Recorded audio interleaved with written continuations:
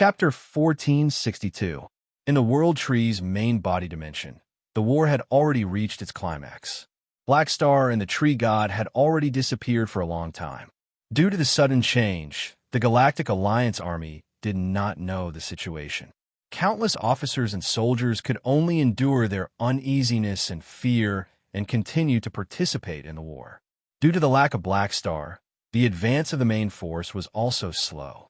At this moment, the Galactic Alliance fleet had barely broken through to the second layer of defense, and the World Tree Blessed race did not care about the cost to reinforce the defense line. The battlefield was like a millstone, crushing the battleships and soldiers into powder. The casualties were uncountable, and both sides suffered heavy losses. Without Black Star support, the advance of the Beyond Grade as was also blocked.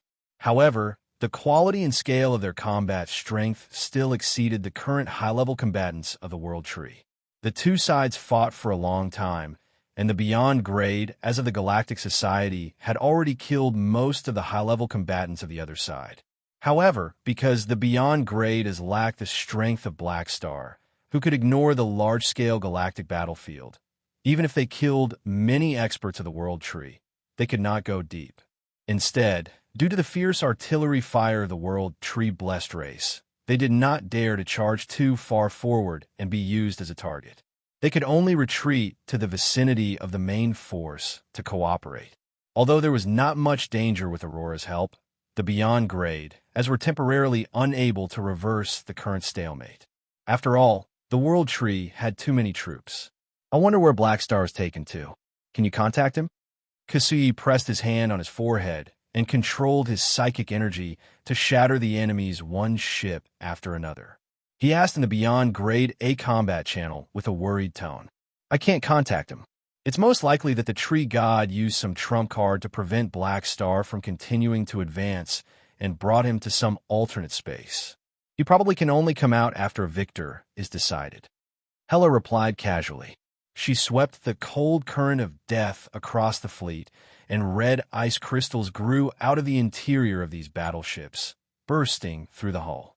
Black Star won't lose, right? Olu asked hesitantly. There's nothing to be afraid of. Whether Black Star wins or not, he can come and go as he pleases. Hela was not worried about Han Zhao's safety at all. It's hard to say. The World Tree civilization has developed to this point and is unfathomable. Who knows what other trump cards it has? Maybe Black Star will fall for it too. Hela, Aurora, and the others weren't worried. However, there were also many Beyond Grade as who were worried. It wasn't that they didn't believe in Black Star's strength, but a war of this scale. No one could say for sure what would happen. As the saying goes, concern leads to confusion. Black Star shouldered the responsibility of leading the association and was also the controller of the Sanctum Revival.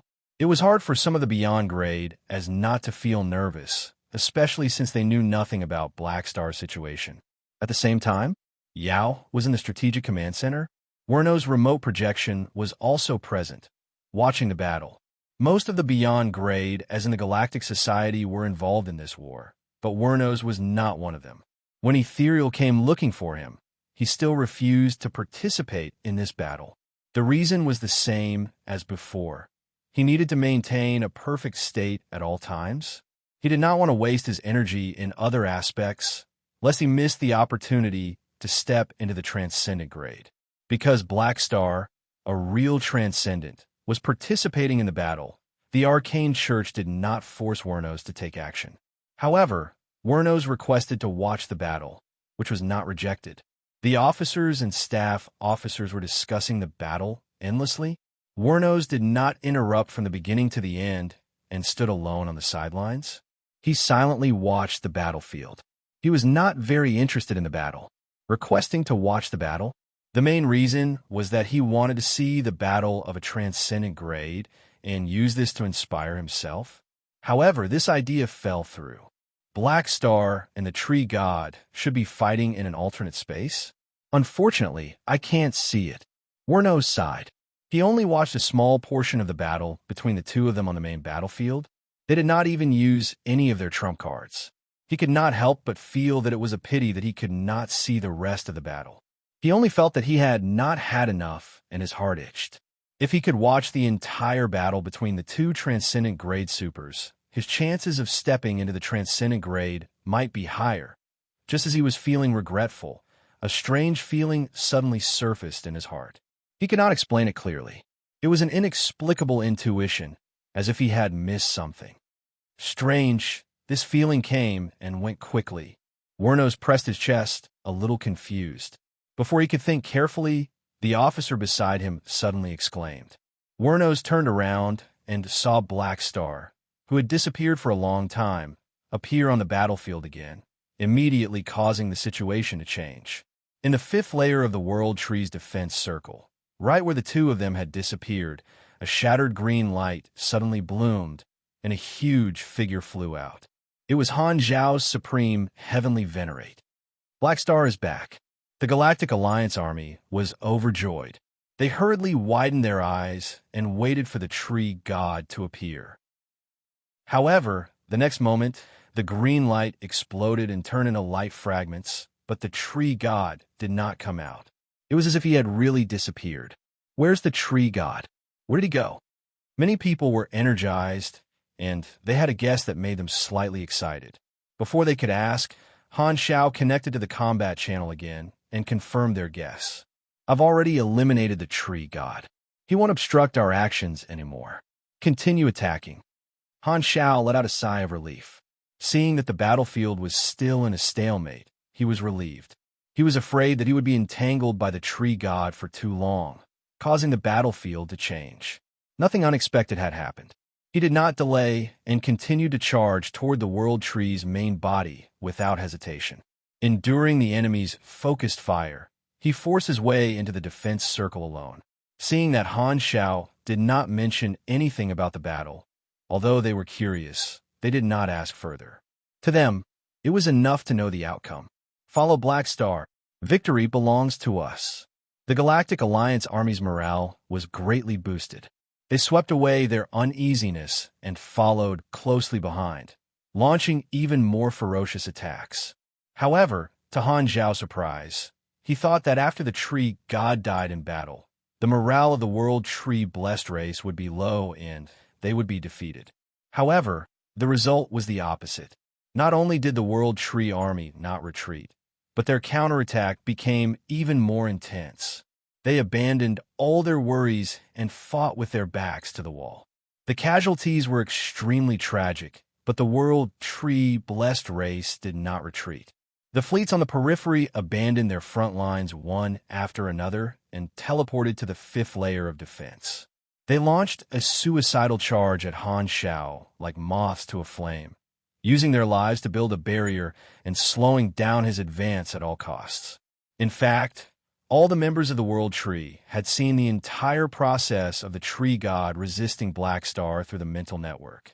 Every time the tree god erupted, everyone knew the price the ancestral tree king had paid. Seeing the tree king, who was like a totem of faith, risk his life at all costs, countless members of the World Tree could empathize with him. They nervously cheered him on, hoping that the tree god would defeat Black Star with his explosive power. However, their high hopes turned into disbelief time and time again. Seeing that the ancestral tree king had paid such a huge price, only to be completely killed by Han Xiao, a huge sense of tragedy crashed into the hearts of all the members of the World Tree, leaving them with only despair. All the members of the World Tree understood that there were no experts who could stop Black Star, but this instead stimulated their final determination. As the saying went, a desperate army would definitely win. Not only did the morale of the World Tree blessed race not decline, it even increased exponentially. No one gave up. Everyone was willing to die and drag the enemy down with them. If they could not rely on the tree god, they would rely on themselves. All the fear and confusion faded away, leaving only the determination to die. This was the final counterattack of a civilization at the end of its road. Boom, boom. The densely packed battleships blocked the path ahead. Han Xiao attacked time and time again, and sabers and cannons flashed nonstop. Every time, they could shatter a large number of battleships. However, There were people filling in the gaps at all times, so it was difficult to clear a path. Continuous high-density explosions surrounded him. Han Xiao felt as if he had fallen into a swamp, and it was difficult for him to move. The pressure from the front was even greater than the pressure from the tree god. What a tenacious civilization! Han Xiao was slightly moved. Although they were opponents, he had to admit that the tenacity and resilience displayed by the World Tree civilization exceeded his previous judgment. In his previous life, even the galactic society that was united against the outside world was slightly weaker than the World Tree. In the final battle, the World Tree fleet in his previous life did not show such determination. Although the World Tree is a deformed civilization, I'm afraid they won't be able to find any match in the entire universe in terms of unity and cohesion. Han Xiao shook his head. He admired the World Tree's desperate fight, but unfortunately, without the tree god, the World Tree could no longer stop him. All of this was futile. Han Xiao looked back at the large army that was quickly following behind him. His gaze swept across the Beyond Grade as at the front. The Beyond Grade, as of the association, all understood the hint in his gaze. They quietly spread out and formed a loose formation in front of the various armies. If one did not look carefully, they would not be able to see that they were like a net that wrapped around the fleet at the front. The victory was already decided. What he had to consider now was how to pick the peaches. Oh no, it should be preventing others from picking the peaches. Seeing this, Han Xiao turned around. His eyes flashed, and he activated a character summon card. Golden Ring, Ulu's character summon card. Golden Treasure, Shipram. Dense streams of light suddenly appeared on the body of the Supreme Heavenly Venerate. He adjusted his direction and suddenly took a step forward, aiming at the World Tree's main body and charging forward in his super armor state. The World Tree fleet that was blocking in front could not withstand it all. They shattered on the surface of the Supreme Heavenly Venerate's shield, and the wreckage flew everywhere.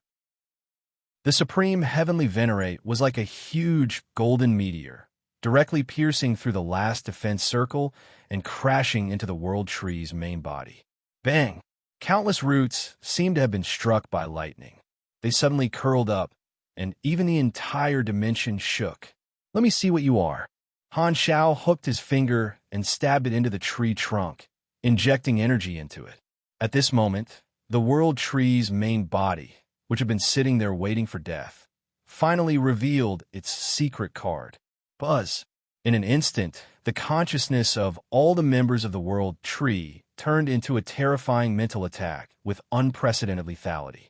It followed the energy link between the two sides and charged toward Han Xiao's brain. This mental attack was so strong that even if all the Beyond Grade, as in the Galactic Society, worked together to resist, their minds would be shattered in the blink of an eye. The World Tree's main body was not without the ability to move. When the two sides built a physical or energy connection, she could launch a mental attack on the target. This was because only by invading her with energy could one form a soul connection with her and take the initiative, turning her into a universal treasure that could be controlled. This move was her trump card to protect herself from being enslaved by outsiders. However, at this moment, Han Xiao, who was already on guard, opened another character summon card without hesitation. Underworld Onisilu character summon card, 10,000 soul stream. Immune to all mental attacks. In his brain, a destructive mental current bombarded Han Xiao's mental body, but it was like a breeze that did not cause any damage. Instead, it turned into pure energy and was absorbed by Han Xiao. I've been prepared for this. Come and meet your natural enemy. Han Xiao's eyes lit up. The next moment, a translucent snake shot out from between his brows, and its body expanded at an unbelievable speed. The pivotal snake had already become a virtual life form.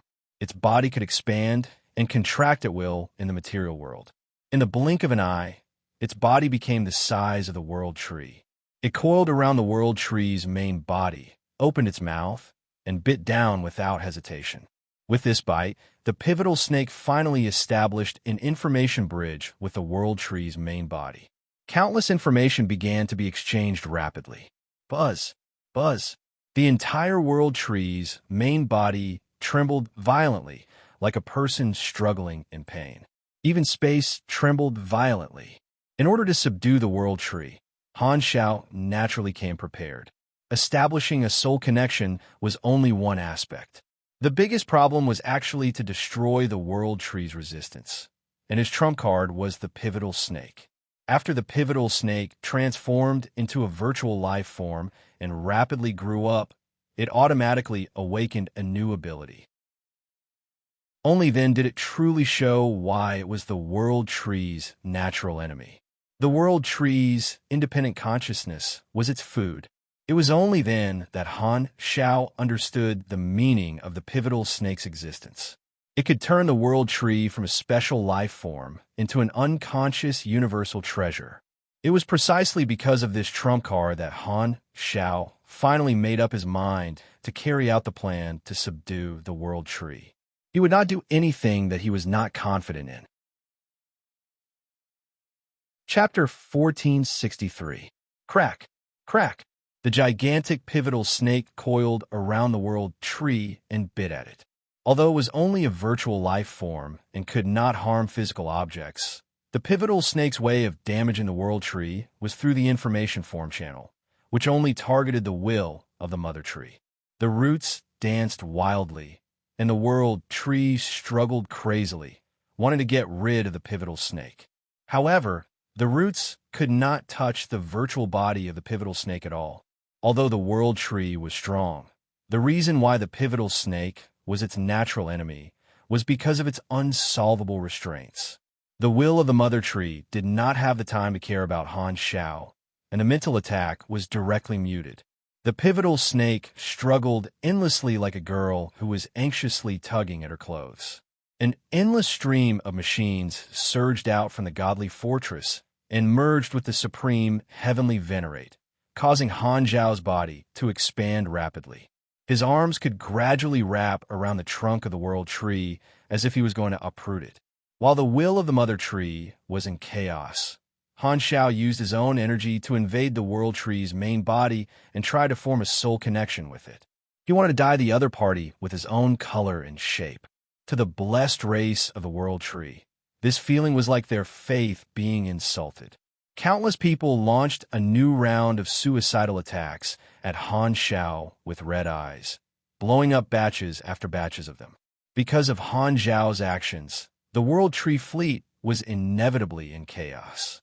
The Galactic Alliance Army naturally would not let go of this good opportunity. The fleet quickly pierced through the defense circle and soon reached the 4th level, suffering an even more intense counterattack. The leading troops were not far from Han Xiao, and they all provided firepower support to help him intercept the World Tree's troops. Energy beams flew everywhere, detonating a series of battleships on the battlefield. On the other side, seeing that Black Star had successfully broken through to the side of the World Tree, the officers in Strategic Command Center perked up. Good. Black Star has already stepped on the vital point of the World Tree civilization. We'll have to rely on him to destroy the World Tree's main body. We have to protect him and let him focus on dealing with the World Tree. Even if it's a conservative estimate, our chances of winning are more than 95%. The World Tree has no chance to turn the tables. Many officers were excited. The goal of the 3 universal civilizations starting this war was to eliminate the enemy in one fell swoop. They hoped to accomplish this in one fell swoop, so they gathered most of the forces in the explored universe. Although it did not mean that they would die trying if they did not succeed, if they lost this battle, the 3 universal civilizations would also suffer a great loss. Therefore, before they set off, many officers had made a military order that they could only win, not lose. However, the officers did not want to lie to themselves. Their confidence was actually not very firm. Their true confidence came from Black Star and the Pivotal Snake. If they did not have such trump cards, they would not dare to say that they would definitely be able to determine the outcome of the battle. At this moment, seeing Black Star kill the tree god, break through the encirclement, uproot the mother tree, and almost single-handedly push the direction of the battle, Everyone heaved a sigh of relief while feeling excited. They felt that they had not trusted the wrong person. Indeed, the battle still depended on Black Star. However, the leaders of the three universal civilizations were not happy at all. Instead, their faces were solemn, as if they had some concerns. The ethereal Pope hesitated for a moment before speaking. Why do I feel like Black Star isn't destroying the World Tree's main body? Hearing this, the officers were stunned. They suppressed the joy in their hearts and carefully observed Han Zhao's actions toward the World Tree. The more they looked, the stranger they felt. It does seem to be the case. He didn't continue to attack. It's more like he's subduing the World Tree's main body. Is he trying to control the World Tree? Everyone was shocked, and they immediately understood that the situation had become complicated. The officers turned to look, and as expected, the expressions of the three leaders turned extremely ugly. What a Black Star! I knew he had other plans. With such a huge appetite, isn't he afraid of dying from overeating? Lewis was shocked and furious. Our worries were right.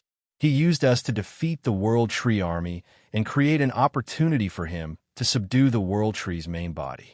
We cannot sit back and watch him achieve his goal. The ethereal Pope's tone was furious and resolute.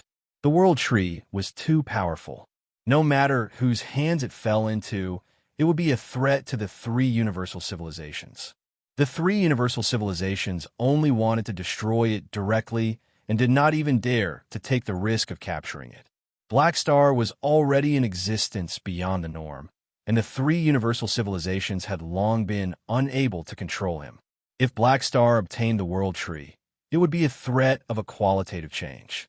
It would be equivalent to him obtaining the power of a universal civilization, which would be enough to fight against the entire explored universe. To a certain extent, it would even surpass it, enough to shake the foundation of their rule. Although the internal conflicts were temporarily suppressed by the invasion of the external enemies, the three universal civilizations did not forget the fear of losing control of their individual strength. They still had irreconcilable conflicts with Black Star. Once the war ended, these problems would surface again. The three of them could not sit back and watch the Beyond Grade as control the World Tree. Furthermore, the war had lasted for more than 10 years, and the three universal civilizations were the first victims. They had wasted so much time in the war and lost countless resources. Now that they were finally about to reap the fruits of victory, the three universal civilizations were naturally unwilling to let Han Zhao take advantage of them. We were the ones who mobilized the army to resist the World Tree and suffered the heaviest losses. But in the end, we created an opportunity for others. Who could tolerate this? Even if Black Star had worked hard and contributed a lot, it would not do. In the eyes of the three of them, Black Star's actions were like a knife in the rough. Fighting the enemy together was just an excuse. The reason Black Star stayed behind to help them resist the external enemies was to use the forces of the Galactic Society to obtain the World Tree for him. That must be it. The three of them actually had some guesses about Han Zhao's selfishness, but it was useless even if they guessed. They still had to rely on Black Star for the war, and it was almost destined to come to this point. We can't let Black Star succeed. Then what should we do? Should we fire at Black Star? Are you crazy? We haven't really won yet, and you still dare to fight among yourselves in front of the enemy? What are you thinking? The officers were agitated and started arguing. Simon made a prompt decision and shouted, "Inform the direct troops of the three universal civilizations to stop providing cover fire to Black Star and attack the World Tree's main body. We must destroy it before Black Star succeeds." They had to stop Han Zhao, but they could not turn against him. They could only change their tactics at the last minute and race against Black Star to destroy the target.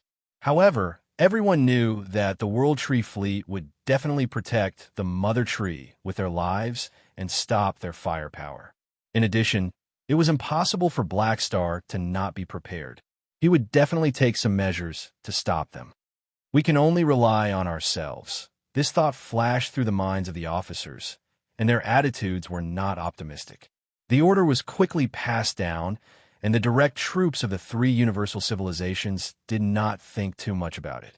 They followed the order and poured firepower at the World Tree's main body. However, most of the attacks were stopped halfway by the World Tree Fleet. Just as the three Universal Civilizations fleets were doing this, the Black Star Corps and the other Beyond Grade A organizations' joint forces also reacted. They immediately started slack off and slack off. At the same time, they started to move, deliberately blocking the direction of the three Universal Civilizations fleets. The many Beyond Grade A Association members also took action. Some of them deliberately guided the World Tree Fleet to attack the three Universal Civilizations' direct troops through various positions, while the others activated the regardless of friend or foe AoE strategy, attacking both the enemy and the three Universal Civilizations fleets, indirectly disrupting the three Universal Civilizations formation. Because many of their own people were causing trouble, the cooperation of the Galactic Alliance Army was messed up. Their attacks suddenly slowed down, and their advance stopped. They were dragged into a chaotic battle by the Berserk World Tree Fleet and could not leave for the time being. Damn it! The Ethereal Pope was furious. He wanted to punch the table, but the remote projection could not touch the real thing. His fist passed through the table. I knew Black Star was prepared. Marbrus' expression was also unfriendly. Both sides knew their respective goals and were obstructing each other. However, on the surface, they still had to pretend to fight together, as if all their actions were to focus on attacking the World Tree. This situation could be said to be different dreams. The three leaders did not want to affect the battle by burning the bridge after crossing the river, but they felt that they had no choice. Due to the scheming on both sides, the Galactic Alliance Army was divided into three sides. One was the direct troops of the three Universal Civilizations who wanted to destroy the World Tree's main body, and the other was the Beyond Grade A forces who were providing cover for Black Star. The rest of the allies who were fighting seriously were shocked by the chaos on both sides. They were stunned and did not know what was going on. Why did they suddenly cause trouble for each other? There was chaos in the Galactic Alliance Army, but the conflict between the three Universal Civilizations and the Beyond Grade A organizations did not interfere much with Han Zhao's subduing of the World Tree. Han Zhao's energy continued to seep into the depths of the World Tree's main body. The will of the Mother Tree had already been defeated by the pivotal snake and could not stop his invasion at all. In the intertwining of their minds, illusions flashed before Han Zhao's eyes, and he saw the history of the World Tree's development. When it was weak, it was worshipped by a certain race and offered all kinds of sacrifices. The will of the Mother Tree slowly sprouted during this process, providing all kinds of convenience for the development of the race under it, while guiding them to expand outwards. After completing the primitive accumulation, the World Tree embarked on the bloody path of rise and became a universe hunter. One race after another became its vassals, and one civilization after another became food. Gradually, it spread its branches and leaves, and its abilities became more and more abundant.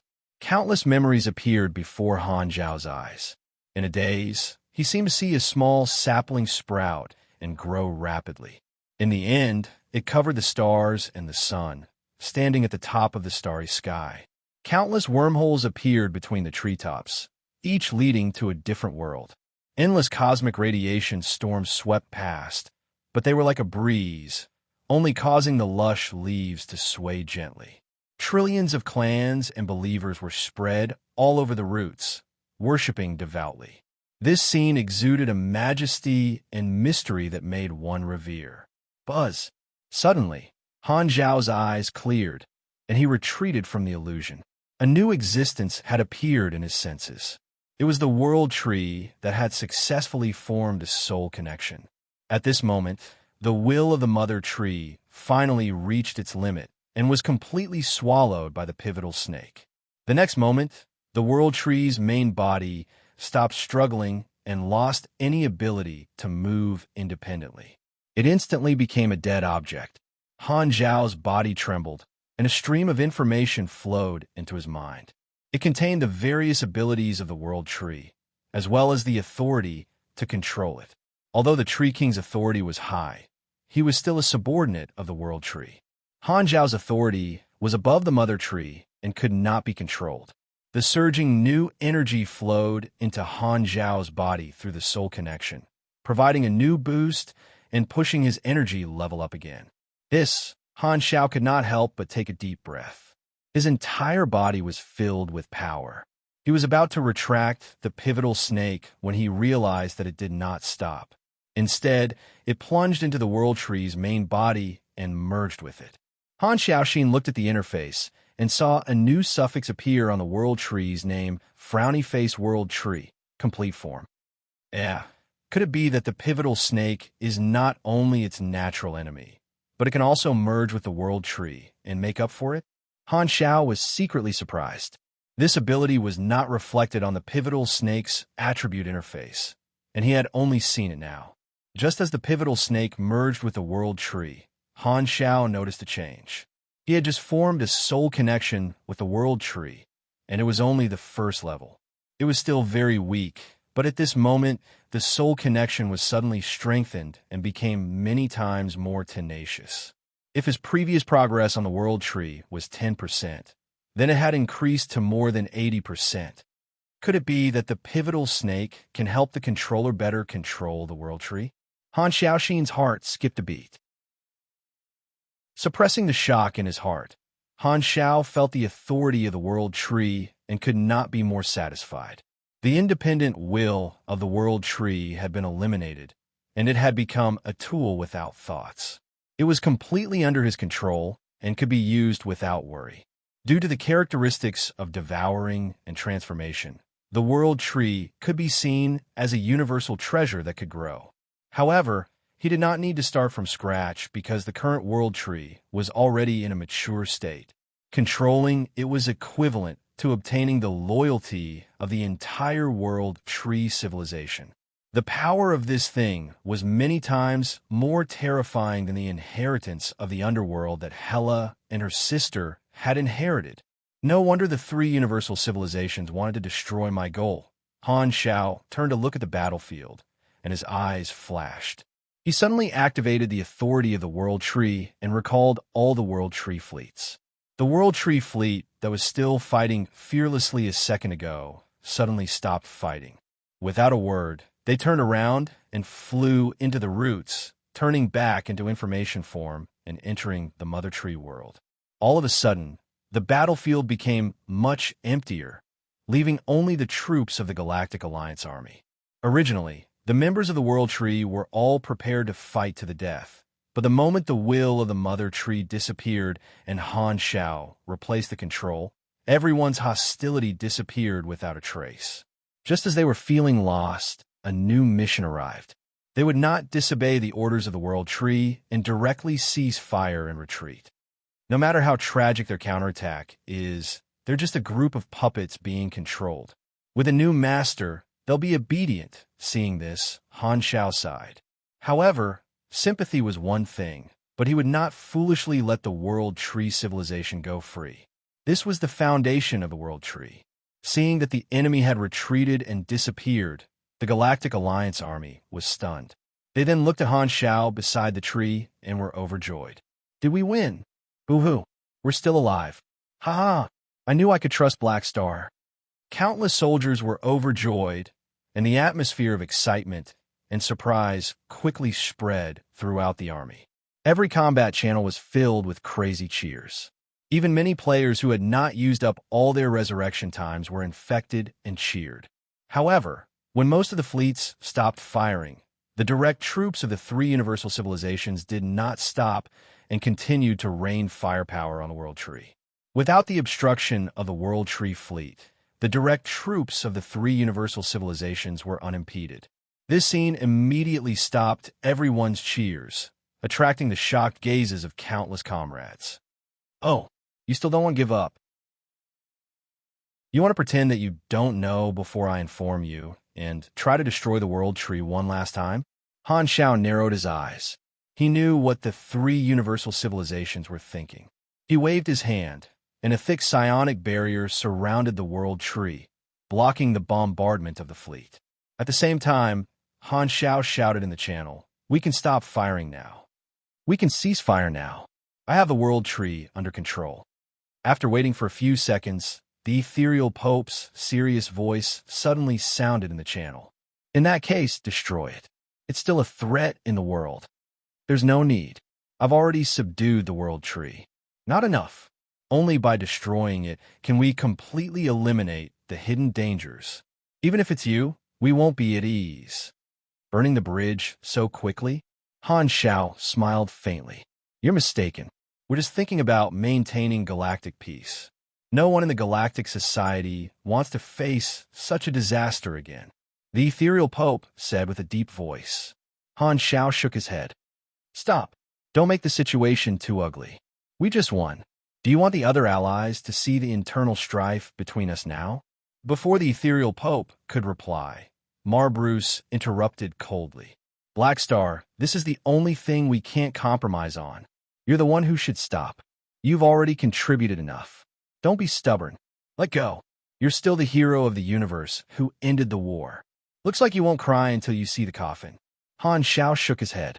As soon as he said that, the expressions of the three leaders and the officers turned solemn.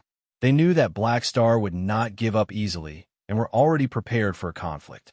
However, their goal was only to eliminate the World Tree's main body. Although they were suspected of burning the bridge after crossing it, the starting point was to eliminate the hidden dangers and be accepted by others. In their opinion, if Blackstar started killing them, it would definitely arouse public anger. The reputation accumulated in the war would immediately collapse, and the other civilization allies present would stand on their side to resist Blackstar. Therefore, although they were nervous, the three of them were not afraid that Blackstar would fight back. They even looked forward to such a development. However, the next moment, Bruce and the other two widened their eyes. Han Xiao did not make a move. Instead, he raised his hand and patted the world tree. The huge world tree's main body rapidly shrank, turning into a green stream of light and flying into Han Xiao's palm, disappearing in front of everyone. This, Bruce and the other two were stunned. The previous war with the World Tree fleet had given them the impression that the Mother Tree's main body could not move, so they felt that they had the upper hand.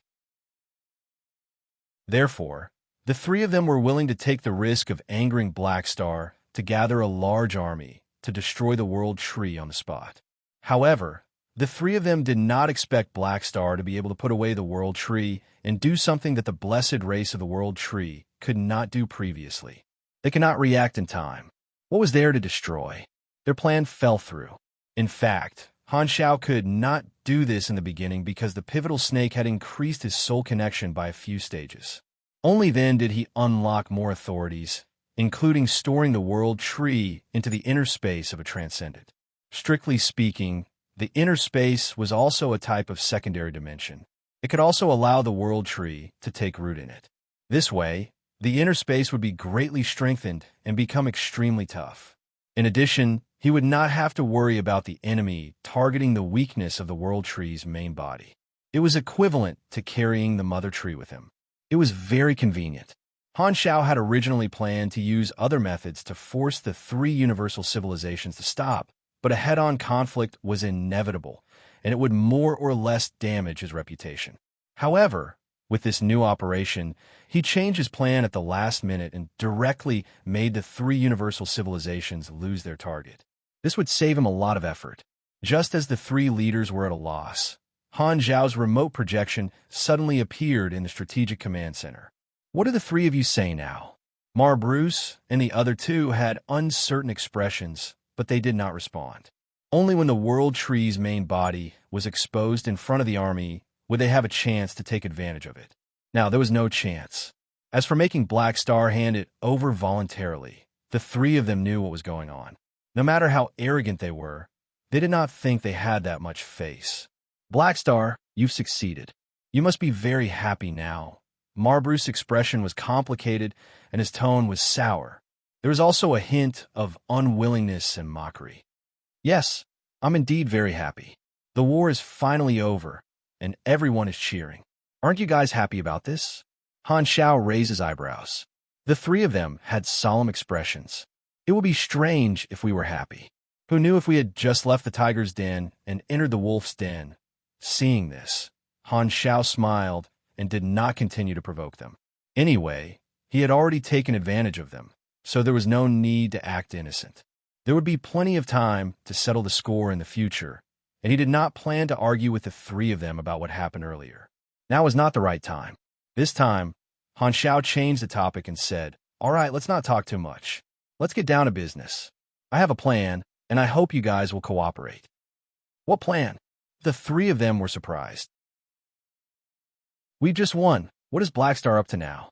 Seal the news of us defeating the World Tree Civilization and don't leak it out. The composition of this Galactic Alliance army is complicated, so it's best to control them for the time being." What are you trying to do?" Mara Bruce was confused. Han Xiao smiled and said, "Haven't you been investigating the matter? Haven't you guys been investigating who leaked the information? I said it was a third party, but you guys didn't believe me. Coincidentally, I obtained the technology of the Information Forewarning Network from the World Tree. I don't need to explain the effect. You guys have all experienced it. This way, we might be able to find traces of a third party." The eyes of Mara Bruce and the other two lit up. Chapter 1464. This suggestion was very constructive, and the three leaders immediately took it seriously. After thinking for a while, they quickly finalized the preliminary plan with Han Xiao and then asked the Strategic Command Center to withdraw the orders to the direct troops of the three universal civilizations. The goal of the three of them was to destroy the World Tree, not to fall out with Blackstar on purpose. Although they were unwilling to accept that Han Xiao had subdued the World Tree, there was no point in arguing about this. Mara Bruce and the others could only suppress the fear in their hearts and wait for the future to discuss a targeted plan. Anyway, there was nothing they could do now. They could not really start a second round of war with Blackstar. Who won or lost was secondary. A third party might still be eyeing them in the dark. Even if they wanted to fall out, they should at least wait until they had a direct transcendent. Warnos was their greatest hope. He might even advance one day. The direct troops of the three universal civilizations stopped firing and retreated, silently withdrawing from the encirclement. The tense atmosphere quickly faded. The short confrontation between Han Xiao and the three universal civilizations had stunned the soldiers of the Galactic Alliance army. Realizing that the conflict between the two sides had reappeared, they were very nervous. They were afraid that they would have internal strife after winning and start another war. Seeing that both sides had stopped, countless people heaved a sigh of relief. No matter what kind of conflict there was, the three universal civilizations were the main force against the World Tree, and Blackstar was the hero who changed the situation. They were all heroes in the war. They had just joined hands to defeat the enemy, and now they had turned against each other in front of everyone. It was hard to accept. No one wanted joy to turn into sorrow. However, the World Tree was not destroyed, but was subdued by Blackstar. This reality made many people feel strange. Although Blackstar had contributed too much to the war, this last wave, it made them suspect that Blackstar was using them to achieve his goal. Of course, that was the case. Blackstar might have a reason for this, but the impression he gave everyone was still quite complicated. However, no one was too bothered by this. Very quickly, they threw this thought to the back of their minds. The conflict between Blackstar and the three universal civilizations? That was a conflict between big shots, and it was not their place to worry about it. These frontline combatants only wanted to enjoy the ecstasy of victory and the joy of surviving a calamity. We won. May the Empire last forever. For a while, the battle channel once again rang with the cheers of countless soldiers. It was deafening. The officers did not stop them and allowed their subordinates to vent their emotions. In fact, they were also excited and could not help but celebrate with their subordinates. The other side? Han Xiao removed the Supreme, Celestial Venerate. Retracting his troops, he passed by the direct troops of the three universal civilizations who had given up on stopping him and returned to the army of the Beyond Grade A organizations. The Beyond Grade as immediately surrounded him. That was close. I thought the three universal civilizations were going to insist. He didn't hesitate to start a civil war. Sun Hunter wiped his non-existent cold sweat. Kasuyi casually analyzed, that won't be the case. They still have a good grasp of the situation. We are clearly on Black Star's side, and Black Star has obtained the World Tree Civilization's troops. The three universal civilizations did not dare act recklessly. They knew what the result would be. I won't seek my own death. Speaking of which, isn't His Excellency Black Star taking too many risks this time? We didn't know about your plans beforehand. Some people muttered softly. Many association members looked at Han Xiao strangely. These people did not know about it beforehand. Because there was a supercluster spy in the association, Han Xiao did not want to leak the news in advance. So he only told Kasuyi and his other confidants about his plan to subdue the World Tree. To the entire association, it was to prevent the three universal civilizations from plotting against the World Tree. Therefore, not long ago, some of the association members were still in the dark. Even if they had doubts, they did not confirm it. They could only follow the original plan and cooperate with their teammates to trip up the direct troops of the three universal civilizations, buying time and creating opportunities for Han Xiao. They did not dare to act recklessly.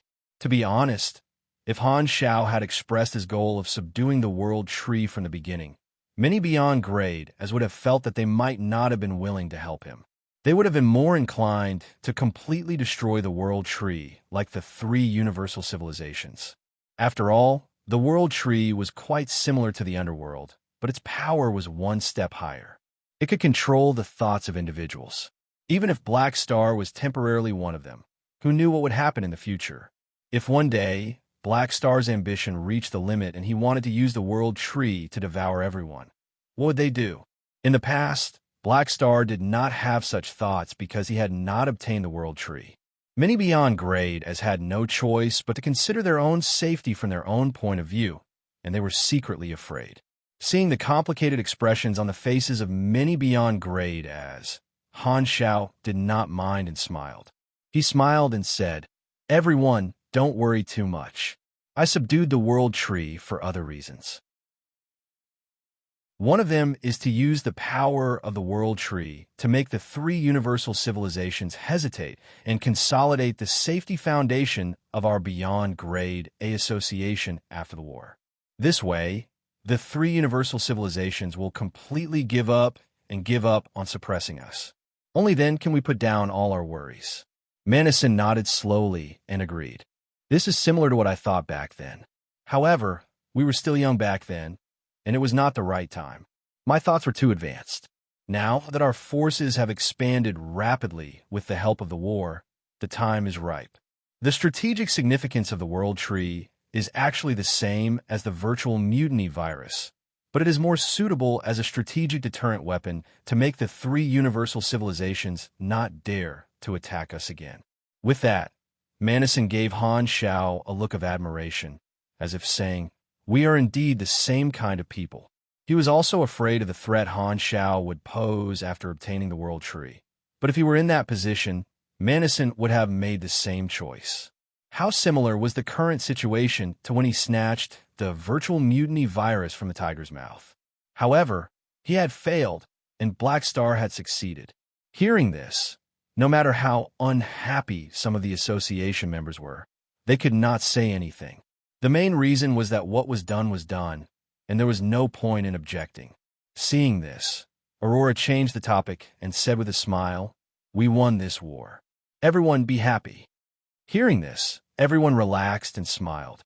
No matter what, this was the time to enjoy the victory. They still had to give face to their nanny. "We've finally dealt with this strong enemy.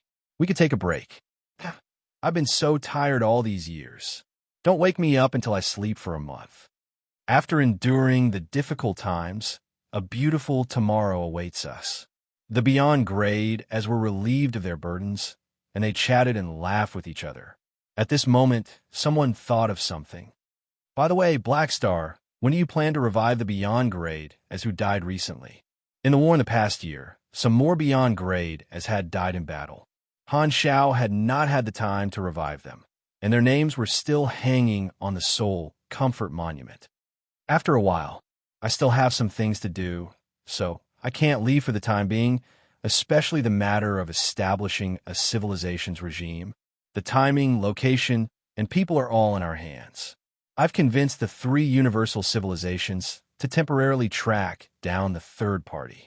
Taking advantage of this buffer time, let our people complete the final preparations for the association's transformation. When the time comes, everything will be done in one go. Han Xiao replied casually. He took out the technology of the Information Form Warning Network and convinced the three universal civilizations to search for the third-party enemy.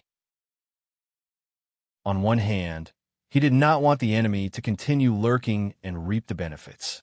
On the other hand, he temporarily shifted the focus of the three universal civilizations and bought time for the association's final preparations. The two plans were carried out in parallel, killing two birds with one stone. This way, he would be busy, and he had to make the best use of his time. For the time being, he did not have the time to study how to complete the virtual creation. However, speaking of the Sanctum revival, Han Xiao thought of the problem of iterations. He had once planned to reveal the information of the Sanctums to the three universal civilizations at the right time and work together to study how to survive the iterations. In the past, the time was not ripe. Now that the world tree was in his hands, he truly had the foundation of an equal force. This plan could officially be put on the agenda. If he remembered correctly, there should still be a related mission lying in his interface. Because of the world tree's alchemy-like material transformation ability, he did not have to worry about collecting the materials for the Sanctum key in the future and could generate a new key at any time. To him, most of the Sanctums were his backyard, so he was not afraid of the three universal civilizations studying the Sanctums together. The other party did not have such unique conditions. This time, it's really a dragon riding on the face. Han Xiao was secretly overjoyed. The world tree mechanism, coupled with the Sanctums, had unimaginable prospects. The two were a perfect match. He secretly decided that when the situation after the war completely stabilized, he would show his cards to the three universal civilizations and pull them to study the Sanctums together. Instead of letting these people spend their energy on how to deal with them, it would be better to let them study how to solve the problem of the iterations so that they would not waste resources on internal conflicts. To be honest, I've definitely touched the galaxy. Han Xiao shook his head. I've really worried so much for the peace of the universe. It's not right if I don't get a few tons of medals. At this moment, Ames came over with a playful expression and said with a smile that was not a smile, "You've made a huge profit this time. The entire galactic society suffered heavy losses in the war, and trillions of lives died in the war. In the end, you became the biggest beneficiary. What do you think? What? Are you trying to wake me up from my shame? Then you found the wrong person." Han Xiao shrugged and said frankly, "I ended the war early and saved countless lives. The dead are gone, and the living are still alive. You're asking me what I think. Of course, I have a clear conscience." Ames shrugged. "All right. There's nothing wrong with thinking that way. After this war, you'll be extremely respected. You won't be as busy as before, right? How about it? Take some time to accompany me." Han Xiao was a little tempted and was about to speak. However, at this moment, Jatina suddenly appeared and interrupted with a cold snort. "Lady Dragon Emperor, the army commander doesn't have that much free time. Don't keep pestering him. It will only make him troubled." Hearing this, Ames raised her eyebrows and turned to look. Jatina also glared back, not to be outdone. Their gazes collided in midair, and the air was filled with the smell of gunpowder. Han Xiao sensed a wave of killing intent, and the corners of his mouth twitched. He quickly flew to the side, not wanting to be involved in the battle between the two women. He saw the two women staring at each other. One of them was calm and dignified, while the other was aggressive, with obvious provocation in her eyes. Both of them did not back down, and neither of them cared about Han Xiao and ran away. "Sigh, it's all my fault for being too outstanding," Han Xiao sighed helplessly. He flew to the side alone, thought for a while, and took out the space-time amber of the Heart Tree King. After obtaining the World Tree, Han Xiao had completely understood the mechanism of the Tree King and the Tree God. He realized that the ancestral Tree King had left him a mess. The Beyonder's vestige had been completely burned, the crown had been completely shattered, and the military strength had been greatly depleted. The high-level combatants were almost completely wiped out, and the World Tree civilization could be said to have suffered a great loss. It would take many years for them to recover. However, Han Xiao did not mind. After all, if he did not beat the enemy to such a state, he would not have had the chance to subdue the World Tree. He understood that he could not have both the fish and the bear's paw. There was no need to be pretentious after obtaining the greatest benefits. However, Han Xiao originally had an idea. If the time and price were right, it was not impossible to sell Wernos a Beyonder's vestige in the future. Now, he could not give it to him even if he wanted to. Old Wernos had missed the chance to advance to the transcendent grade once again. Han Xiao could only say that it was fate. He was also very lucky. Right now, the only intact Tree King crown is on the Heart Tree King. This guy has become the only seedling in my hands. Han Xiao shook his head and laughed. Although the members of the World Tree were brainwashed to be loyal, they were not puppets without self-awareness. They had independent thoughts and their own lives. His entry into the World Tree civilization did not affect these things. In other words, controlling the World Tree was equivalent to using his own will to replace the will of the Mother Tree. To the World Tree civilization, the two had the same meaning. Therefore, Han Xiao also needed to find someone to manage the World Tree civilization. Due to the waste of the ancestral Tree King, there was only one Tree King left in the World Tree for a long time. The Heart Tree King was the best choice. With this in mind, Han Xiao did not hesitate and removed the amber. Pop! The Heart Tree King broke free from the seal and retreated without another word. His entire body glowed, and he was about to self-destruct. After being locked in the space-time amber for so many years, the Heart Tree King regretted not being decisive enough back then. He had told himself countless times that as long as there was a chance to undo the seal, he would immediately free himself. However, just as he was about to self-destruct, the mental network of the World Tree connected to him again. The message made the Heart Tree King suddenly stop moving, and his expression became extremely shocked. The World Tree civilization lost? He quickly received the information in the mental network and finally understood the war process during the years he had been sealed. The Ancestral Tree King, the Secret Tree King, the Fortitude Tree King, the Subduing Tree King. They're all dead, along with the Tree King crown. Instead, I became the last surviving Tree King. The prosperous World Tree army was blown away, just like that. His familiar colleagues were all wiped out, and even the entire civilization belonged to someone else. He had a new master. After more than 10 years, things had changed.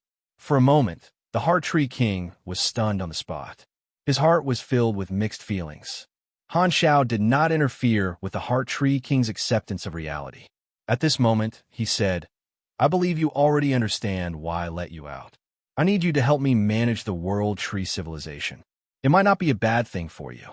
As long as you do well, you will be the only Tree King for a long time. I will not interfere with your management too much. You will be under one person and above billions of people." The Heart Tree King came back to his senses and looked at Han Xiao with a complicated expression. He did not expect that the culprit who had sealed him back then would become his superior the moment he woke up. Due to the World Tree's mind control, the Heart Tree King could not feel any hostility toward Han Xiao. "I understand. I'll follow your will." The Heart Tree King sighed and lowered his head to agree. He did not have the right to refuse. Han Xiao nodded and clapped his hand. The Heart Tree King turned into a green stream of light and entered his body, returning to the Mother Tree world. After doing this, Han Xiao turned around and looked at the excited crowd. He smiled and did not participate. Instead, he changed into the king and disappeared. Chapter 1465. While the Galactic Alliance army was celebrating, the upper echelons of the Supercluster Alliance were discussing the short confrontation between Han Xiao and the three universal civilizations, which made them excited. External pressure is the glue of the internal cracks. Now that the glue is gone, the rift between Black Star and the three universal civilizations will grow bigger and bigger. It's only a matter of time before they go against each other. However, unlike before, the beyond grade A organizations are now at their peak, and they have obtained the World Tree's inheritance. The three universal civilizations can no longer stop them. The Star Arc leader knocked on the table with an inexplicable look in his eyes. The upper echelons of the Supercluster Alliance were the same. Some were gloating, while others were worried. They discussed softly.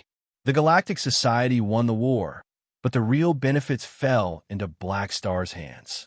Although the war is over, it's only the beginning of the reshuffling of the galactic structure. A new structure will be formed in the chaos. People like Black Star won't miss this opportunity. He has the reputation of a war hero, and the three universal civilizations can't stop him at all. This is the trend. Black Star has the World Tree, and his forces are expanding rapidly. He doesn't need to ally with us to be able to fight against the three universal civilizations. Will he still value our agreement? He should still. The World Tree's vitality is greatly damaged, and Black Star might not be willing to fall out with us in the short term. It's better to be able to get external help than to do it alone. Furthermore, based on his past actions, Black Star doesn't actually have the ambition to steal the ruling power, nor does he have the intention to unify the galaxy. Of course, the human heart is unpredictable, and this judgment might not be correct. It can only be used as a reference. On the other hand, the three universal civilizations have also suffered a lot. They don't want to fall out with Black Star. Sigh, I feel a little pessimistic. If there are no new external conflicts, Black Star and the three universal civilizations might fight in the future. From the perspective of the entire galactic society, we defeated the World Tree and obtained the spoils of war. This is the strongest stage in history, but the internal conflicts can't be resolved. Are we going to die by force? Don't talk nonsense. The three universal civilizations aren't really stubborn. As long as Black Star doesn't have the intention to dominate, the three universal civilizations will still give up on opposing him under absolute strategic deterrence. Accept Black Star as a member of the ruling circle. Two superpowers might be the new normal in the future. The group cautiously analyzed the possibilities of the future situation. The Star Arc leader listened for a while and muttered, "Under such circumstances, we should find a new way to deal with ourselves." The original agreement was for us to work with Black Star to fight against the three universal civilizations. However, it's different now. The three universal civilizations need to rope us into fight against Black Star even more. It's not appropriate to lean towards Black Star. You mean working with the three universal civilizations? Of course not. What I mean is to cooperate with both sides. The three universal civilizations are going to challenge Black Star. Will be a huge bargaining chip, and the three universal civilizations won't treat us with the same attitude as before. Their previous oppression will naturally be nullified. Will they lower their heads and beg us to join forces? This time, we can really use the proper way to obtain a chance to develop freely. Maybe the three universal civilizations can't wait for us to become stronger. However, we have to let the situation form a new balance, so we can't easily side with either side. Only competition can bring about profit and space, and we can't let any side monopolize and dictate. Indeed, let's not talk about the three universal civilizations. Black Star is also a dangerous person, representing individualism. If he ascends, he will definitely give the superclass more privileges. Let him lead the galactic society. Maybe not as good as the three universal civilizations. Plus, he has the World Tree, so he's a ticking time bomb. At this point, someone suddenly sighed and murmured, "That's right. Black Star, oh Black Star. Such a person is too difficult to deal with. He's always looking for greater benefits and won't relax at any time. He's really someone who does big things. If the person leading the beyond grade as wasn't such a person, the three universal civilizations might have suppressed them long ago. How could they have developed to this point?" Hearing this, everyone sighed with emotion. The image that Black Star left them with was strong and ruthless, able to seize every opportunity to expand. Even if they put aside his individual strength, everyone was still afraid of such a person. When they were teammates, they could trust each other, but when they turned back into competitors, it was a torture. The news of the Galactic Alliance army defeating the World Tree civilization was temporarily sealed by the three universal civilizations and Han Shao. The quantum network base station that controlled the data entry and exit filtered out all information that might leak out. Because they were worried that it would be difficult to control the army after it was disbanded, the victorious Galactic Alliance army temporarily stayed in the secondary dimension to recuperate. Regarding this order, the various troops were quite cooperative, but they could not be on standby all the time. Therefore, the plan to find a third-party infiltrator was a race against time. The players, on the other hand, were not restricted. The Galactic Alliance army ended the war. Black Star subdued the World Tree. Event had long been recorded in the Galaxy Chronicles, and it was extremely popular. Han Zhao's heroic appearance of uprooting the World Tree filled all the forums. Although many players could not help but complain that they had watched another wave of cinematics, they were still very excited to be able to participate in such a big event. However, the players were only active on the forums, and the occasional news that was spread through the communicator was intercepted. Therefore, the Galactic Society had no idea about the victory of the Galactic Alliance army. The situation that countless galactic residents saw was still when the World Tree evacuated the invaders. They were still shocked by this, and there were many opinions online. The Star Alliance spies, who could only gather information from the public network, naturally did not know about the defeat of the World Tree civilization. They were still patiently waiting for the World Tree civilization's big move, completely unaware of the impending disaster. Central Galaxy, somewhere in the desolate universe belt, the secret base of the Star Alliance spies. I wonder what the World Tree is planning. How long has it been since there's been any movement? I see that the Galactic Alliance army is hurriedly gathering in the Central Galaxy. The World Tree civilization is probably going to attack the Central Galaxy. Speaking of which, we're also in the Central Galaxy. Will we be affected? Should we evacuate? In the base, a group of observers gathered together and whispered. The captain of the observers hesitated and said, "The chances of the desolate universe belt being targeted by the World Tree are very low. No one has visited us for many years, so it should be safe. However, the World Tree might also send people to infiltrate and build some strongholds. That way, we'll also have the risk of being discovered. If we act rashly, we might be exposed. Other places might be more dangerous. Let's stay," a team member suggested. "That's fine too. If our base is really discovered, we'll activate the self-destruction program and sacrifice ourselves together." The captain's tone turned solemn.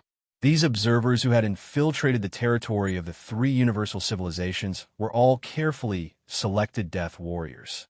In order to not be captured and leak the situation of the Star Alliance, they had long been prepared to commit suicide. The self-destruction device they had buried was enough to blow up the entire planet and eliminate all traces. You guys continue to pay attention to the news. I'll go sort out the information for this week and send it to my hometown in a few days. As he spoke, the captain stood up and was about to leave the room. Ding! However, all of a sudden, everyone's movements froze as if time had stopped. A certain space in the room fluctuated, and Han Shao walked out. It's the Lorcas. It's exactly the same as the illusion in the Bold Explorer. Looks like I found the right one. Han Shao looked at the captain of the observers, and his eyes lit up. In order to prevent anything from happening, after he returned to the main universe, he consumed materials and used virtual creation to instantly create a temporary version of the information forewarning network. He quickly installed it and set the parameters before officially activating it. He did not know if he did not use it, but the moment he used it, he was shocked. The information forewarning network gave him a lot of abnormal signals.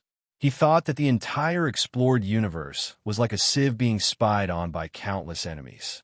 After some debugging, he finally understood that if this technology was used on a proper civilization, it would be very easy for it to produce false reports. However, the World Tree civilization was a whole, so there was no such problem. This was the difference in technology. The World Tree Express and the Information Forewarning Network were a perfect match. Although the three universal civilizations did not have such mobility, the multidimensional sky opening transportation device could be considered a substitute, so Han Xiao did not waste many days. After some screening and adjustment, he removed most of the false reports and confirmed some real external signals. Most of them were secondary dimension life forms. Han Xiao visited several signal areas and only now arrived at the base of the Star Alliance's spies. He immediately confirmed that this was the real deal. The process was much smoother than he had expected. Before he appeared, he had controlled the entire base and all the enemies. "Let me see what you're made of." Han Xiao's eyes lit up, and the image of the world tree appeared behind him. As the world tree merged with his internal space and was stained with Han Xiao's energy, the entire tree body turned into a bright blue color with electric arcs. A few translucent roots shot out like electric whips and pierced through the chests of everyone present. The next moment, the figures of these observers became illusory at a speed visible to the naked eye. Waves of energy flowed into Han Xiao's body through the roots. With the world tree in hand, Han Xiao did not have any intention of interrogating these people. As long as he turned these spies into members of the world tree, he would be able to obtain all the information from their memories and turn them into guides, imitating the methods of the world tree. Not long after, these Star Alliance observers merged into the roots. Han Xiao snapped his fingers, and a few roots arched their bodies like snakes. With a puff, they spat out a large amount of sparks that flickered with electricity and condensed back into the bodies of a few people with respectful expressions. Han Xiao narrowed his eyes and received the memories of this group of people. There was a lot of information about the Star Alliance in them. So that's how it is. The Star Alliance has been hiding for many years. Relatively speaking, this civilization doesn't seem to be very strong. Han Xiao pondered. The third enemy had been found, but he still needed to discuss how to deal with it with the three universal civilizations. He needed to see if he should destroy the Star Alliance or merge it into the explored universe. After all, although the Star Alliance was not strong, it had reached the standards of a universal civilization. The three universal civilizations had suffered heavy losses, so they still had to consider the cost of starting another war. The three universal civilizations have been the targets of invasion previously, but now that they had the chance, they definitely would not mind switching roles seamlessly and becoming the invaders. After all, the Star Alliance was the one who had schemed against them, so they could not be considered innocent. The losses caused by the World Tree's full-scale invasion to the three universal civilizations would naturally be blamed on the Star Alliance. Han Xiao retracted his thoughts, sized up a Planetary Alliance spy, thought for a while, and said, he thought for a moment and said, "Continue hiding and maintain contact with the Star Alliance. Don't act rashly without my orders."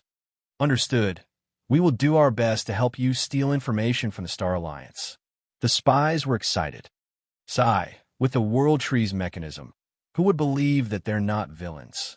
Looking at the enthusiasm of these former Star Alliance men of sacrifice to deal with the Star Alliance, Han Xiaoxin shook his head and disappeared. Not long after, in a joint office of the three universal civilizations, Han Xiao brought the news of the third party being captured. "You're right. There really is a third party interfering. They've actually been hiding for so long. If not for the Information Form Warning Network, it would have been very difficult for us to discover them in the future."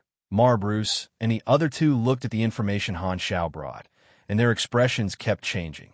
Sometimes they were angry, sometimes they were relieved. With the evidence in front of them, they basically believed that the mole was not the supercluster or their other allies. After browsing through the Star Alliance's information, the three of them discussed softly for a while and came to a consensus. The Star Alliance is very far away from us, but once we obtain the spatial coordinates, we can use the multidimensional sky opening transportation device to teleport troops over, just like how the World Tree civilization dealt with us. Therefore, we have the initiative. We're inclined to defeat the Star Alliance and take them in as our vassal. However, let's not make a move for now.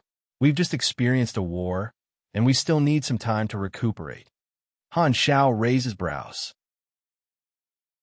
"How long do you plan to recuperate?" Lewis pondered. "It depends. However, time is on our side. Although the information about defeating the World Tree civilization can't be sealed forever, you've already controlled the spies of the Star Alliance. You can use them to spread false information and fabricate the battle situation, making the Star Alliance think that we're still fighting the World Tree civilization. The premise is that the Star Alliance doesn't have any other means to monitor the Galactic Society.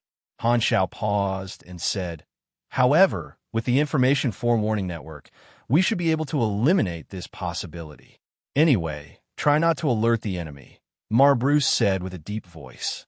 Han Shao nodded, thought for a while, and suddenly said, "I'm not going to join the Star Alliance. The Association and I will not be joining the battle to invade the Star Alliance. You can deal with them yourselves. I'm only in charge of these spies." The eyes of the three of them flashed, but they did not express their stance immediately.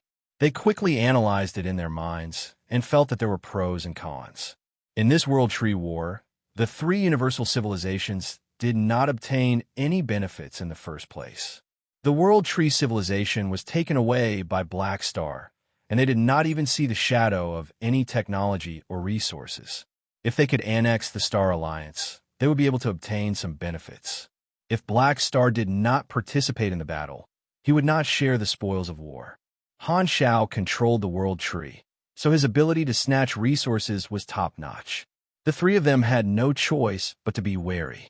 Without the help of the Beyond Grade A Association, the war would be more troublesome. However, the three universal civilizations were not to be trifled with. Even if they could not defeat the World Tree, they could still defeat a mere Star Alliance. However, the three of them were worried that Black Star or the Supercluster would stab them in the back while they were fighting the Star Alliance. It was very risky. Who knew if Black Star had such a plan? For a moment, the three of them were in a dilemma. Han Shao glanced at them and guessed most of their thoughts. He curled his lips. He helped the three universal civilizations because he had always been worried about the calamities in his previous life and wanted to resist the World Tree. Do you still want me to help the three universal civilizations expand their territory? It's already good enough that I don't replace you. Be content, little brother. Now that the threat had finally been resolved, the Galactic Society would be able to enjoy many years of stability. Han Shao was already satisfied. Ever since he descended, the World Tree had been the sword of Damocles in Han Zhao's eyes. It was his biggest psychological shadow and the source of his anxiety. For a long time, he could only keep this secret by himself and work hard to solve it. He did not dare to relax, and the pressure was difficult to describe to outsiders. After persevering for more than 100 years, he had finally resolved the threat of the Galactic Society. He no longer had to worry about the safety of himself and his friends. He felt relieved and wanted to retreat behind the scenes and truly relax for a period of time. Chapter 1466. The capture of the Star Alliance spies made the three universal civilizations finally relax. They quickly returned to the fleet, no longer blocking the news, and started the propaganda machine with all their might. Very soon, the explosive news of the Galactic Alliance army defeating the World Tree civilization spread throughout the entire Galactic Society in the shortest amount of time possible. Countless galactic residents who were on the refuge planets were instantly blown up until their heads buzzed. Not long ago, we were still in a passive position, facing the full invasion of the foreign enemy. The future was filled with pessimism, and we were in a constant state of anxiety. However, before we were mentally prepared, the tables turned in the blink of an eye. Suddenly, they told us that the war had ended and everyone was safe. Brother, we just woke up. We haven't even brushed our teeth. The galactic residents were stunned. They could not believe it. However, as the official media of the three universal civilizations revealed the entire process of the war and confirmed that this was not a rumor, the entire galactic society recovered from the shock, leaving only boundless joy. Under the shadow of the World Tree civilization, the entire galactic society was forced to change, disrupting everyone's lives. Countless people turned from free and casual galactic residents to refugees escaping the flames of war. The wartime policy tightened the supply of resources and the rights of the people. The difference was huge, and this change had lasted for nearly 20 years. In the perspective of a civilization or a high-level super, 20 years was just a short period of time. It was just a small wave in the long river of time, but to an ordinary galactic resident, it was almost a generation. Any change in the era would be magnified on the individual. In the past, the three universal civilizations and the World Tree civilization were in a stalemate, and no one could see a clear future for the war. Countless galactic residents pessimistically thought that this kind of life would continue and tomorrow would not be better. At least 2 or 3 generations would have to suffer in the flames of war. However, at this moment of darkness, the dawn tore through the deep fog and shone into everyone's lives. This ray of light came from the countless soldiers who had sacrificed themselves at the front lines, from Black Star, who had single-handedly turned the situation around. On the 17th of April, year 799 of the galaxy calendar, cheers that reached the clouds echoed on countless refuge planets. They came from different races and spoke in different languages. Countless galactic residents called this day the turning point of the era, representing the end of the war and the destruction of the World Tree. As the victors, the three universal civilizations received the praise of the entire galactic society. In their promotion, the three universal civilizations did not hide Black Star's achievements and wrote it as it was. Before the war broke out, he had been maintaining internal checks and balances to reduce internal friction. In the early stages of the war, he led the Beyond Grade as to resist the enemy without any hesitation and personally took the risk to gather key information about the World Tree. During the preparation period, he focused on training the seeds with potential and nurtured a new batch of Beyond Grade as he guarded the shallow dimensions alone, causing the World Tree civilization to be unable to advance and have no choice but to give up this most dangerous battlefront for the three universal civilizations. He was the first to find the main body of the World Tree, forcing the World Tree civilization to give up on the invasion and single-handedly open the curtain of the final battle, turning the long war into the final battle. Too many achievements made Black Star's light in the war unable to be concealed at all. His presence was extremely strong. Countless galactic residents counted Black Star's contributions and were filled with admiration. The reverence that gushed out of their hearts was like a warm current that baked their hearts, and it was also like an uncontrollable trembling of their souls that penetrated every bone and every nerve. Although this was a little unfair to the normal soldiers who had sacrificed on the front line, after seeing Black Star's deed from the beginning to the end, many galactic residents felt that the rhythm of the entire war was controlled by Black Star.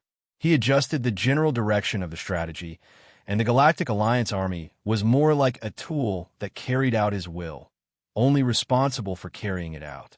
Due to his huge contributions, Black Star became the publicly recognized chief war hero of the Galactic Society. His reputation soared, surpassing all previous records.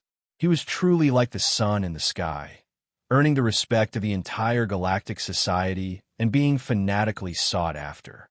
The Beyond Grade has also shared a large amount of reputation and received countless praises, especially the famous sacrifices on the Soul Comfort Monument. They received even more respect and were very popular. Although before the World Tree War broke out, the Beyond Grade were seen as the privileged class of the Galactic Society and had been viewed as enemies by many galactic residents. The Beyond Grade had fought bloody battles on the front lines to protect their safety, and the galactic residents were grateful from the bottom of their hearts. Due to the wartime policy, most of the population of the various star fields have been gathered to different refugee planets. Now that the flames of war had been extinguished, the three universal civilizations had also begun to gradually move back batches of refugees, slowly leaving the state of war and returning to normal society. Central Galaxy, Aquamarine Federation's refugee planet. In the huge open-air landing plaza, teams of spaceships with the insignia of the Black Star Corps were parked neatly. The hatch was wide open, and the Blue Star people lined up in an endless line. Following the commands of the Army members, They nervously and excitedly stepped onto the starships that were returning home. Years of fear and uneasiness caused everyone's complexion to reveal a strand of haggard and exhaustion.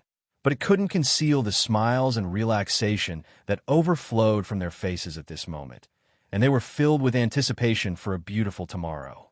In the office of the government building, the white-haired and wrinkled Bennett stood in front of the floor-to-ceiling window, looking down at the crowd in the plaza. Seeing the haggard and excited expressions of the Blue Star citizens one after another, he could not help but sigh softly.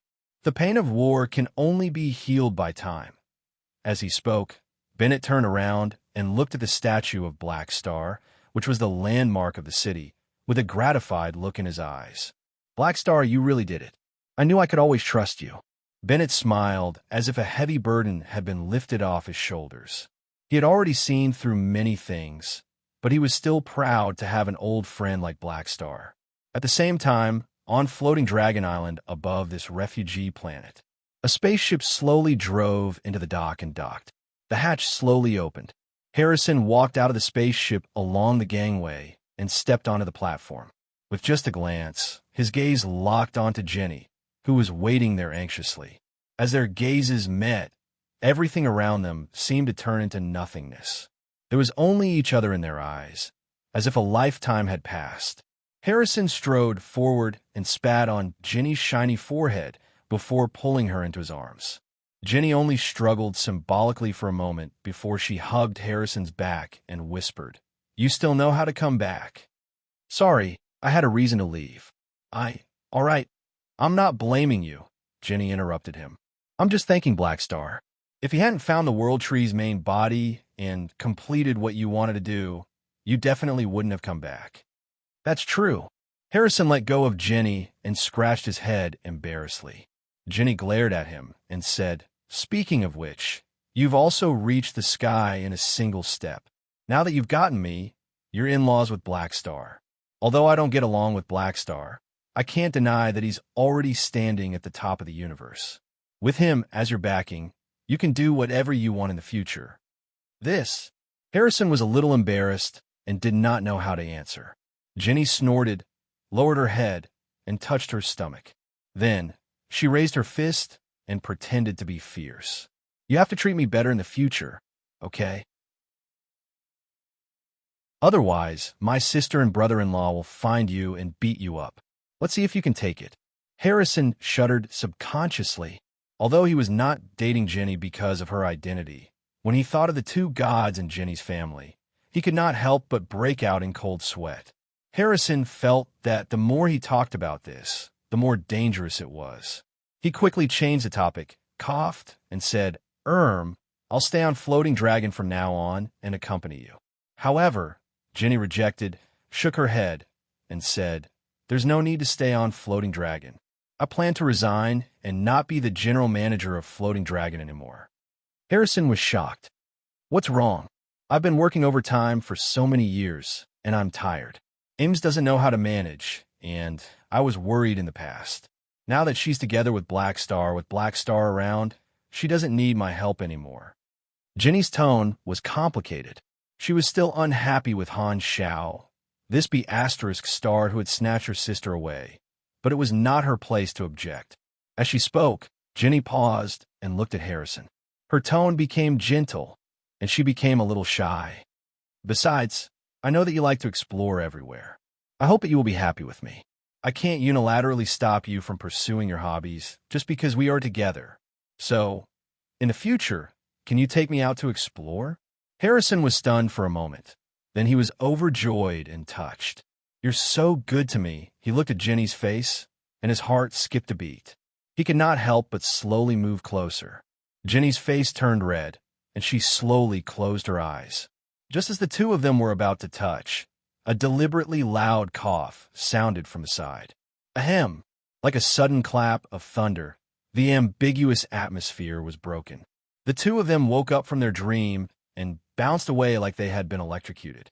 Their faces turned red, and they hurriedly looked in the direction of the sound. They saw that Aesop had appeared beside the two of them at some point in time, and his eyes were looking at the two of them. "When did you come? You're already an adult." Don't you know that you shouldn't disturb others when they're doing something good? Jenny was embarrassed and angry, so she took the initiative to fire first. Aesop could not be bothered with her. He walked up to Harrison and sized him up with a smile.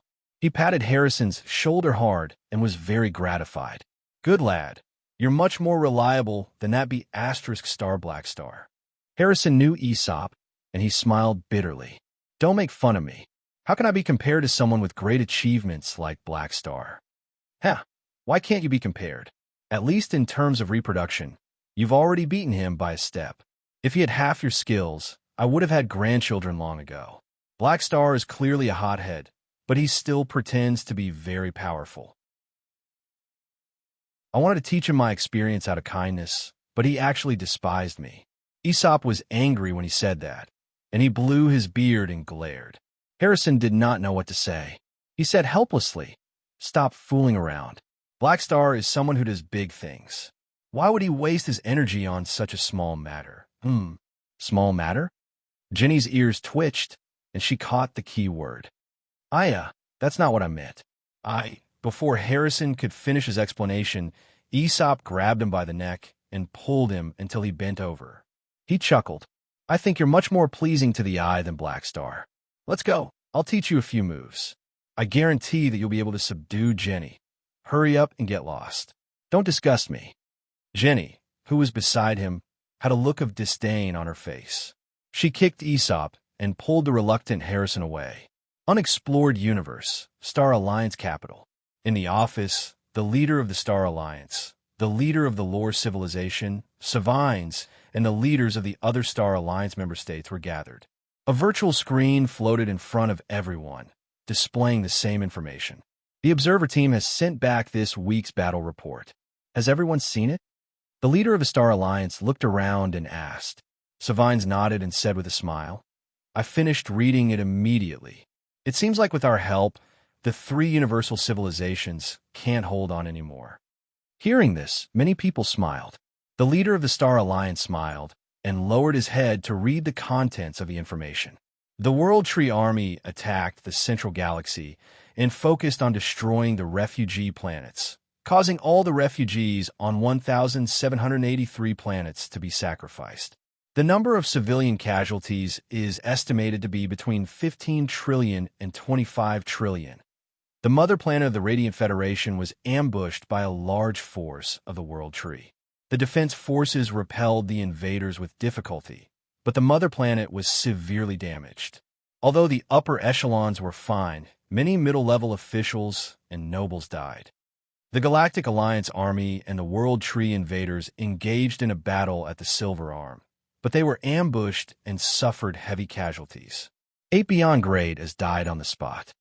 Due to the unfavorable battle situation and being suspected of being a traitor, the Supercluster Alliance activated the evacuation plan and did not want to continue participating in the battle.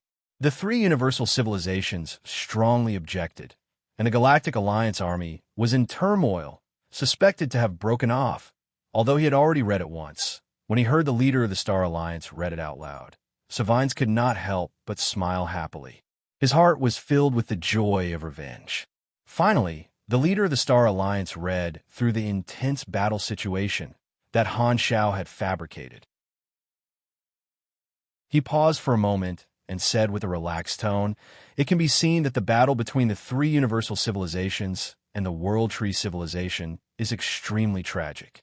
Furthermore, the Supercluster Alliance was schemed against by us and was misunderstood as a traitor who leaked intelligence.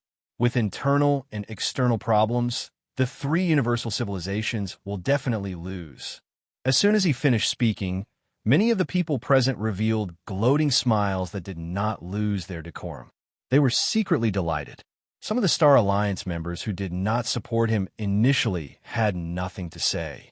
After reading this report, everyone came to a conclusion. The 3 universal civilizations were definitely living in an abyss of suffering. This was a sure win. Chapter 1467.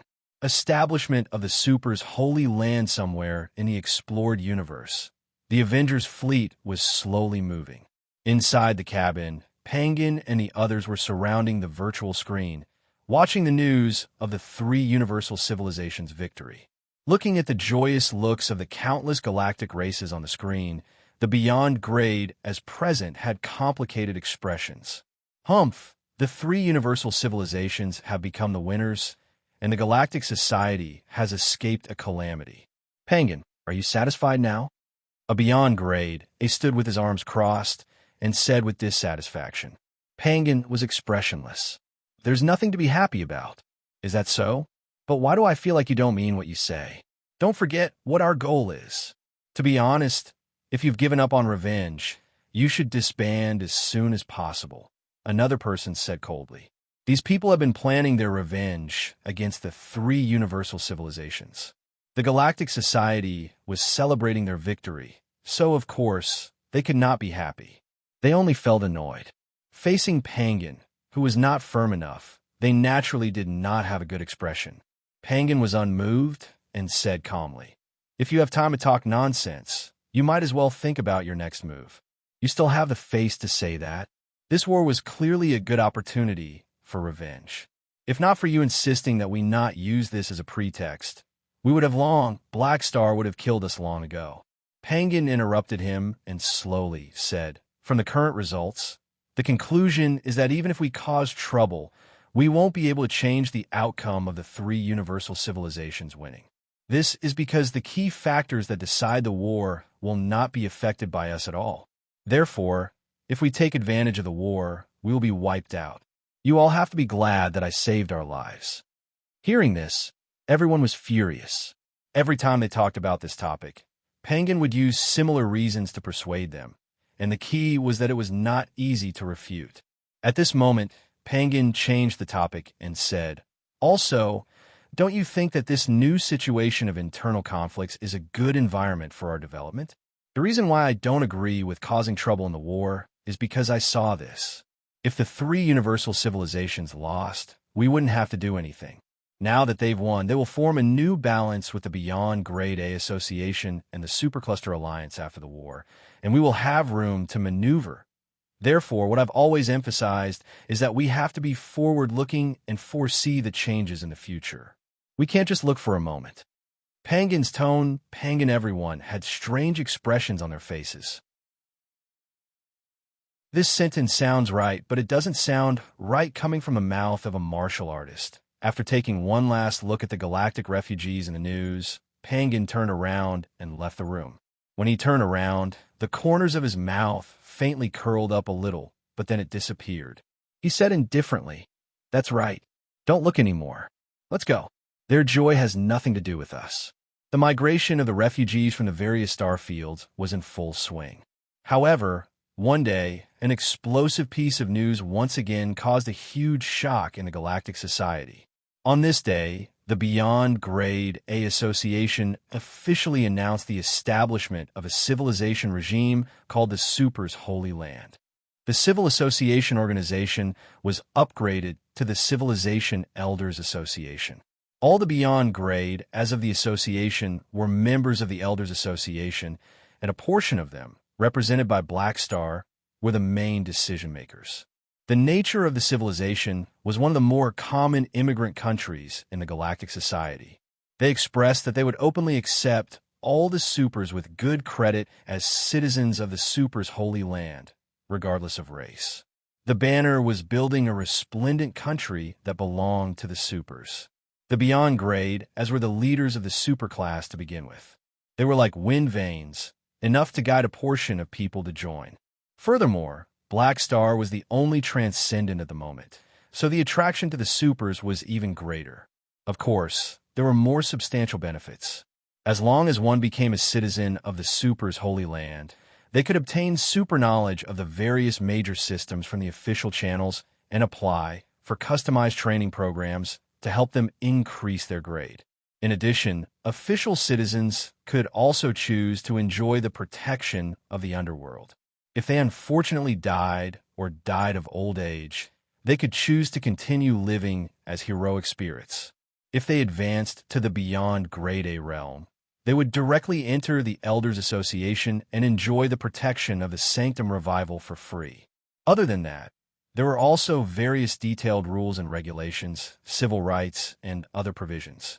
They were jointly formulated by the professionals of the various beyond Grade A organizations. They referred to the systems of many galactic civilizations and made adaptable changes. The location of the Super's Holy Land was in the flickering world, and almost half of its territory was taken away. There were also some star clusters that had not been fully explored, located at the outermost region of the explored universe. However, the territory was not limited to this. The desolate universe belt outside the border of the flickering world was also included in the territory of the Super's Holy Land. This had to be mentioned about the regurgitation mechanism of the world tree, which could transform countless planets. The desolate areas could also be transformed into prosperous star fields. Therefore, the Super's Holy Land had obtained a territory that could continuously expand outward without any restrictions.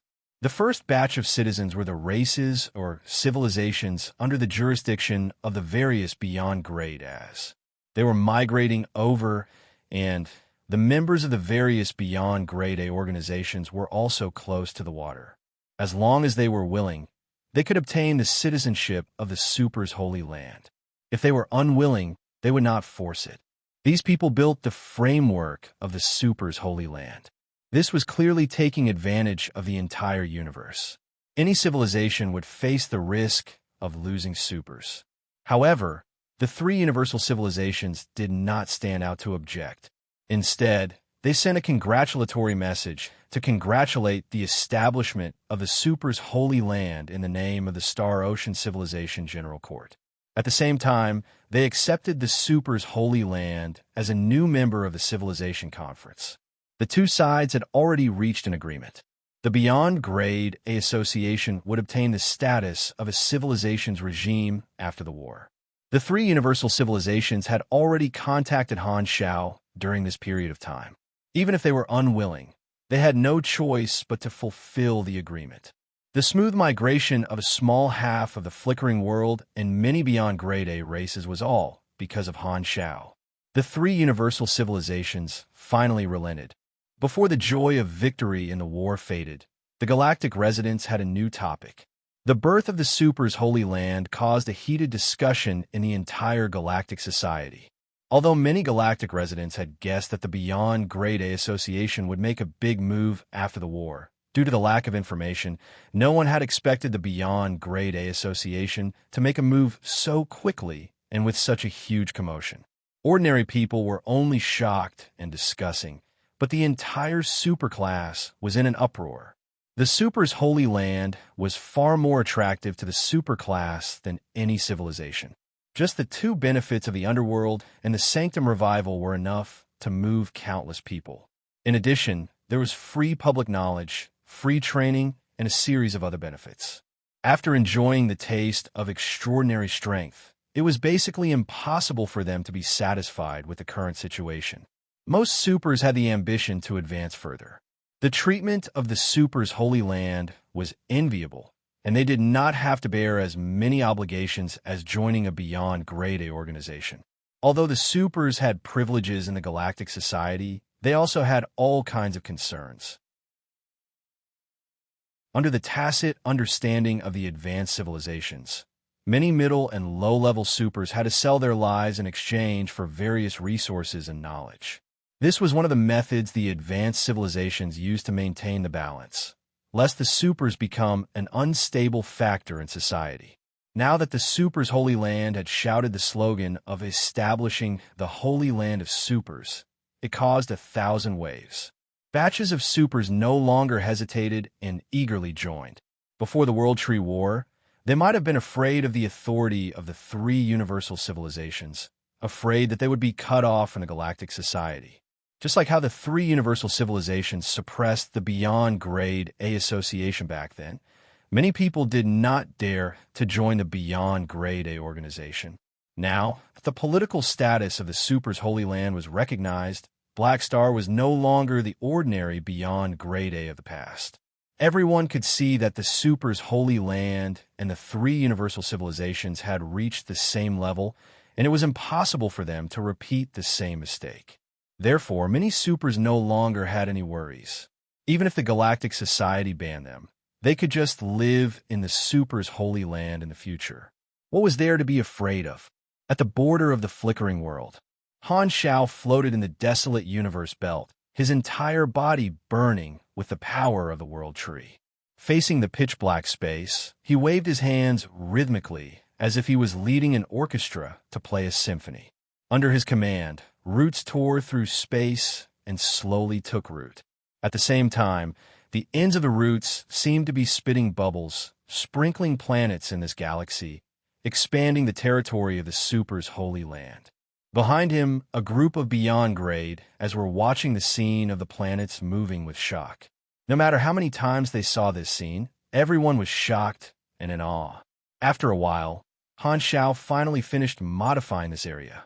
He retracted the power of the world tree, turned around, and flew to everyone.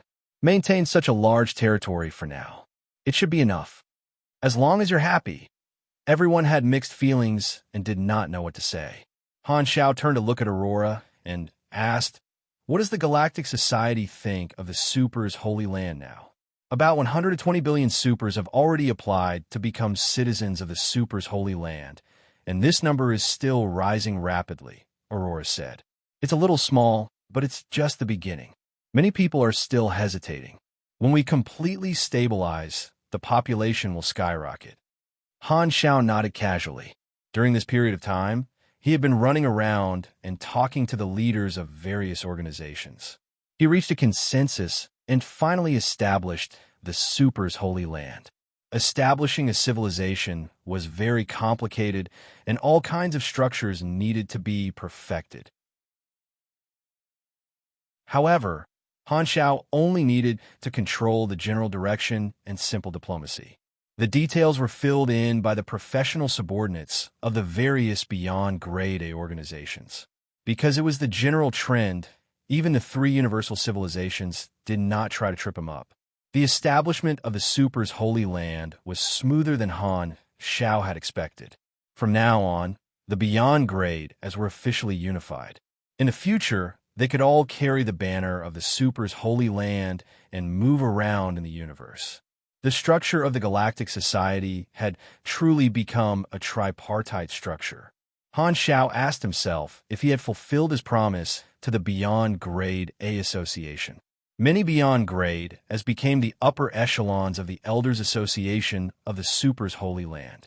Among them, Aurora was promoted by Han Shao to be his deputy, replacing Kasui's position. This personnel change received everyone's approval. In the entire Beyond Grade A group, only Aurora could convince the masses. This was also Kasui's own intention. He had originally planned to explore the unknown universe after the war, and Han Shao had also changed his position according to his request. Because Oathkeeper had also teamed up with Kasui, the Holy Covenant also had an empty position. Therefore, Han Shao let Baiger become the acting leader of the Holy Covenant and handed over the job to Oathkeeper. Baiger, on the other hand, did not mind being a mascot-like acting leader. However, Han Shao did not care much about the Holy Covenant anymore. After obtaining the World Tree that could convert resources, he no longer needed the Holy Covenant organization to help him collect the Sanctum Keys. The main reason was to fulfill his previous promise and leave a place for the Beyond Grade, as who were willing to retire. Han Shao turned around and looked at Psyker, who was hiding in the crowd. He raised his chin and said, "The one with 7 eyes, haven't you always wanted to relocate your race? Move your star pupil civilization to the Super's Holy Land. No one will suppress you here." "Really? I don't believe it." Cisco expressed his strong doubts. Even today, his Black Star PTSD had not been cured. He kept feeling that Han Shao was up to no good. Han Shao secretly rolled his eyes and did not want to talk to him. At this moment, Hilbert led a group of direct revivers out of the crowd with a smile on his face. "Black Star, I wonder if the Super's Holy Land welcomes us." Hilbert had always had the idea of leaving the 3 universal civilizations and joining the Beyond Grade A Association. Now that the war was over and the Beyond Grade as had established a civilization, he had finally made up his mind. He brought some direct revivers who also felt that they did not owe the three universal civilizations to join the alliance. Naturally, he wanted the unlimited Sanctum revival guarantee. Seeing this, Han Xiao smiled. The three universal civilizations are even angrier now. If you guys make such a choice, it might invalidate the retirement benefits that you guys exchange your lives for. Are you sure? It doesn't matter. We've all died for the three universal civilizations. We don't owe them anything anymore. It's time to live for ourselves. Hilbert smiled. In that case, the Super's Holy Land welcomes everyone. Han Xiao nodded and sighed. According to this trend, the Super's Holy Land might really be able to capture all the individual powers in the universe in one fell swoop in the future. At that time, the Super's Holy Land would become a place that all supers yearn for. Almost all the naturally awakened civilian supers would gather, and the other civilizations would only have the supers nurtured by their direct descendants. From another perspective, this could also be considered to have increased the security of the galactic society, helping the various civilizations to consolidate their rule and creating a more stable living environment for the galactic residents. Sigh. I'm indeed still concerned about peace. The three universal civilizations don't understand me. Han Xiao shook his head and sighed, not embarrassed at all. Thank you for the 20,000 reward from Ah Jin's harem. End of chapter. Chapter 1468. This batch of former direct descendants who joined the Super's Holy Land was only a small number of people.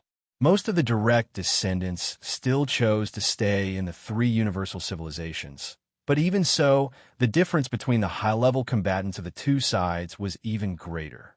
However, Han Xiao was no longer afraid of openly poaching the three universal civilizations. Ever since he subdued the World Tree and ended the war, many problems have been solved. For example, the three universal civilizations had never given up on the right to spread the ultimate knowledge. The Super's Holy Land has become the temple of individual strength. This is the trend. The three universal civilizations know that they can't stop it, so they still compromised with me. Han Xiaoxin's eyes swept across everyone and suddenly locked on a Carrot, Evans, and the other new beyond grade ass. There was no need to emphasize Carrot and Evans' potential. Naturally, their future was limitless. However, because the World Tree War broke out many years earlier than in his previous life, they did not have enough time to grow.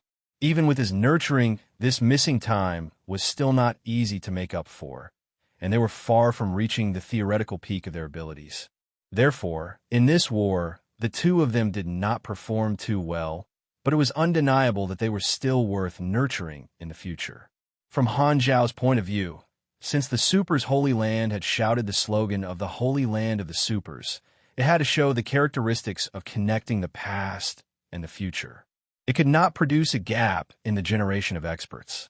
Although the current peak beyond grade has had a long lifespan and enjoyed a reputation, it was impossible to not have a new generation of experts in the future.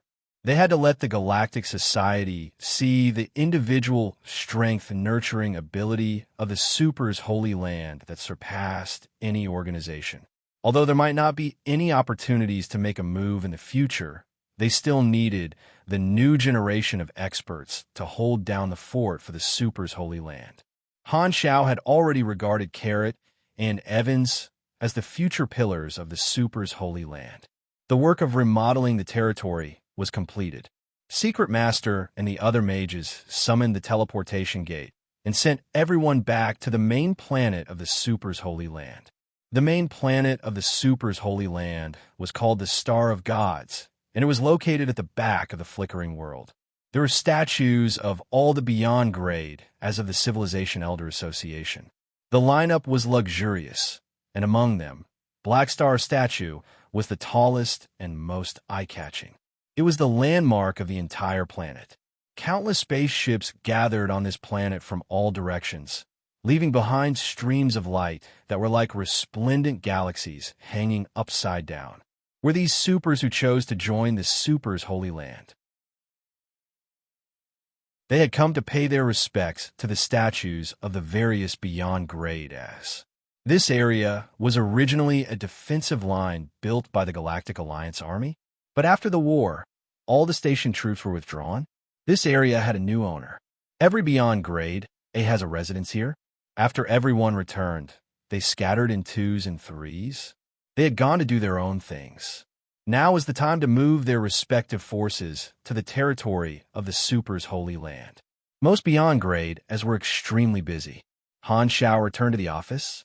Aurora, Hela, Fu Ding, and the rest of the Black Star Corps came over and had a small meeting. The framework of the Super's Holy Land has been built. All that's left is to fill it in. There are some personnel changes that need to be explained to everyone. Say, Han Shao scanned everyone. His gaze fell on Nero as he continued. As the supreme leader of the Super's Holy Land, it's not suitable for me to continue leading the Black Star Corps. Nero, the army will be temporarily handed over to you. Hearing that, everyone turned to look at the dumbfounded Nero with different expressions. Huh? That's not appropriate, right? I'm not mentally prepared. Nero was shocked. He stammered. Why you started from scratch and only built the foundation today? You're handing it to me just like that? I'm afraid I can't bear the responsibility. Han Shao raised his brows. He scolded. What the hell are you thinking? I'm only letting you be the acting Legion commander. On the surface, I'm just a figurehead. Nominally, I won't interfere with the daily affairs of the Legion, but you still have to report to me. Now that he had become the supreme leader of the Super's Holy Land, he needed to avoid suspicion from the outside world. If he continued to lead the Black Star Corps, it would be easy for others to have thoughts about it, and it would also be easy for the army to be inflated. Although Han Shao was not afraid, he would avoid it if he could. It just so happened that he wanted to relieve some of the burden and relax. After all, with his transcendent grade and the power of the World Tree, he no longer needed an external force to support his position. It was a good opportunity to let go of his authority and reduce the burden. Then I'm relieved. Nero heaved a sigh of relief. It was not his fault for being afraid. There were too many beyond grade, as in the army. Although he was Black Star's godson, he still could not hold the fort. Furthermore, the brand Black Star Corps was already famous throughout the universe. It stood too high, and Nero was afraid that he would lose his reputation. However, if it was just a part-time job, it would be much better. Han Shao turned to look at Aurora and said, It's the same for you. Now that you're the second in command of the Super's Holy Land, don't continue to be the deputy army commander of the Black Star Corps. Let's do the handover later. Aurora was unwilling. What happened to the promise that as long as I'm willing to stay, I can always stay in the army? Han Shao shook his head and laughed. Your current identity is not suitable. You have to take on the burden alone. Even if you're not in the army, our relationship will not change. As the saying goes, people walk towards the top. The Black Star Corps is just a stage in your life. It's already over. Humph, big liar. Aurora turned her head to the side. Han Shao was helpless. He turned to look at Hela and asked, What about you? Have you considered what I told you? Do you want to take on the position of Minister of the Super's Department? Sure. Hela nodded lightly. All right, then you and Aurora can hand over your position in the army together. Han Shao nodded. The Super's Holy Land was divided into 5 important departments based on the 5 super systems. They were led by the corresponding beyond grade and had great authority. Hela's performance in this war was obvious to all. Coupled with the characteristics of the underworld, no one had any objections to her being in charge of the Super's department. Originally, Han Shao wanted Manison to be in charge of the mechanic department, but old Manison refused. He had no choice but to settle for the second best and let Khan take charge of the mechanic department. The mage department was managed by Milizaus, and his deputy was Secret Master. The pugilist department head was Serene, and Han Shao planned to replace him with Carrot in the future. The best candidate for the psychic department was originally Kasui, but he had to go on a long trip, so he replaced him with a peak psychic beyond grade A who had been following the association for a long time. Fu Ding was the deputy. After a series of personnel changes, the upper echelons of the Super's Holy Land were distributed to the various meritorious officials. Many of them were former members of the Black Star Corps. Han Shao asked them to hand over all their positions and did not force them to use the army camp to bind these people. Although these people did not mind following him, they still had to give him face. As the upper echelons of the Super's Holy Land, it was not good to keep the title of Deputy Army Commander. It would also make it seem that the Black Star Corps controlled the decision-making power of the civilization and was too domineering. Although he had the qualifications to be a dictator now, there was no need to show it. On the surface, a group of beyond grade as had left, making it seem like the upper echelons of the Black Star Corps had lost their combat power, but in reality, it did not make much of a difference to Han Shao. In the past, he wanted to gather a large number of experts to strengthen the Black Star Corps, but now he had to subtract them. His status had changed. These beyond grade as were not in the army, it did not mean that they did not listen to him. At this moment, Hela crossed her arms and said straightforwardly, "You have to teach me how to enter the transcendent grade. I can't teach you now. Let's talk about it when you reach the bottleneck." Han Shao waved his hand. He arranged the positions of the many beyond grade as in the army one after another. After dealing with the last person, he thought for a while and looked at Aurora. "By the way," released Sorokin, "I have something to talk to him about." Aurora curled her lips, but she still did as she was told. Balls of gentle golden energy condensed into a physical body and gradually turned into Sorokin's appearance. Sorokin opened his eyes and looked around. Finally, his gaze landed on Han Shao. He asked in confusion, Isn't the war over? Why are you calling me out?" Han Shao rubbed his knuckles and said, "I have a good thing for you here. As long as you're willing to make a deal with me and not cause trouble, I'll allow you to not return to the underworld and continue to act outside." Hearing this, Sorokin had a suspicious look on his face. "When did you become so good to me? Tell me, what do you want me to do?" The Beyond Grade A Association has established a civilization and regime called the Super's Holy Land. I'll tell you the details later. I hope you can become an upper echelon in the economy or business field and display your strengths. How about it? Are you interested? You're such a good thing. Sorokin's eyes lit up. Just tell me if you're willing. Han Zhao's tone was casual. Of course, the Super's Holy Land did not lack economic professionals, but Sorokin was the best at making money among the Beyond Grade, as after all, Han Shao felt that it would be a waste of his talent to leave him in the underworld. It was a pity, so he might as well get Sorokin out and let him do what he could. Anyway, with his current status, he was no longer afraid of Sorokin causing any trouble. "No problem, don't worry. With me around, I'll definitely make the economy of this Super's Holy Land prosper, grow bigger, and create more glory." Sorokin immediately agreed. He had nothing to do in the underworld all day long, so of course, he would not reject such a rare opportunity to relax. As for the grudge with Black Star back then, Sorokin had already accepted his fate over the years. He was a smart person and would not keep brooding over it. Han Shao nodded in satisfaction. Just as he was about to say something, his communicator suddenly rang. Beep, beep, beep. He took a look and saw that it was a call from the dynasty's ruler, Marbruce. Han Shao waved his hand and gestured for everyone to leave. After everyone left, he picked up the call. "What's the matter?" "Black Star, we plan to hold a grand ceremony on January 1st, year 800 of the galaxy calendar, to celebrate this victory, pay tribute to the lives sacrificed in the war, and award the meritorious officials.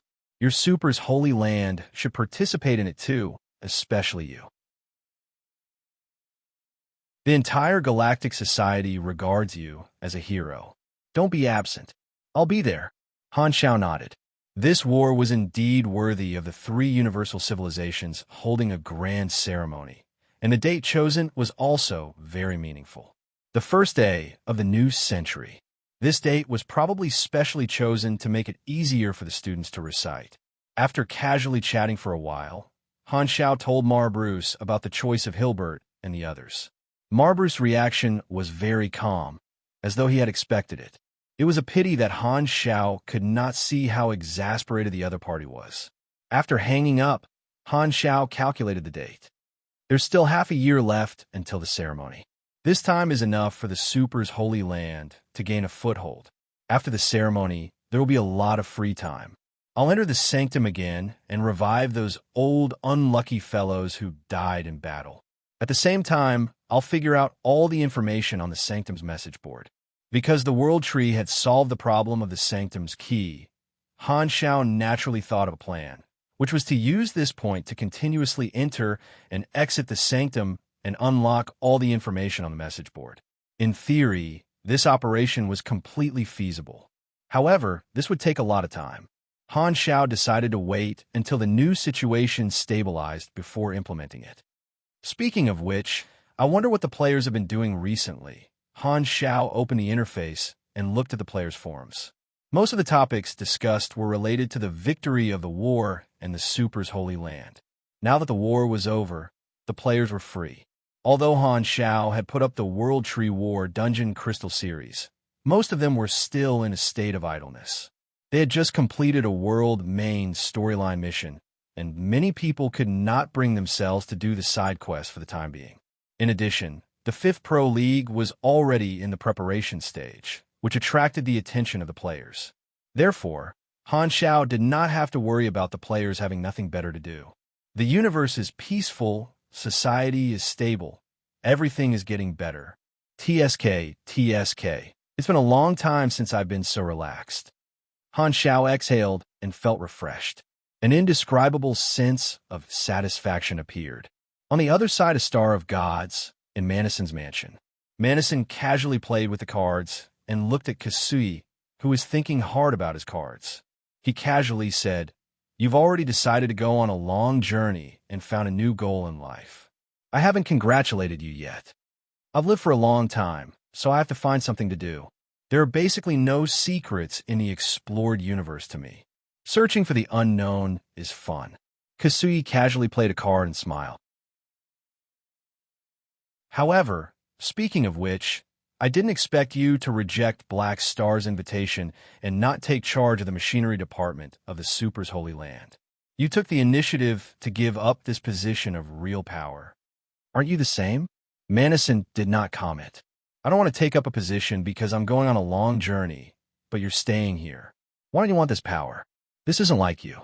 Kasui raised his eyebrows. "I have other arrangements." Manison glanced at the card game and took out a card to play. However, after thinking about it, he stuffed the card back and changed his hand to play. He did not stop talking and said, "I plan to go into seclusion and research for a few decades. I don't want to be distracted elsewhere. Besides, with Black Star around, I'll never be able to surpass him in the eyes of a mechanic." Indeed, Kasui sighed. It's the misfortune of all mechanics to be in the same era as him. Manison looked up at him and knocked on the table. "You're not a mechanic, so why are you so emotional?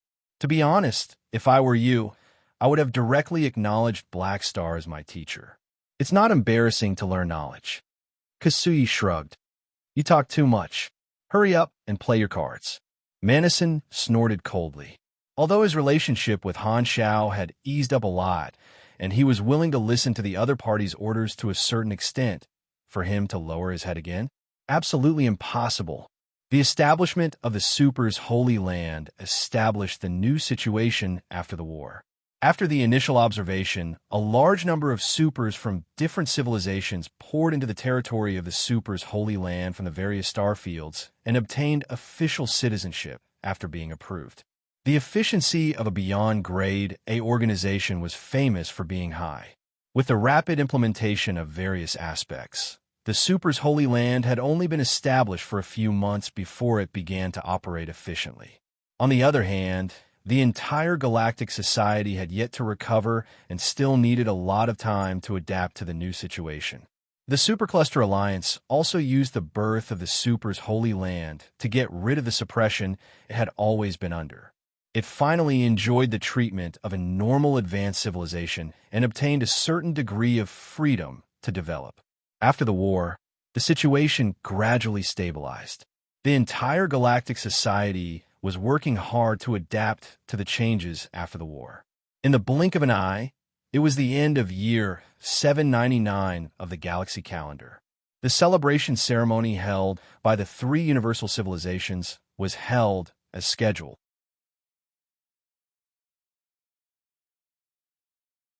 Chapter 1469. Galaxy Calendar Year 800, January 1st. Central Galaxy, Planet New Era.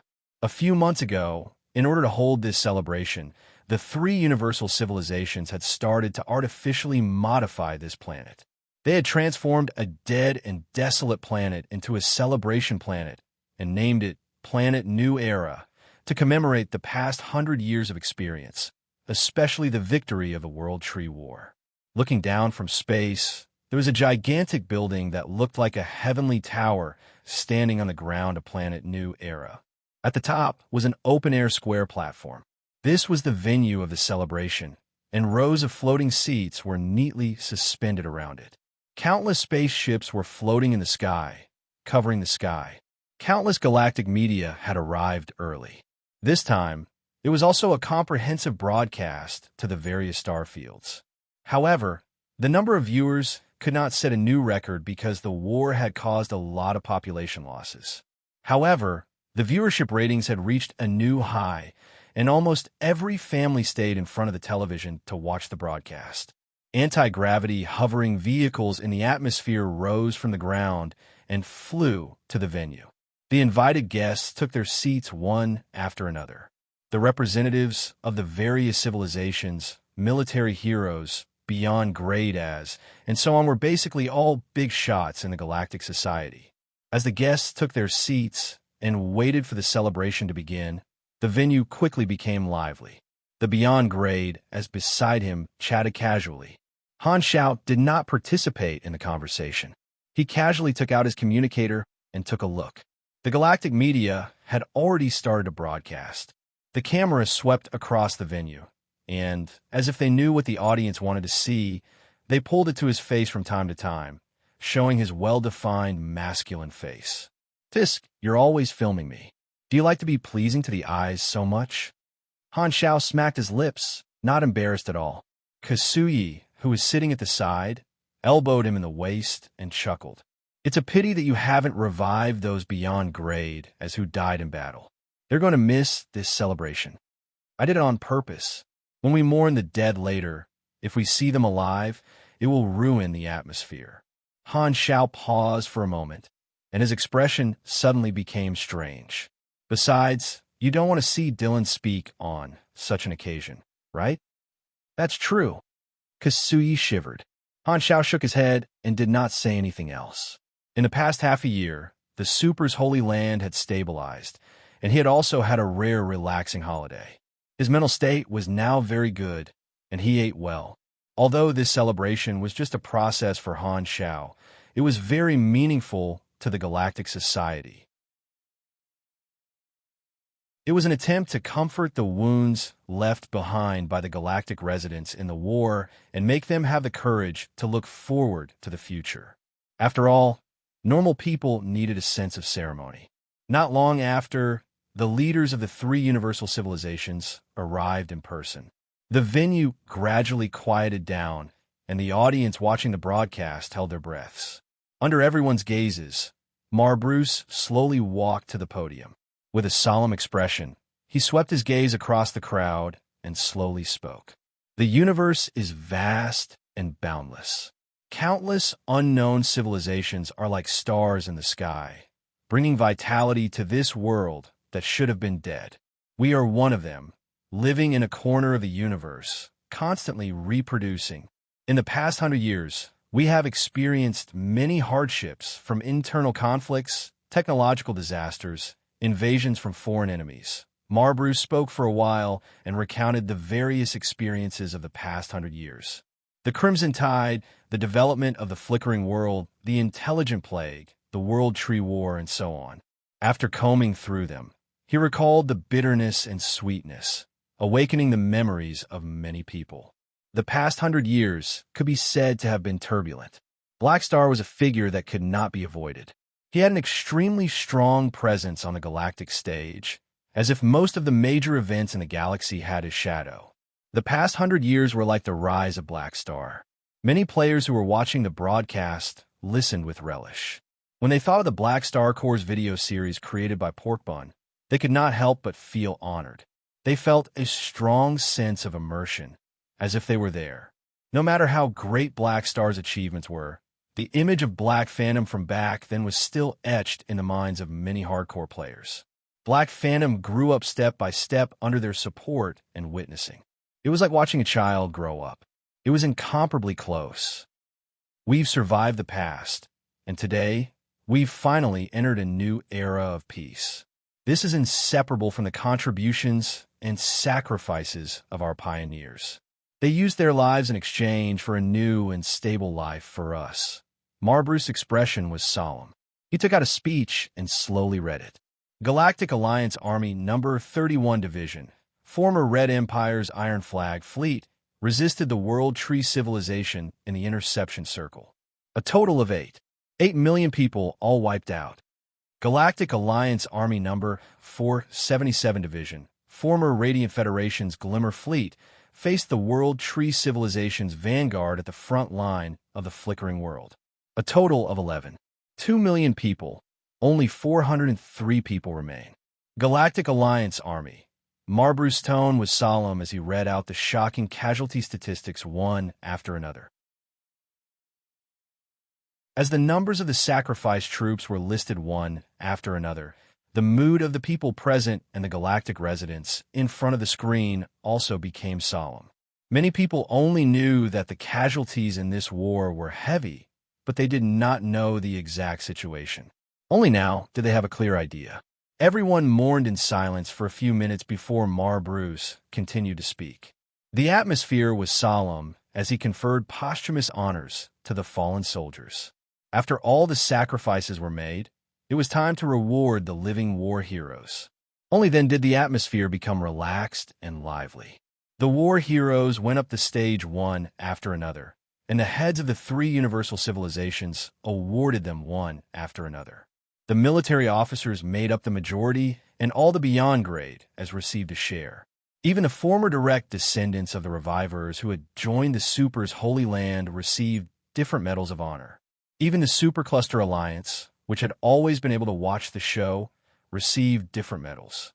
The 3 universal civilizations expressed their sincerity. Today, they did not talk about factions, only merits, and treated everyone equally, except for Lagi. Lagi originally wanted to express himself freely, but when he felt Han Zhao's gaze on him, he obediently followed the script. This segment lasted for a long time, and finally, it was Han Zhao's turn to be the last one.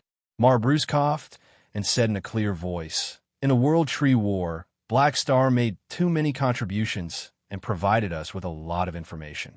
In the end, he almost turned the tide and turned the disadvantageous situation around, giving us a chance to end the war early. No one can replace his contributions. All the members of the Galaxy Civilization General Court have unanimously decided to award Black Star the Galaxy Medal." Clap, clap, clap. Everyone applauded. Now that Black Star's reputation in the Order faction was off the charts, almost everyone sincerely congratulated him. When dealing with the Intelligent Plague, Black Star had already obtained a Galaxy Medal, and now he had obtained a second one. The Galaxy Medal was the highest honor of the Galactic Society, and in principle, it would not be awarded a second time. However, Black Star was the only person who had obtained it twice, and he had already made history. However, no one was surprised. Black Star deserved such an honor.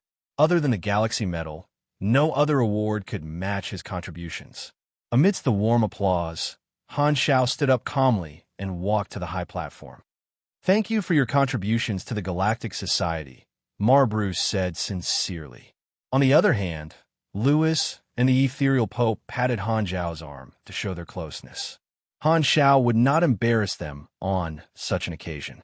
He nodded and took the Galaxy Medal from the leaders of the 3 universal civilizations, pinning it on his chest.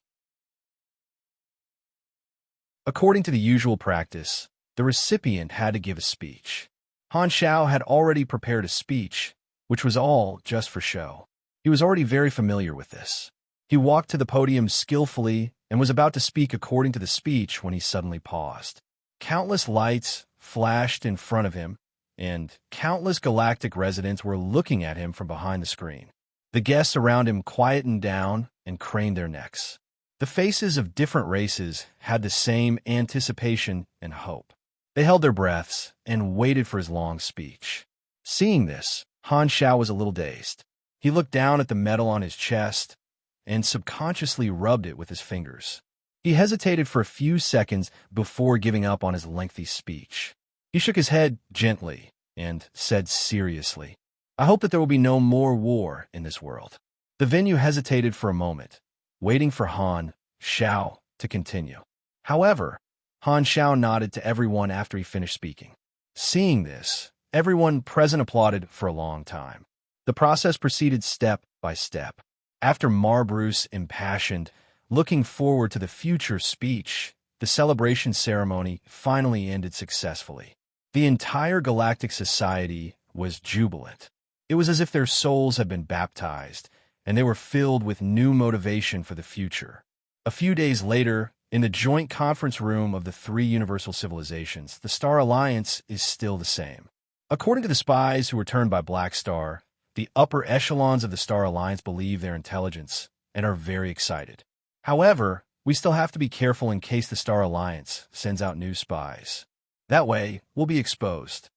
That's right. Black Star has already informed them. He said that he's going to disappear for a period of time and go to the Sanctum to revive a batch of beyond grade as. During this period, we have to be careful. Don't let the Star Alliance see through our tricks. The three of them discussed softly. Black Star had gone to the Sanctum and could not guard the Super's holy land for the time being. However, the three of them had no other thoughts about him. Now, they were only worried that the Star Alliance would see through their plan because Black Star was not around. After resting for more than half a year, the army has recovered a little, but the loss of Supers is quite serious. There's no way we can compete with the Super's holy land. Sigh. However, Black Star just said a few days ago that he's willing to develop the Sanctum with us in the future. I don't know if he's lying. The three of them were confused. Now that Black Star had the upper hand and his position was stable, there was no need for him to share the information of the Sanctum with them. They did not know what Black Star was up to this time. Bruce hesitated and said, "I don't think it's credible." The Sanctum Revival is Black Star's important trump card. How can he share it? If he really did that, he must have a bigger plan. Lewis shook his head. Let's not talk about him for now. It's more important to deal with the Star Alliance. Although they've fallen for our trap now, we can't hide it forever. The longer we wait, the more likely they will become suspicious. When do you think it's better to make a move? The ethereal Pope pondered. Now that the war weariness is high, the Galactic Society can't withstand another round of war. If we act rashly, the praise now might become criticism. I think it's best to wait at least 3 to 5 years before the Galactic Society stabilizes. Anyway, time is on our side, so there's no need to rush. Let's wait until we recover. The three of them discussed in low voices when to start a new war. Half a month later, in an uninhabited area of the Super's holy land, Han Xiao floated in the universe, and there was no one around him. He had already greeted the three universal civilizations and the Super's holy land. Today, he stepped into the Sanctum and began his plan to farm authority. In the internal space, the world tree moved slightly and transformed into a Sanctum key, which quickly burned. The next moment, a surging light bloomed from his palm and shot straight out, turning into the light door of the Sanctum in front of him and slowly rotating. I hope this plan works. Han Xiao calmed himself down and flew in. His figure was gradually engulfed by the light.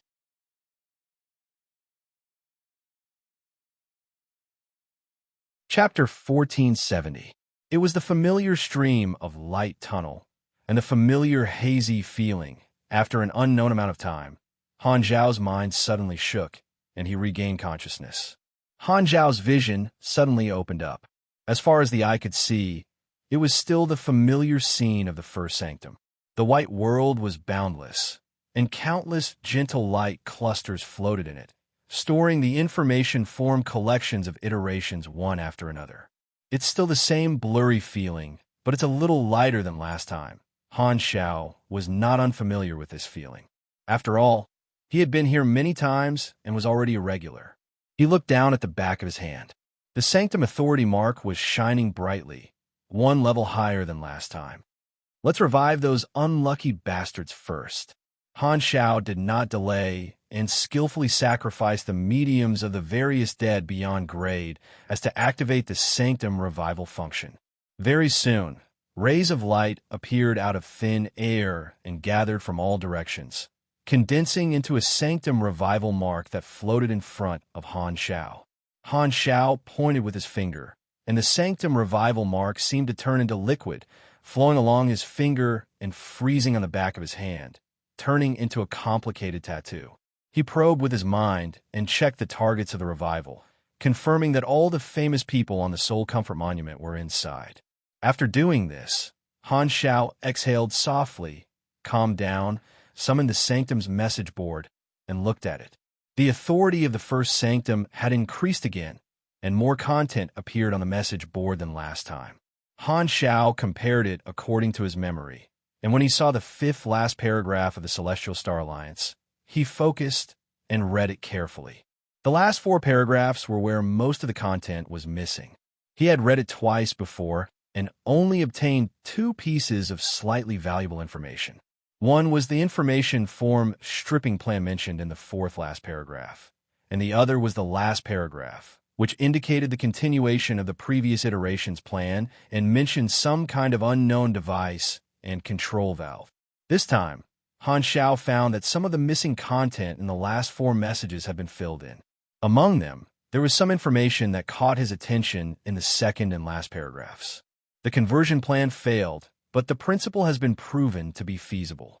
The reason for the failure is the lack of a key medium of truth, and the connection cannot be established. Next time, this will need to be perfected.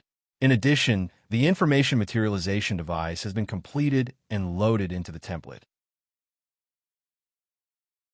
There is a possibility that information will be mutated during the process of creating the information materialization device, and it will appear in the subsequent information materialization in an unknown form as a distorted form, the penultimate message.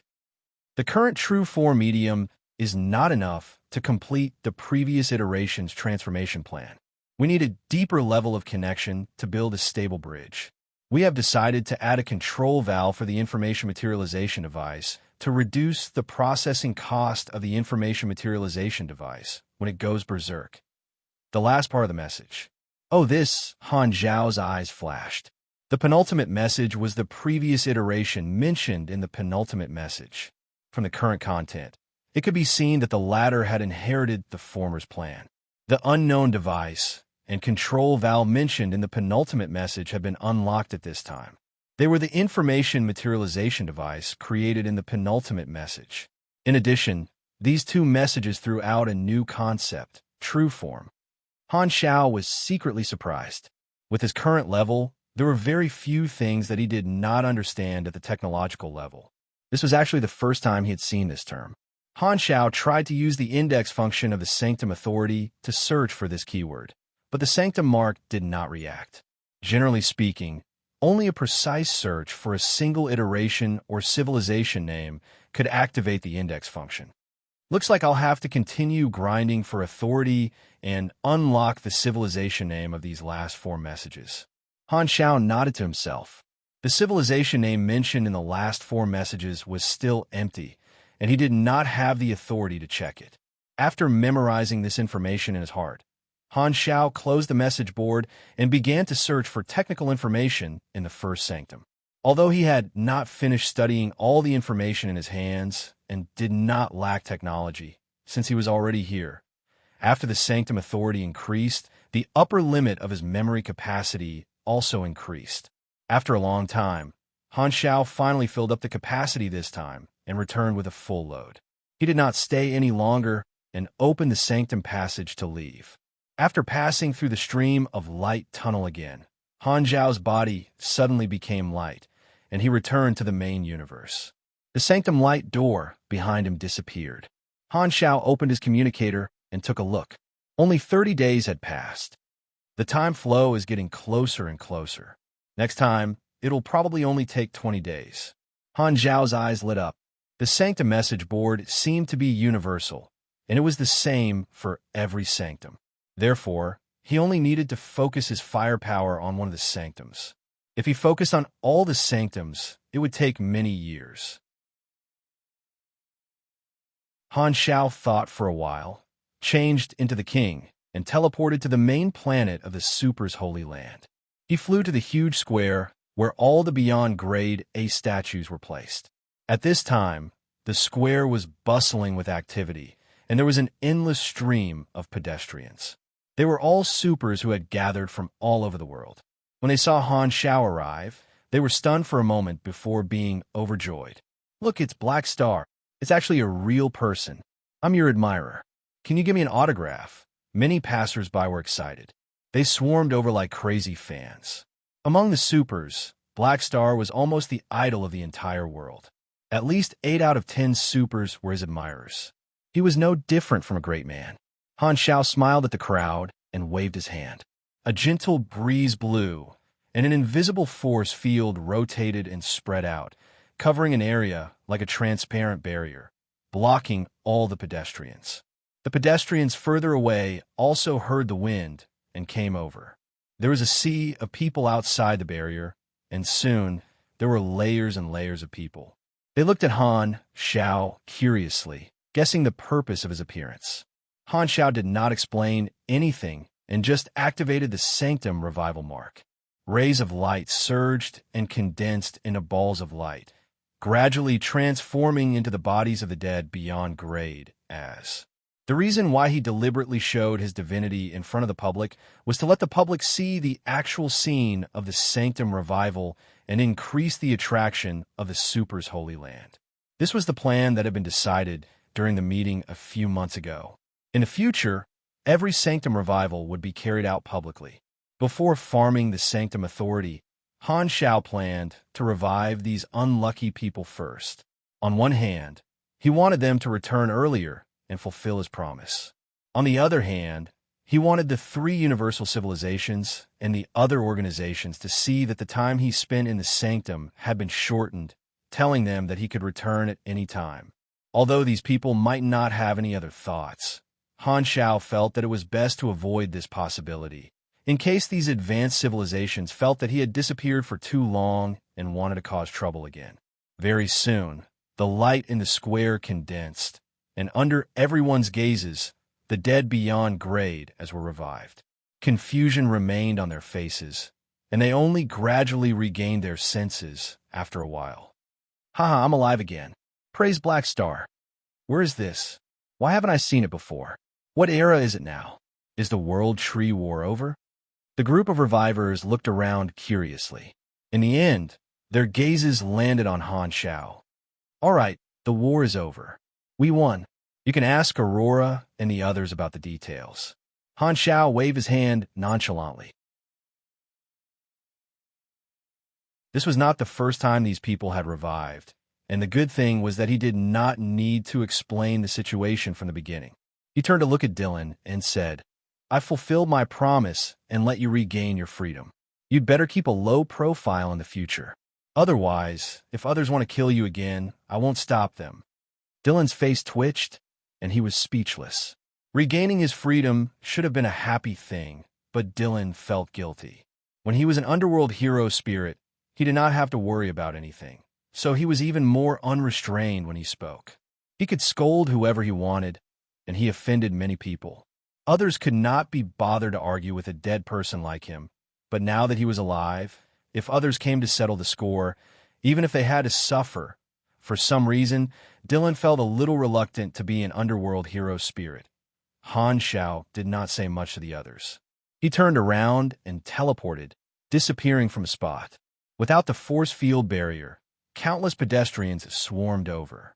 These revivers did not understand the situation and were almost drowned in the sea of people. They quickly rose into the sky and left. Halfway through the flight, Aurora, who had already noticed the commotion, rushed over with a group of beyond grade as who had stayed behind on the main planet to welcome the revivers. "Congratulations on your revival. Come with us, and I'll explain the situation to you," Aurora said. Ever since she was elected as the second in command of the Super's Holy Land, she had been maintaining her mature appearance, as if this would give her some dignity. However, in the eyes of the Beyond Grade, as who had a preconceived impression of her, she was still cute. Even if Aurora purposely put on a dignified and elegant posture, it did not have any deterrence at all. The revivers nodded and followed Aurora, flying toward the core building of the Super's Holy Land. Just as Dylan was about to follow, he suddenly felt a hot and vigorous blood aura coming from the side. Two thick and elastic chest muscles clamped over and bit his arm like a big mouth. At the same time, his shoulder was held by someone, and waves of force came from it, grabbing him tightly, not allowing him to move. Dylan turned around and saw Sierran appear beside him. He put his arm around his shoulder and put his arm around his shoulder. The huge basin came over, and there was a malicious smile on his rough face. "Yo, you're finally alive. Come over here. We have a bunch of guys who want to have a good chat with you." Dylan turned his head stiffly and saw a group of Beyond Grade as staring at him with playful eyes. There was no lack of peak Beyond Grade as among them. Gulp! Dylan swallowed his saliva, and cold sweat broke out on his back. As the saying went, it was easy to go from frugal to extravagant, but difficult to go from extravagant to frugal. At this moment, Dylan realized that it was indeed more comfortable to be a hero spirit. Han Shao only appeared for a short while. After completing the Sanctum revival, he immediately opened the Sanctum and started the operation to farm his authority. Now that the matters of the Super's Holy Land were under the jurisdiction of Aurora and the Elders Committee, and the external environment was very stable, his disappearance did not have much of an impact. As the days passed, it was finally time for Kasui to set off. Most of the Beyond Grade as respected this old brother of theirs, and on the day he left, they all came to send him off. After the Battle of the World Tree, most of them had become comrades, and their relationship was much better than before.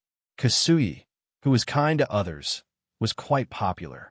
At the dock of the Super's Holy Land, long-distance spaceships that contained all kinds of the highest technology were docked in orbit.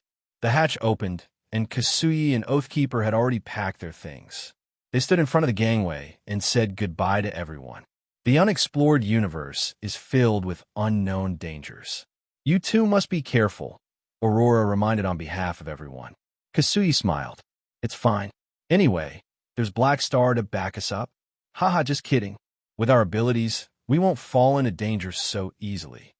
Once you guys leave, you probably won't be back for a long time. There's no news of you.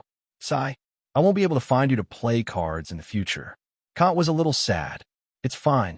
Our Super's Holy Land doesn't have much else, but we have plenty of poker friends.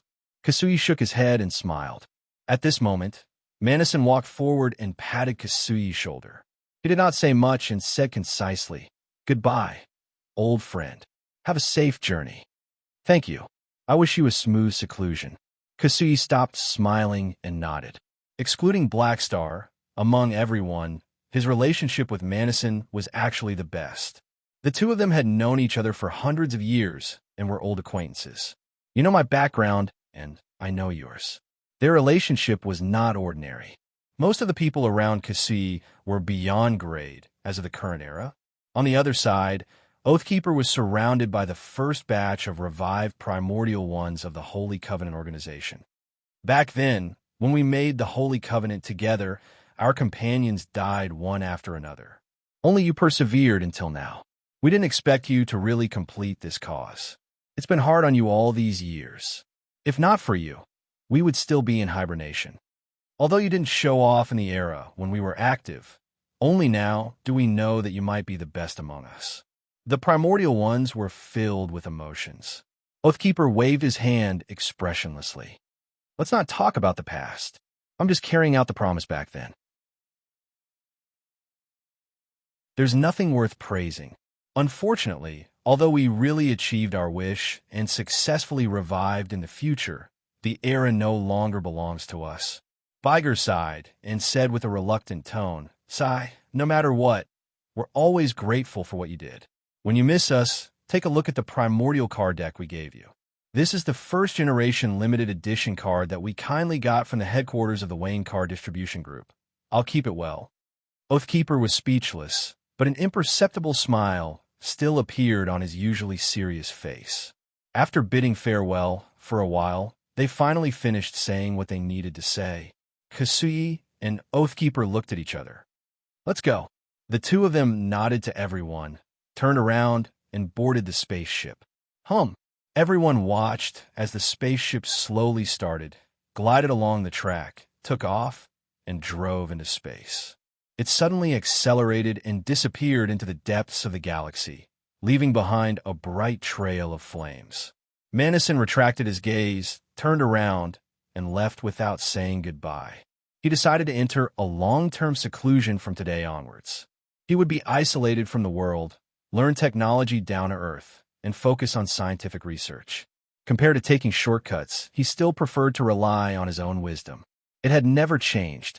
At the same time, in the arcane church, temple of 10,000 gods, a fleet of long-distance voyages was ready to set off. "Your Excellency Wernos, have you decided? Are you really going to the unexplored universe?" A group of priests gathered around him with a complicated expression.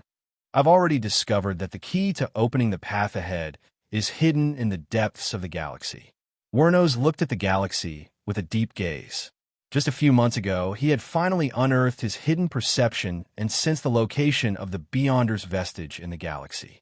It was like the morning star, guiding the way from afar. In the end, he decided to follow his intuition and leave the explored universe to head to the unknown area to find an opportunity to enter the transcendent grade. "In that case, we respect your choice. The Pope asked us to specially pass on a message. He said that he hopes that when you return, you can become the first direct descendant transcendent. Tell him that he will get what he wants." Wernos replied calmly and walked into the spaceship. The next moment, the arcane church's fleet slowly set sail, heading toward the unknown path. P.S. Let me recommend my good friend July's new book. It's amazing. It's actually called New Book. July is an old history writer, and there's no need to doubt her skills. The background dynasty she chose this time is the era of Transmigrator, Wang Meng, and Grand Magus Lucio. It sounds quite interesting. If you're interested, catch me and take a look. Thank you for the 50,000 reward from Shun City Scholar. Thank you for the 12,000 reward from the people who don't eat gold coins. In a chapter.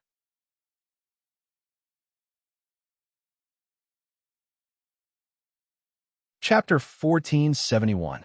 Super's Holy Land, a certain no-man's land. A ball of colorful energy floated in space. Its shape was unpredictable, like a colorful cloud that was kneaded by an invisible force. All kinds of high-energy particles flowed through it like electric signals released by neurons.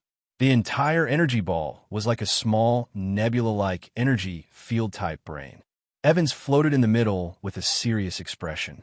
He carefully controlled all kinds of energy and constantly perfected this nebula brain.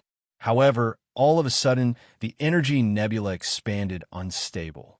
The nerve bridges built by all kinds of energy collapsed in a chain reaction. Just as the energy nebula was about to expand and explode, Evans crossed his hands and opened his Esper field. The violent energy suddenly stabilized and quickly shrank, turning into a dazzling ball of light the size of a human head that was absorbed by Evans. Sigh. I failed again. Evans had a helpless expression as he sighed inwardly. Ever since he saw the battle of the transcendent grade in the war, he had deeply felt the inadequacy of his strength and had always yearned for that incredible power. Originally, after the war ended, everyone started to take a break, but Evans was one of the very few people who did not relax and had been focusing on developing his Esper ability. On one hand, his motivation was his own pursuit. On the other hand, Evans still remembered the high hopes that Black Star had for him and was not willing to waste his hard-earned potential. He wanted to reach the level that Black Star had expected. E.S. God, on the other hand, was very gratified by this. He thought that Evans had always remembered the promise to help him beat up Black Star and had always taught him everything he knew and guided Evans' cultivation. I hope I can improve as soon as possible. His Excellency Black Star told me that he hopes that I will be a pillar of the Super's holy land in the future. I can't disappoint him. Evans clenched his fists and encouraged himself. Just as he was about to try again, his perception suddenly moved and he looked in a direction. A stream of light approached from afar, and a spaceship jumped over and hovered not far away. A strong figure flew out. It was Carrot. "Ah, so you're here." I was wondering when there was an additional high-energy reaction area in the territory. Carrot was surprised to see Evans and took the initiative to talk to him. Hello." Evans hesitated for a moment. He nodded and greeted him.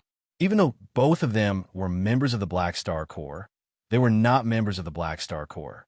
However, they didn't interact much with each other and only knew each other's basic information. They were just acquaintances. "What are you doing here?" Evans was curious. "Am I looking for an extreme environment to temper my body?" The spaceship sensed a high-energy reaction, so I came over. "So it was you who was training. No wonder." "Oh. So that's how it is." The two of them were not familiar with each other. He braced himself and chatted awkwardly for a while. When he realized that there was nothing to talk about, he gradually fell silent. But no one left. Staring at each other, the atmosphere slowly became strange. Speaking of which, when the two of them were cultivating in seclusion, they had always thought that they were the only seated contestants who had received special treatment from Black Star. It was only after they came out of seclusion that they were surprised to learn of Black Star's existence and realized that they were not the only one. Such a relationship, this caused the two of them to have very subtle thoughts about each other. On one hand, they were curious about each other's background. On the other hand, he was curious about what Black Star saw in her. This kind of mentality was roughly equivalent to two top students in a class. All of them had received special treatment from their teacher, so they subconsciously developed competitive instincts after a long time. Carrot coughed dryly. Broke the silence? He tried to speak. "Why don't the two of us practice?" "Sound good." Evans and Carrot's eyes met in midair, and sparks seemed to fly. Black Star Corps headquarters, Fleet Commander's office. Haluz sat on the sofa with his legs crossed, looked at the few sunils in front of him, and pushed a wine glass on the table with his finger.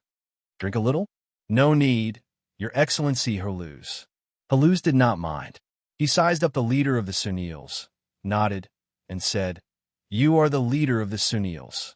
You must be this generation's sunil leader." "Not bad, not bad. The previous leader mentioned you to me before, saying that you are very smart and capable." "You flatter me." The leader nodded. The sunils were Haluz's race. Ever since the rise of the Black Star Corps, Haluz, as the earliest elder, had a lot of power, and he had provided a lot of resources to his race within his power. Therefore, every generation of sunil leaders would come to visit him, and this generation was no exception. "Since you've become the leader, then do your best," Haluz encouraged. He then looked at the few young sunils behind him, raised his brows, and said, "Don't worry. These are, Your Excellency Haluz, these are a few young people with potential in my immediate family. They wish to enter the Black Star Corps to train. Please take care of them," the sunil leader said respectfully. Haluz sized them up. The youths immediately puffed out their chests and raised their heads nervously. Seeing this, Haluz shook his head and said, "The army has a new leader. Nero is in charge now, but the standards are still as strict as before. I can make them official members, but whether they can climb up the ranks will depend on their own abilities." "Thank you, Your Excellency." The sunil leader bowed. Haluz waved his hand, indicating that there was no need for formalities. After a pause, he suddenly changed the topic. "From today onwards, don't come to visit me anymore. It's time for you to be more independent. Leave now." The sunil leader's body trembled slightly. His expression was complicated, but he did not say anything. He lowered his head and left with his people. After the group left, another person walked in. It was Sylvia. She had been eavesdropping outside for quite some time. "Not bad. You finally decided not to use your position for personal gain," Sylvia teased. "Nonsense. I've always been thinking for the army." Haluz rolled his eyes. "I'm just joking. But I'm curious. Why aren't you helping the race anymore? Sylvia blinked.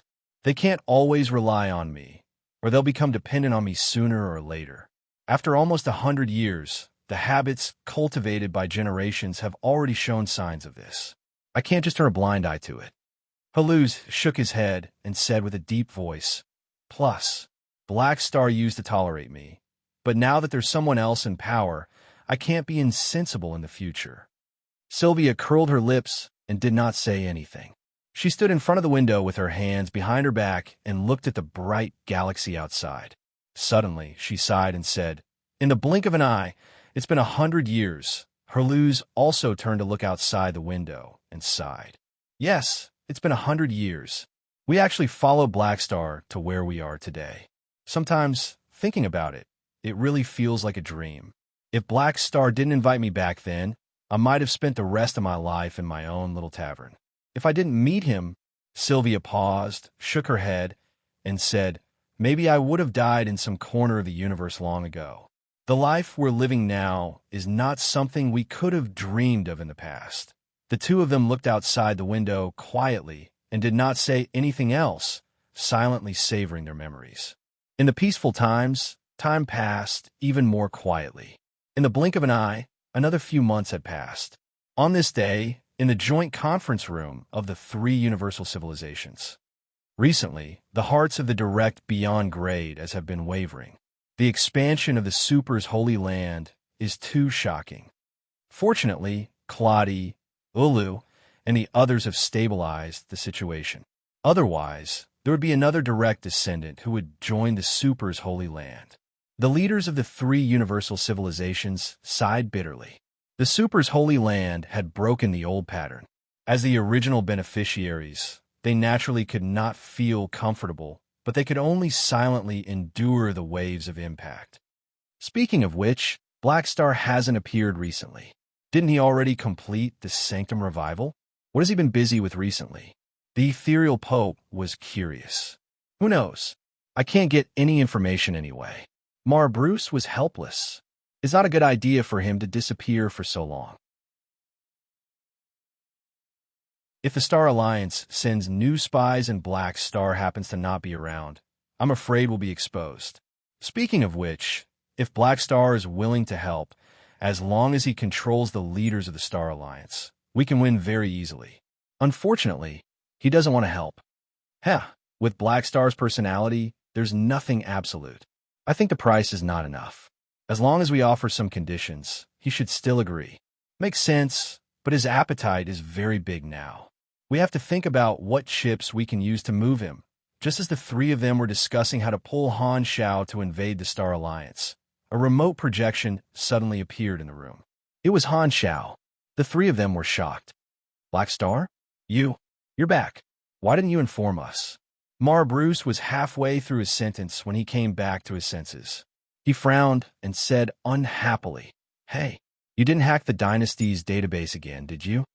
Han Shao ignored Mar Bruce's dissatisfaction. Instead, he looked at the three of them with a strange gaze and slowly said, I came here to share the Sanctum. I'm here this time to share the Sanctum's information. Everyone can develop it together. If you're not willing, then I'll leave. The three of them were stunned. Are you serious? Are you really going to bring us along to develop the Sanctum? Lewis's tone was hesitant and filled with disbelief. He had thought that Black Star was joking. Han Shao nodded, but he suddenly changed the topic and said in a meaningful tone, But before we work together, I have something to tell you. Don't be afraid of what I'm going to say next. Afraid? The ethereal Pope was a little amused and did not think much of it. We've even experienced an enemy like the World Tree. What else can we be afraid of? Just say it. We've all been through a lot. You won't scare us. Han Shao raised his eyebrows with a playful expression.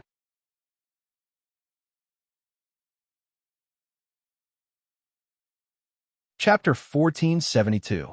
All right, what I'm going to say next is the truth about the changes of the entire universe. It's more important than everything you've experienced in the past and now. Let me tell you in advance, if you have any meetings later, cancel them all. Han Shao saw the disapproving expressions of the three of them and shook his head. His tone was unquestionable. The truth of the universe. Bruce and the other two looked at each other. Seeing that Han Xiao did not seem to be joking, they could not help but be skeptical. Han Xiao snapped his fingers and summoned a virtual screen. On it was a virtual scene of the birth and death of the universe. He explained, when the universe comes to an end, everything will return to nothingness. Heat death, the great collapse, and other phenomena are the end of the universe that many scientists have guessed or foreseen. All kinds of signs and experiments show that these are very likely to be correct doomsday models, but this is only under normal circumstances. However, the direction of our universe doesn't follow the most primitive laws of nature. A long time ago, our universe was modified by an ultimate civilization. The underlying laws of the information form changed. On the day of the end of our universe, what awaits us is not heat death or collapse, but a phenomenon called the Great Reboot. The Great Reboot? The three of them were confused. It was not that the scientific research community did not have similar guesses, but it was not a mainstream theory, and there was no conclusive evidence to support it. Most of the evidence came from some unknown items produced by information form disturbances, such as the virtual mutiny virus, which was suspected to be from a civilization before the Great Reboot. However, it was not enough to be used as irrefutable evidence, because it was uncertain if it was a civilization in the unexplored universe or a civilization from an earlier timeline. Therefore, Bruce and the other two were not unfamiliar with the concept of this term. They were just puzzled as to why Han Xiao was so certain of the existence of the Great Reboot. Han Xiao glanced at the expressions of the three of them and slowly said, "The Great Reboot I'm talking about is different from what you guys understand. The transformation of the underlying laws of the universe by the ultimate civilization caused the universe to deviate from the laws of the natural end. Therefore, the time of the end was much earlier. Every Great Reboot is a brand new iteration, and new civilizations reproduce in the universe that has returned to zero. However, due to the greatly shortened development time and other factors, the possibility of the civilizations of each iteration surpassing the ultimate civilization that established the Great Reboot is infinitely lower." So this is bad news? Bruce pondered. If that's the case, if all civilizations develop from scratch, won't no one be able to survive the end of the universe and achieve the so-called, what's the popular word again? Transcendence? Han Xiao shook his head. This is what I want to say. Although the Great Reboot has returned the universe to zero, things from different iterations will be passed down to the new iteration through special methods. And this medium is the sanctum that you have been longing for. The three of them were slightly taken aback. Han Xiao continued, "The goal of the original ultimate civilization to transform the universe was to continue their civilization through the reboot. They failed, but their efforts were not in vain. The sanctum is the legacy they left behind. It was originally a reserved tinder vault, but during the iterations, a special information mutation appeared and turned into the sanctum of today. This is the only thing known to not disappear in the Great Reboot. The function of the sanctum is to store the information form of every iteration, and during every Great Reboot, a portion of the information will be randomly integrated into the laws of the universe of the new iteration. Therefore, the Great Reboot of the universe will not completely return to zero. Instead, the underlying laws will constantly change in one iteration after another. In this way, the results of each iteration will be passed down to the subsequent iterations. For example, the current secondary dimension world is the legacy of the previous iteration and is not a natural phenomenon. So, what you mean is the universe we're living in now is not the most primitive universe, but a world that has been changed countless times. The sanctum is equivalent to a processing device? Lewis asked tentatively. Han Xiao nodded. More or less. Generations of civilizations have treated the sanctum as a breakthrough to survive the Great Reboot, so the sanctum has continuously mutated and developed various new functions. The sanctum revival is just one of them. The most important thing about the sanctum is that it stores all the information of all the civilizations of the past iterations, as well as their last words before the end of the world. It's all for the future generations to refer to. This is a long relay across countless iterations, just for someone to break this cycle one day. Hearing this, the three of them were surprised. Although Han Zhao's tone was very calm, when they thought of the scene of generations of civilizations relaying the same goal, they could not help but be stunned by this magnificent undertaking. However, after 2 seconds, the three of them came back to their senses, and their breathing suddenly became heavy. At this moment, they suddenly realized that if what Black Star said was true, then the information stored in the sanctum of the various iterations was an inestimable amount of wealth. Black Star was holding this wealth alone. If he did not say it, they would not be able to touch it at all. However, instead of developing it himself, he chose to say it. Was he so selfless? It was precisely because they had figured this out that the three of them were even more shocked. They fell silent for a moment, silently digesting the shock in their hearts. After a while, the ethereal Pope said hesitantly, "You want to cooperate with us to develop this sanctum. Is it because you want to survive the Great Reboot? Although what you said just now is indeed shocking, allow me to be frank. The so-called Great Reboot should still be very far away from us, right? Isn't it a little too early to worry about this?" Hearing this, Han Xiao smiled faintly. "You think it's too early?" Seeing this, the ethereal Pope could not help but widen his eyes in shock. Could it be that our universe has already reached the end, and the Great Reboot is coming? The other two trembled, their faces filled with shock and disbelief. It wasn't easy for us to defeat the World Tree Civilization and enjoy a rare moment of relaxation. I didn't expect. Bruce had mixed feelings.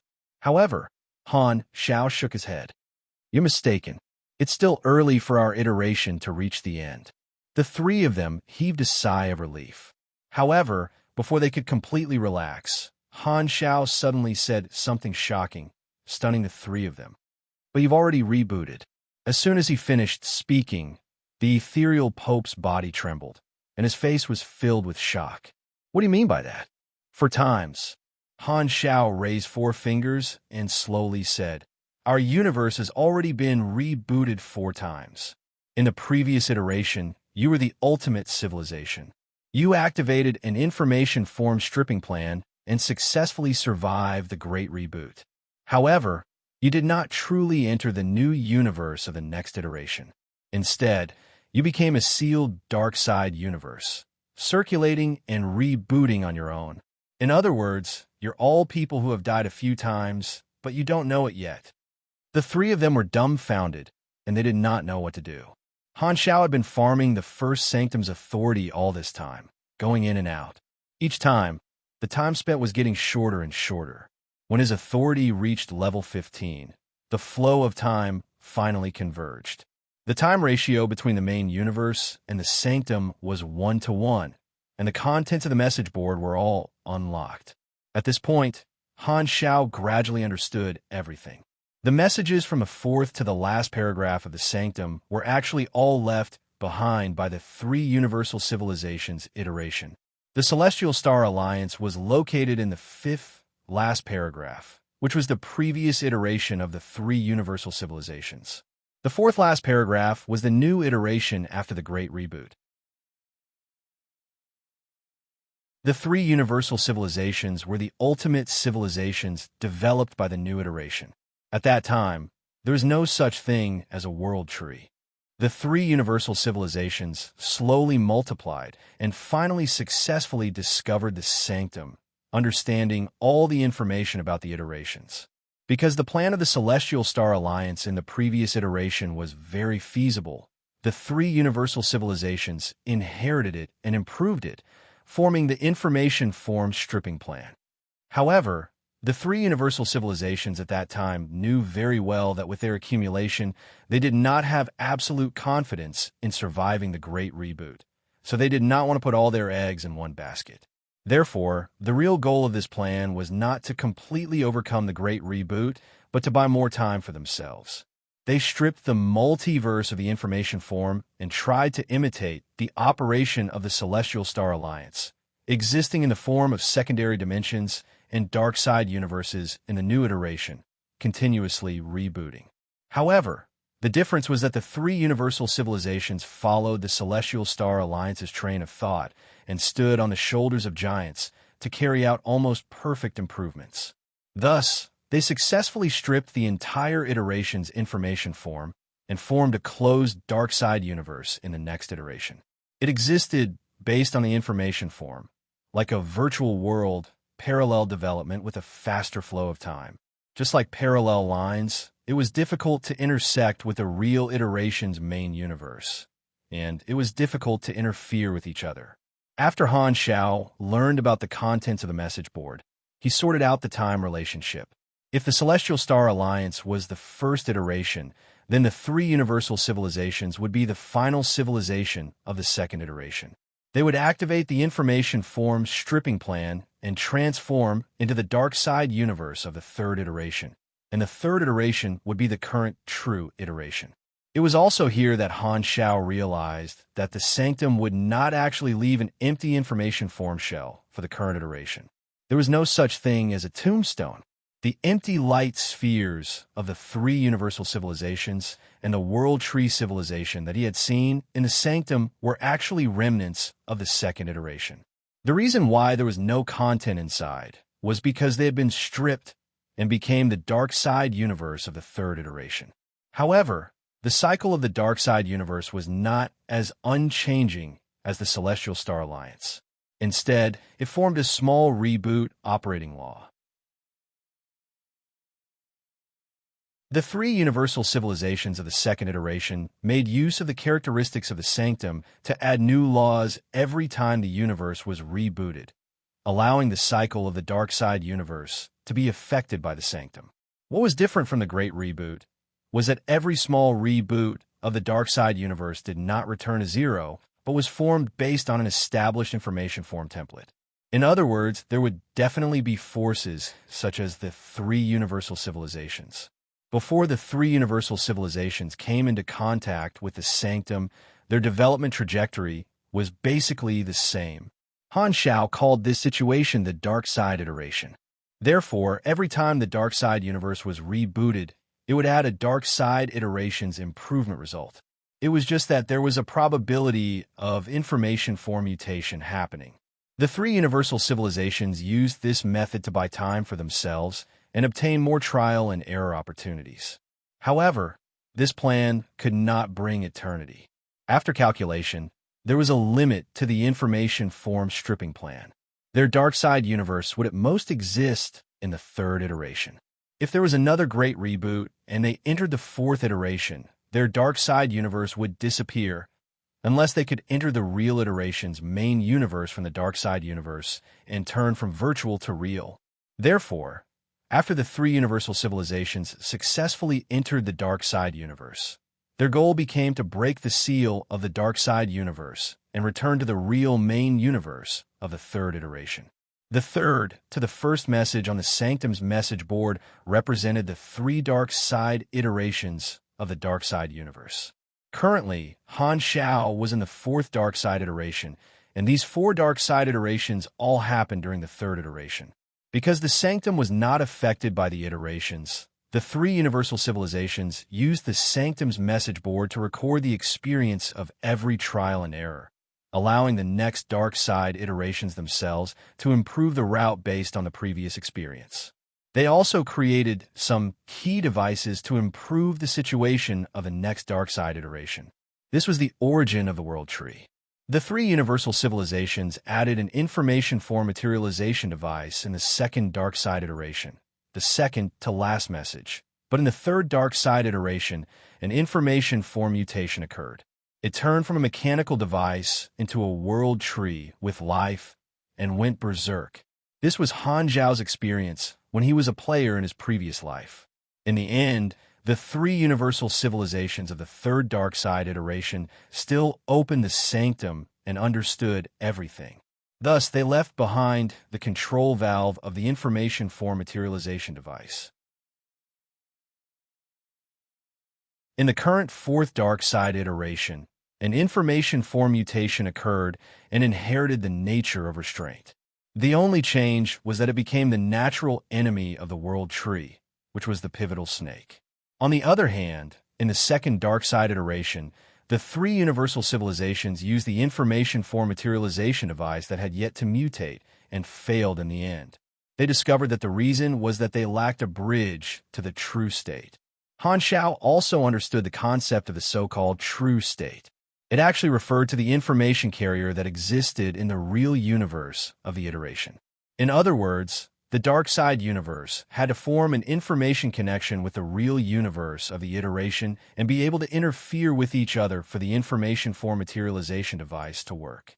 Thus, the three universal civilizations of the second dark side iteration carried out a plan to change the underlying laws of the next dark side iteration, causing the two parallel lines of the dark side universe and the real universe of the iteration to shift and eventually intersect. The result was that in the third dark side iteration, the underlying laws of the dark side universe changed, and it successfully projected itself into reality. It successfully obtained a portion of the information carriers of the real universe of the iteration, which was the existence of players. Through the method of logging in, this group of individuals living in the real universe of the iteration transformed their true state into an information form and pulled them into the dark side universe, forming an information intertwining and acting as an information interface. This was what countless players in Han Zhao's previous life had experienced. However, the World Tree went berserk in the third dark side iteration. After the World Tree War in his previous life, the three universal civilizations obtained the Sanctum Pathway from the Holy Covenant organization and learned everything. They inherited the foundation of countless civilizations, and their technology improved by leaps and bounds. On a level that the players could not come into contact with, the three universal civilizations formulated a new plan. They gathered the power of civilization and created the control valve of the World Tree. At the same time, they reduced the cost of dealing with the World Tree's berserk in the fourth dark side iteration. Other than that, due to the player's version update, the three universal civilizations of the third dark side iteration felt that this form of true state bridge was not stable enough. So they decided to spend a huge amount of resources to strengthen the true state connection in the next dark side iteration.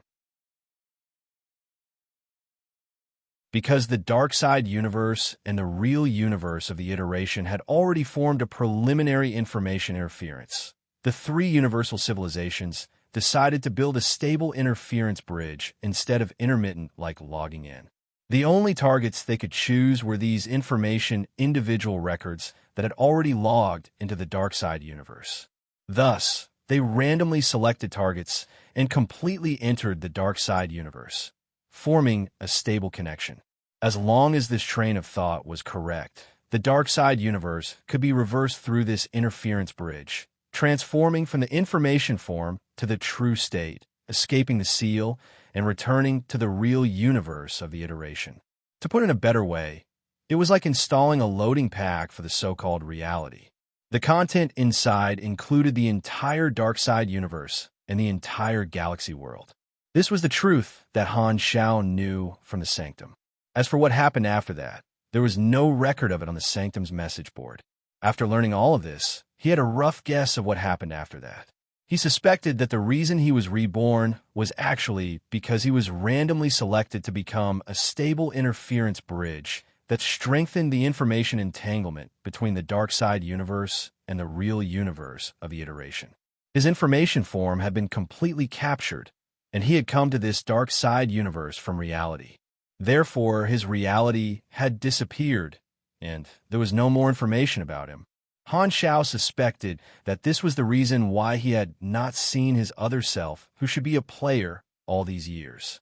As for the fourth dark side iteration of the dark side universe, it caused the time of the real universe to go back 10 years. There were no records or explanations on the message board. Han Xiao did not know the reason, but he guessed that it was because when the third dark side iteration captured him, the information interference with the real universe of the iteration deepened, so it affected the other party's time. However, he did not know if this was a universal reversal of time or a small-scale change. However, from another perspective, This was also proof that the dark side universe's idea of using the true state to create information entanglement was correct. It could already produce substantial changes to the real universe of the iteration. Han Xiao had roughly pieced together all the causes and effects through the Sanctum records and his own guesses. In his opinion, the reliability of this series of guesses was more than 70%. Han Xiao had a portion of his speculations and explained the secrets to them. After hearing all of this, Bruce, Lewis, and the ethereal Pope only had shock and disbelief left on their faces. They looked at Han Xiao blankly with their mouths slightly agape. They were completely dumbfounded. The ethereal Pope was dumbfounded. Although they were the leaders of the three universal civilizations and had seen countless storms, the information that Han Xiao had given them was already beyond their acceptable range. Their brains short-circuited. After a long time, Bruce turned to look at Lewis and said hesitantly, do you understand? Wait for me to think about it. Bruce replied blankly. I participated in the event in Hainan and finished a little late. I finished writing a little late today. Thank you to the leader of the writer's assistant for the 100,000 reward. End of chapter.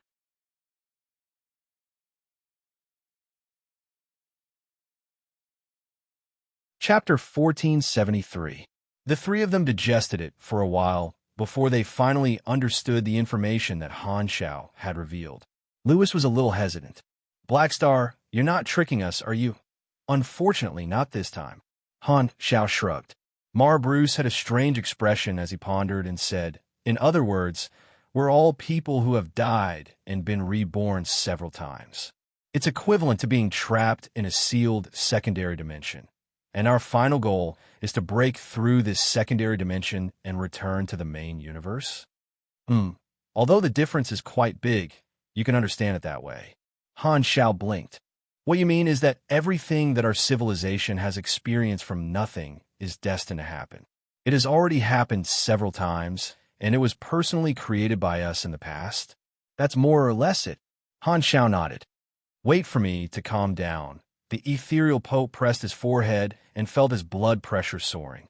Suddenly being hit by so much information, the three of them felt that their worldview had been shattered. In front of such a situation, they realized that all the political and military issues they usually considered were insignificant. So, we're that powerful, Bruce muttered with shock still on his face. Han Xiao mercilessly interrupted his imagination. It's not you guys who are powerful, but the ultimate three universal civilizations. Compared to your peak selves in the past, you guys are just three younger brothers. Don't flatter the current three universal civilizations. Without me, you guys would still know nothing. The three of them felt a little hurt. Although this is the truth, can't you let us indulge in our fantasies for a while? However, no matter what, after suddenly learning these secrets, the three of them still had an inexplicable mentality, and they felt that their backs were straighter. Blackstar, you really gave us a shock. Bruce smiled bitterly. My mind is in a mess now. I don't know what to do. Han Xiao raised his brows and joked. Didn't you say you've seen a lot? Have you seen this before? Ahem. I think we should talk about how to break the seal of the dark side universe and return to the real universe. The ethereal hierarch's face darkened. He quickly changed the topic, not wanting to admit that he had been careless. However, Han Xiao did not answer directly. He changed the topic and said slowly, I know that you guys still have some doubts in your hearts and think that I'm making this up. When you enter the sanctum and confirm that the information I've provided is correct, we'll talk about what to do next. By the way, let me remind you that you need permission to read the messages of the iterations in the sanctum. The first time you enter, you can only know the basic situation at most, which is information about the iterations, the Great Reboot, and so on.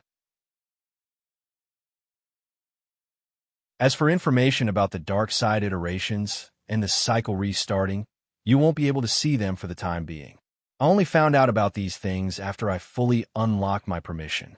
Oh, so that's how it is. The three of them had not witnessed the effects of the sanctum with their own eyes, so they could only listen obediently to Han Zhao's explanation. However, They mostly believed him because there was no need for Black Star to lie to them about something that could be easily verified. However, the three of them still felt an itch in their hearts. This feeling was like watching a suspense movie. They had only watched the beginning, and Black Star knew all the details but did not tell them who the murderer was. This made them very curious. However, the three of them still had concerns and did not dare to completely believe what Han Shao said. They would only be at ease after entering the sanctum and taking a look. I'll send you the way to enter the sanctum later. I'll also synthesize 3 sanctum keys for you guys. You guys can go in yourselves, lest you say that I did something. Han Shao waved his hand and said casually.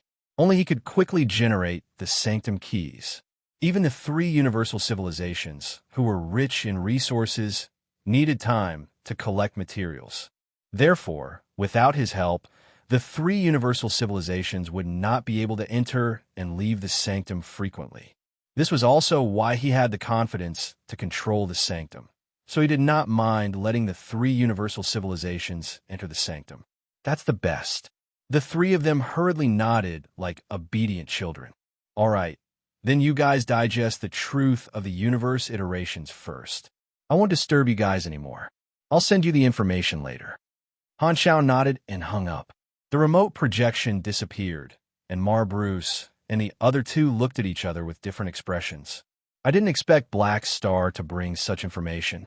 If what he said is true, then we'll have to replan our future development. That's right. If the situation is true, then there's no point in us developing peacefully here.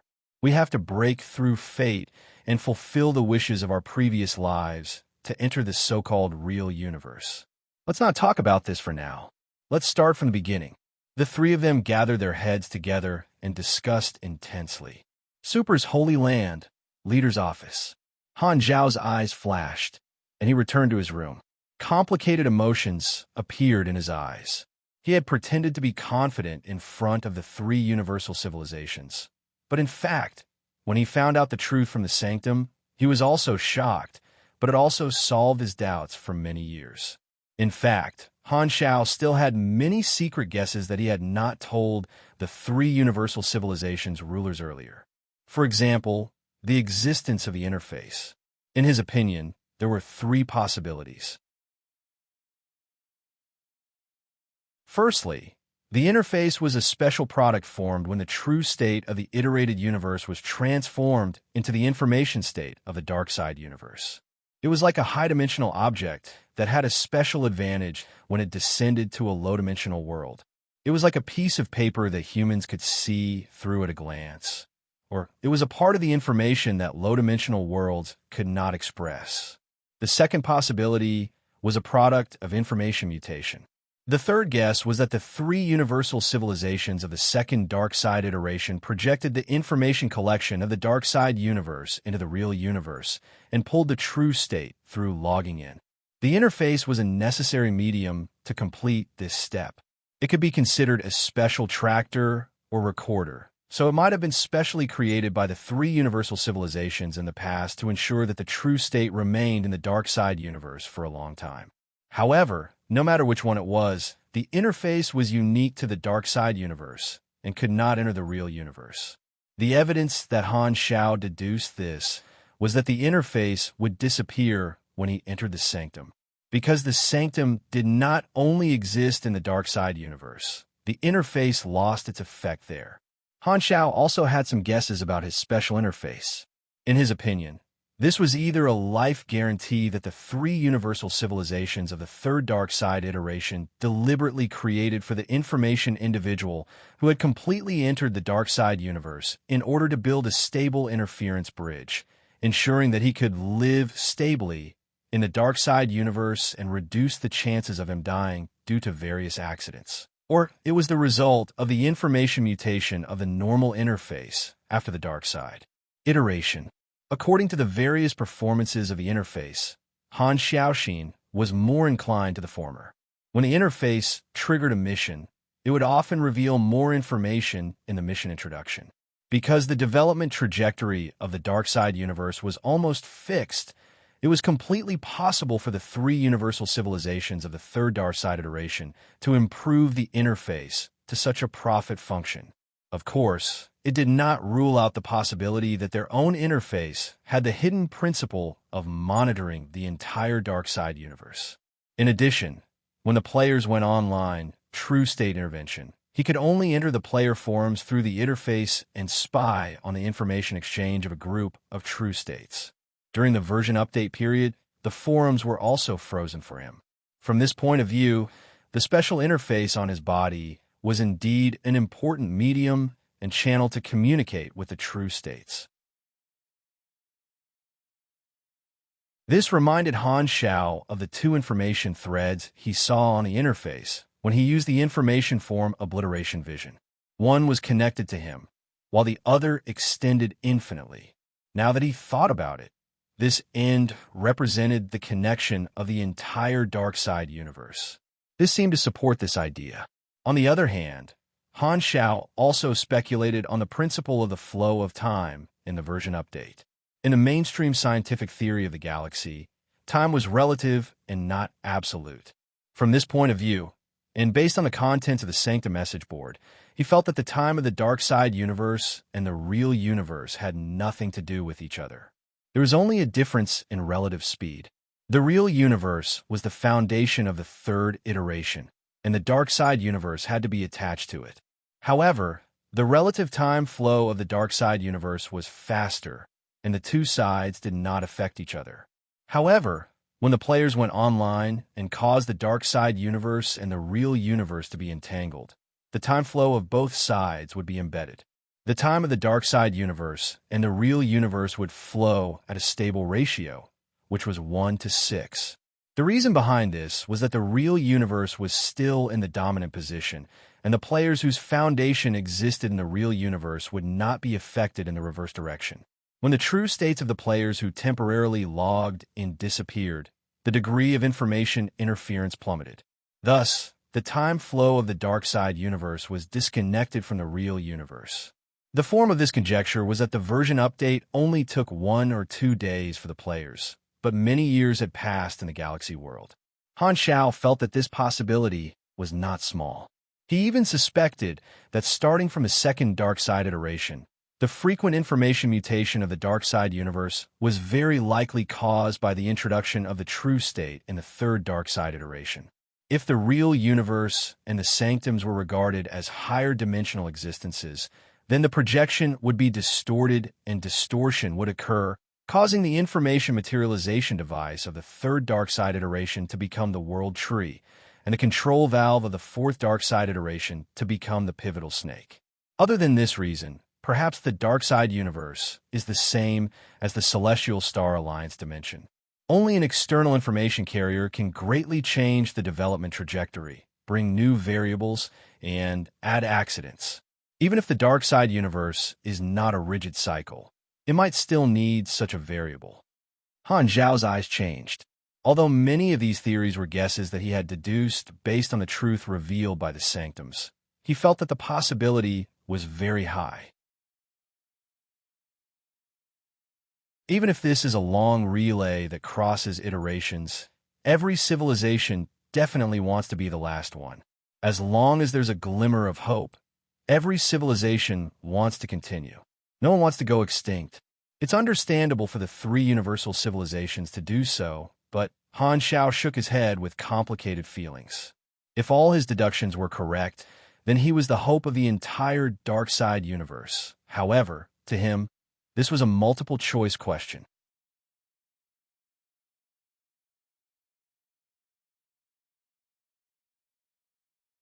Chapter 1474. Han Xiao opened the cabinet and took out an unopened box of Red Empire cigarettes. He tore open the packaging and took out a black cigarette wrapped in golden patterns. He rubbed it with his finger, and electric sparks flashed. He lit it up, put it in his mouth, and slowly took a puff. Green smoke rose and covered his complicated expression. His disappointed eyes were faintly discernible in the smoke. Ever since he entered the galaxy, Han Xiao had basically stopped smoking. He had not tasted cigarettes for nearly 100 years, but today, he lit one. This was not an easy choice.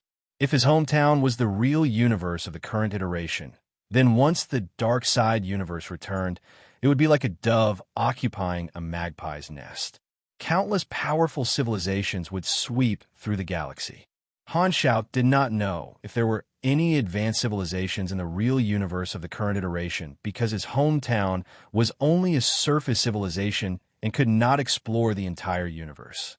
However, as an information interface, his hometown would definitely be the first to welcome the change. To his hometown, he did not know if this was a good thing or a bad thing.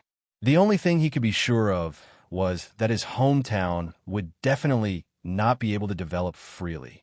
It would definitely be interfered with by advanced civilizations, just like the various small civilizations and surface civilizations in the galactic society. However, the three universal civilizations, who had already gone through 4 dark side iterations, were already half a step into the real universe. They were only 1 step away from the Great Reboot.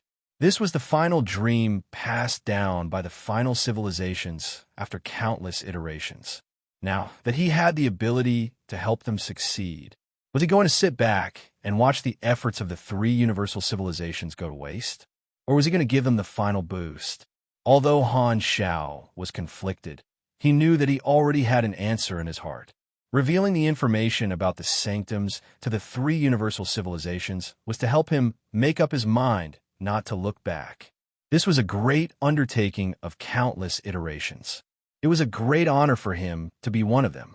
In addition, this was also related to the survival of a universe.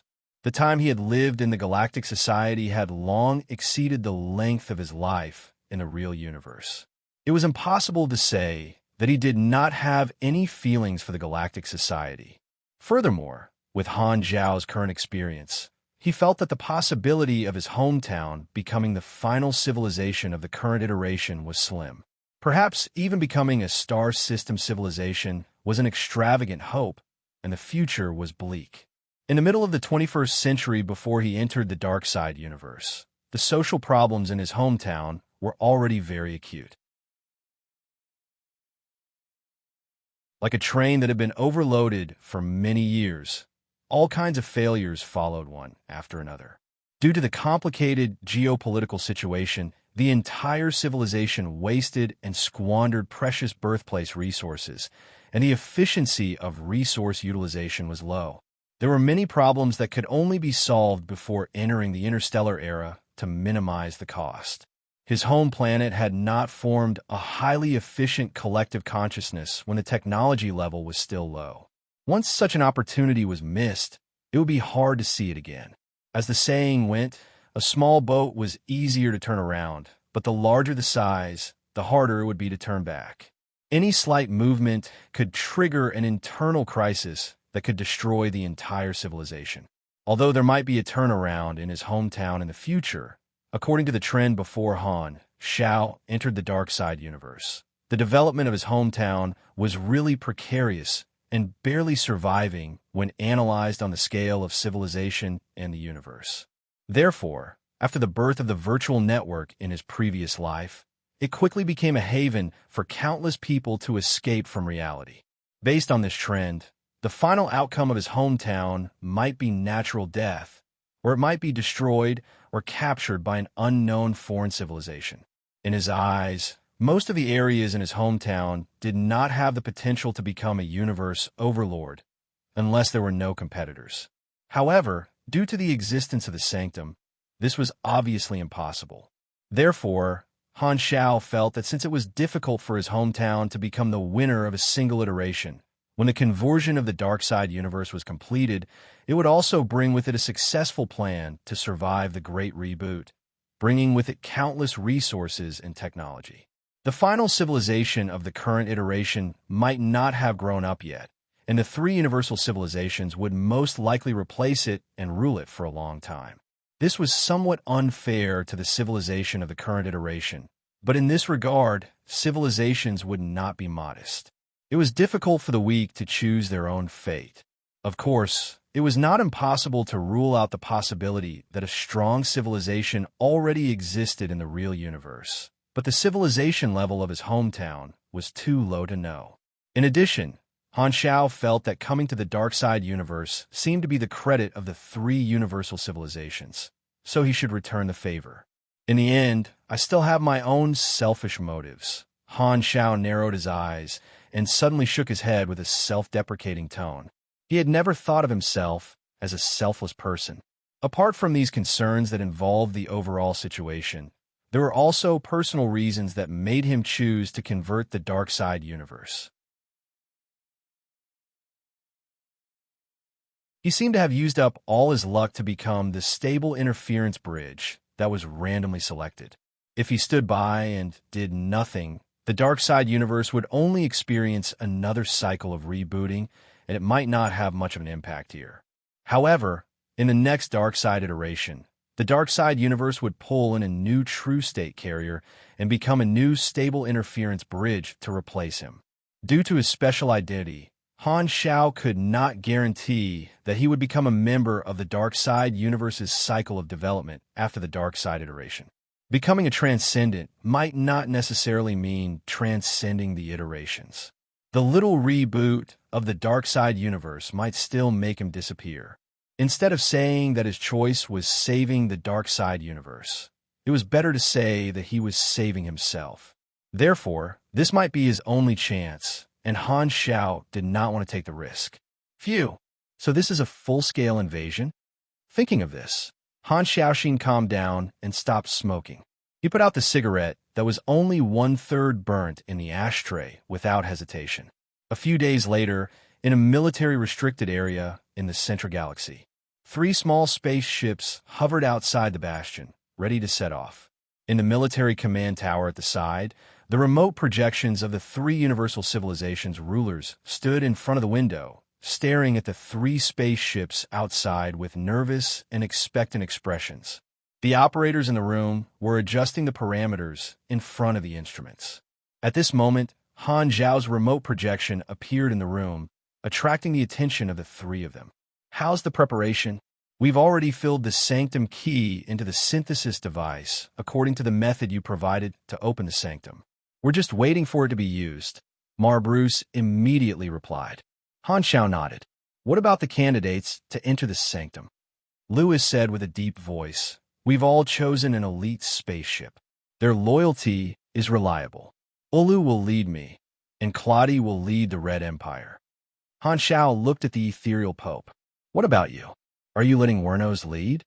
I originally planned to let Wernos enter the sanctum, but he happened to leave some time ago, so I didn't choose him and found another direct descendant. The ethereal Pope shook his head.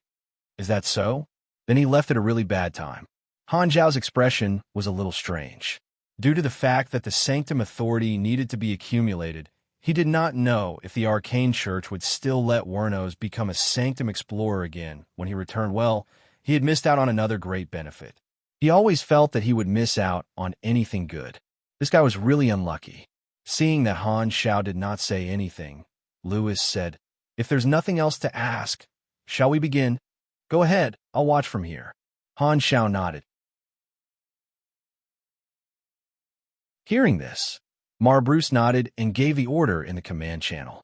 Very soon, a few rays of light shot out from the military fortress and gathered in midair, slowly turning into 3 sanctum passageways. The sanctum keys provided by Han Xiao led to different sanctums. At this time, they opened together, and the 3 universal civilizations each entered one. Han Xiao had seen this scene many times, so he did not have much of a reaction. However, the 3 universal civilizations' leaders widened their eyes and stared at the changes in the scenery outside the window, as if they wanted to remember all the details of the sanctum passageway. The next moment, the 3 spaceships started and drove into different sanctum passageways. Then, the light of the sanctum spun and shrank, disappearing from everyone's sight. Only at this moment did the 3 universal civilizations' leaders relax. They heaved a sigh of relief, and their hearts were filled with anticipation and anxiety. They were afraid that something unexpected would happen to the 3 teams on their trip to the sanctum, or that they would not bring back the information they wanted. It's their first time entering the sanctum, so their authority is very low. The difference in the flow of time is very big, so it will take them a long time to return. Han Xiao explained. Bruce nodded absent-mindedly. Suddenly, he thought of something and turned to Han Xiao. Since it will take them a long time to return, let's not wait for them during this time. We might as well use it to solve some important problems. Han Xiao raised his brows. What do you want to do? Bruce pondered and said, originally, we wanted to wait until the Galactic Society recovered most of its vitality before launching a military operation against the Star Alliance. But the information you brought overturned our strategic plan, so I feel that it's better to solve this hidden danger as soon as possible. However, we alone can't solve the war with the highest efficiency, so you want to ask for my help? Han Xiao narrowed his eyes and continued. That's what I meant. Bruce quickly nodded. Han Xiao turned to look at the other two. You guys have the same idea? I hope Your Excellency Black Star can help. Lewis, an ethereal sect leader, nodded calmly. Ever since they knew the truth about the iterations of the universe, their mentality had been quite carefree. They were all in the same boat, and helping each other was helping themselves. They were no longer as reserved as before, and they were just short of hugging Han Zhao's thigh and calling him daddy. You guys are really not polite. Let me study it. Looking at the three of them, Han Zhao's mouth twitched. He originally did not want to interfere in this matter, but then again, with the current situation, if he did not settle the Star Alliance as soon as possible, there would be more variables in the dark side universe conversion plan. It was indeed not good. Han Xiao thought for a moment and said slowly, of course, it would be best if we could solve this problem with less bloodshed. I hope that my intervention can make them accept the reality faster. P.S. I just want to be self-reliant. By Mid-Autumn Moon Ming.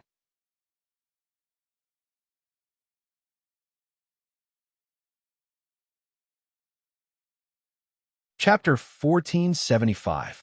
What? Black Star and the three universal civilizations have reached a private agreement to develop the Sanctum together.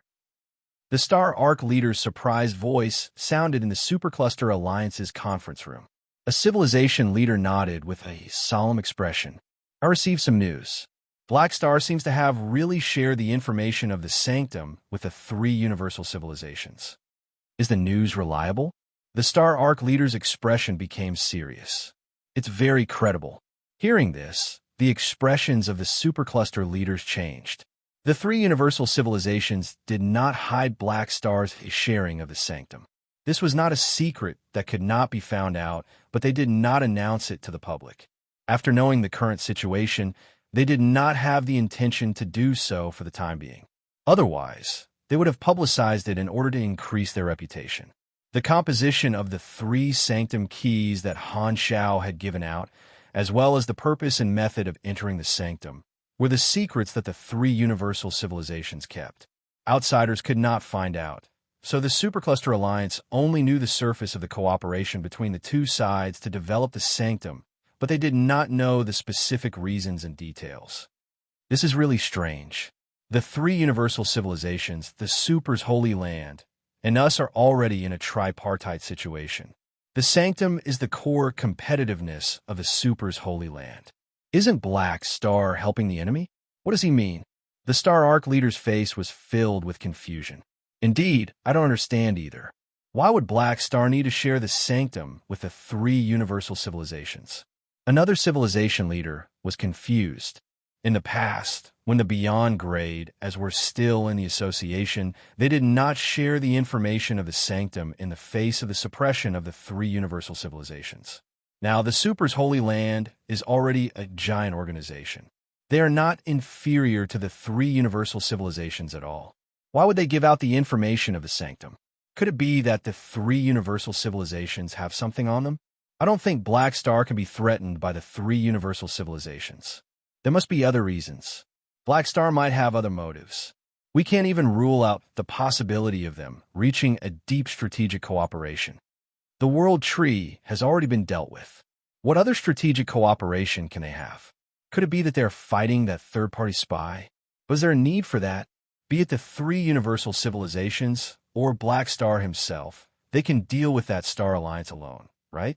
At this time, one of the civilization leaders hesitated and said carefully, "Have you ever considered that they might be working together to deal with us?" As soon as he finished speaking, the room fell silent. After a long while, the Star Arc leader swallowed his saliva and probed. I don't think it's possible. We're the lubricant between them. They probably won't join forces to deal with us. I don't think so. Someone worriedly disagreed. Could it be that our attitude of waiting for the best offer is too blatant and has angered both of them? Hearing this, everyone panicked and didn't know what to do.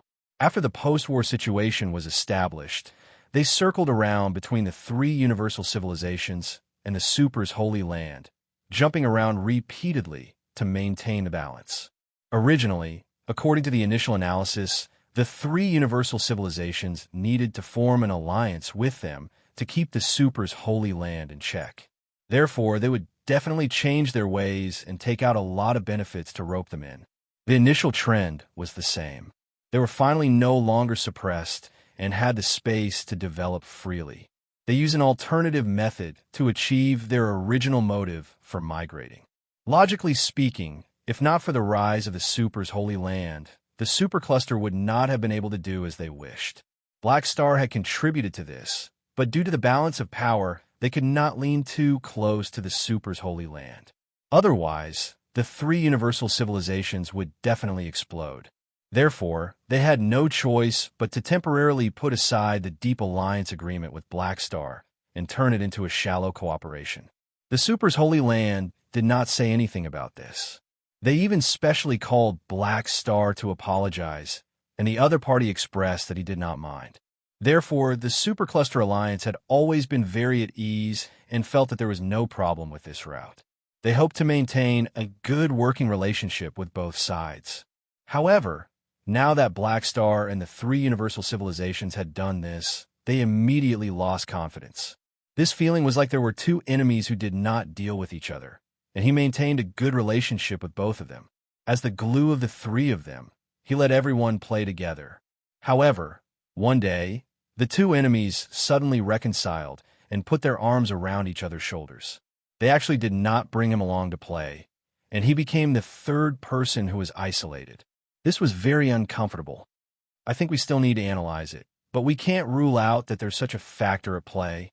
We need to think about our attitude towards the Super's Holy Land and the three universal civilizations. We can't be too cold, the Star Arc leader said with a heavy tone. The more the upper echelons of the supercluster thought about it, the more they felt guilty. They were paranoid and scared themselves. In the unexplored universe, the capital of the Star Alliance, ever since the World Tree fully invaded, the situation of the three universal civilizations has become more and more difficult. In nearly 2 years, they have already lost nearly 6% of their territory. Originally, I thought that they would be able to hold on for a few decades, but it seems like I overestimated them. The three universal civilizations can't resist the attack of the World Tree at all. With this trend, the three universal civilizations will definitely be completely defeated in 5 to 6 years, or even 13 to 14 years.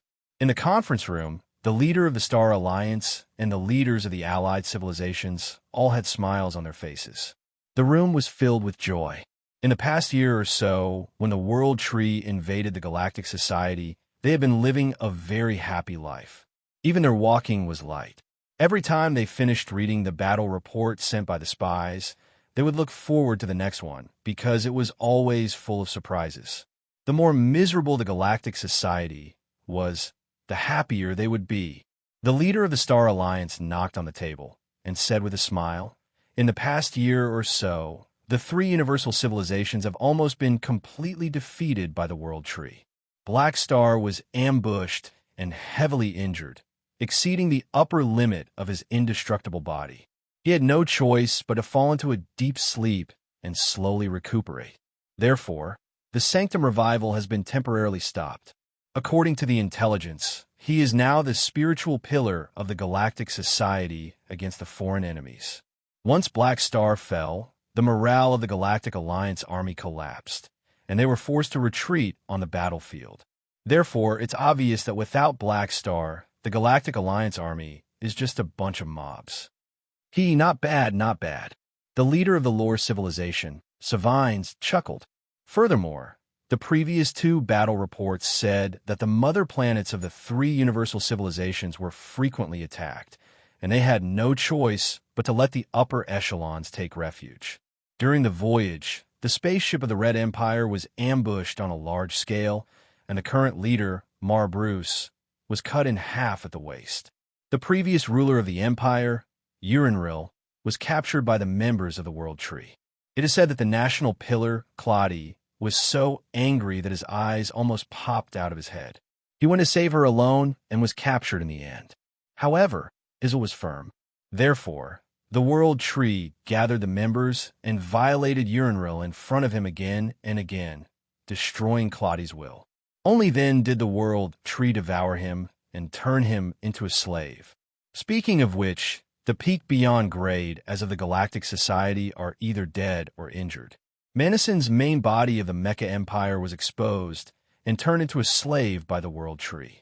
All of his assets were used against the enemy. Kasui's mind was shattered, and he became a fool. Wernos was forced to participate in the battle, and the ethereal national treasure was almost shattered. These battle reports were all made up by the spies who had already rebelled under the orders of Han Shao. He had even added a lot of personal information into it. It was quite exciting. As for the people involved in the battle reports, they did not know anything. They did not know that Han Shao was making up stories about them. The members of the Star Alliance talked about the good news in the previous battle reports with great interest. They could not wait to see the miserable lives of the people of the Galactic Society with their own eyes and laugh to their heart's content. Everyone chatted and laughed for a while.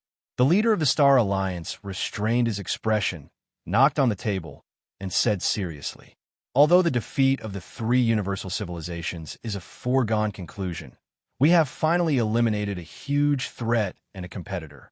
However, the World Tree is a new threat. When the war ends, we still need to pay attention to the World Tree." Savines immediately agreed. That's right. The failure of the three universal civilizations has already proven how terrifying they are. Even if we develop to the height of the three universal civilizations, we will not be their match. But time is on our side. As long as we continue to develop, sooner or later, just as the leader of the Star Alliance was about to look forward to the future to cheer everyone on, the conference room was suddenly knocked open. Bang! A secretary rushed in anxiously. His expression was extremely anxious, and there was a strong sense of panic in his eyes. "Leaders, something bad has happened. Traces of the World Tree army have been found in our territory. The World Tree is attacking." "What? Walala." The expressions of all the upper echelons of the Star Alliance present changed drastically, and they all stood up. Monster Synthesis Master, written by Zhuge Wanjun. The theme is quite interesting. Description: Link, by accident, joined the ranks of the Starting Point Army. Returning to the virtual reality MMORPG Destiny half a year ago, he became a nameless NPC in the game.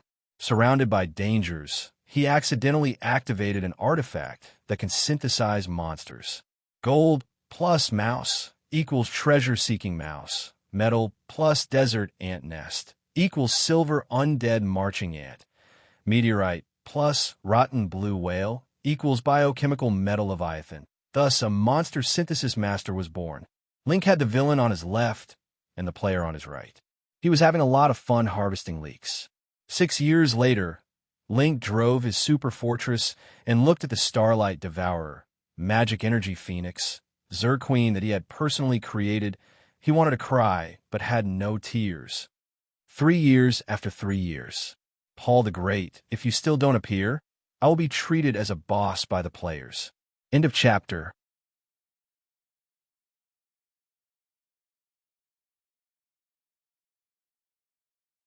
Chapter 1476.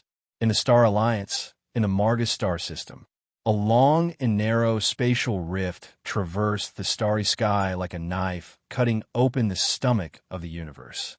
Endless green tides sprayed out from within. Countless World Tree battleships flew out of the wormhole, forming an army. They turned into dense streams of light and scattered in all directions, attacking the planets on the star map.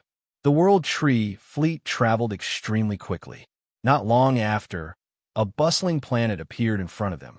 The defense forces of this planet had already risen into the sky and were distributed in outer space, ready to defend against the invasion. Buzz! At this moment, a ray of light flashed in the distance. A huge fleet of starships, covered in starlight, rapidly approached. The outer armor of the spaceships was engraved with the mark of the Star Alliance. This was the rapid support team that the military had sent out urgently. They happened to be stationed in the nearby military fortress and were in charge of maintaining the security in the area.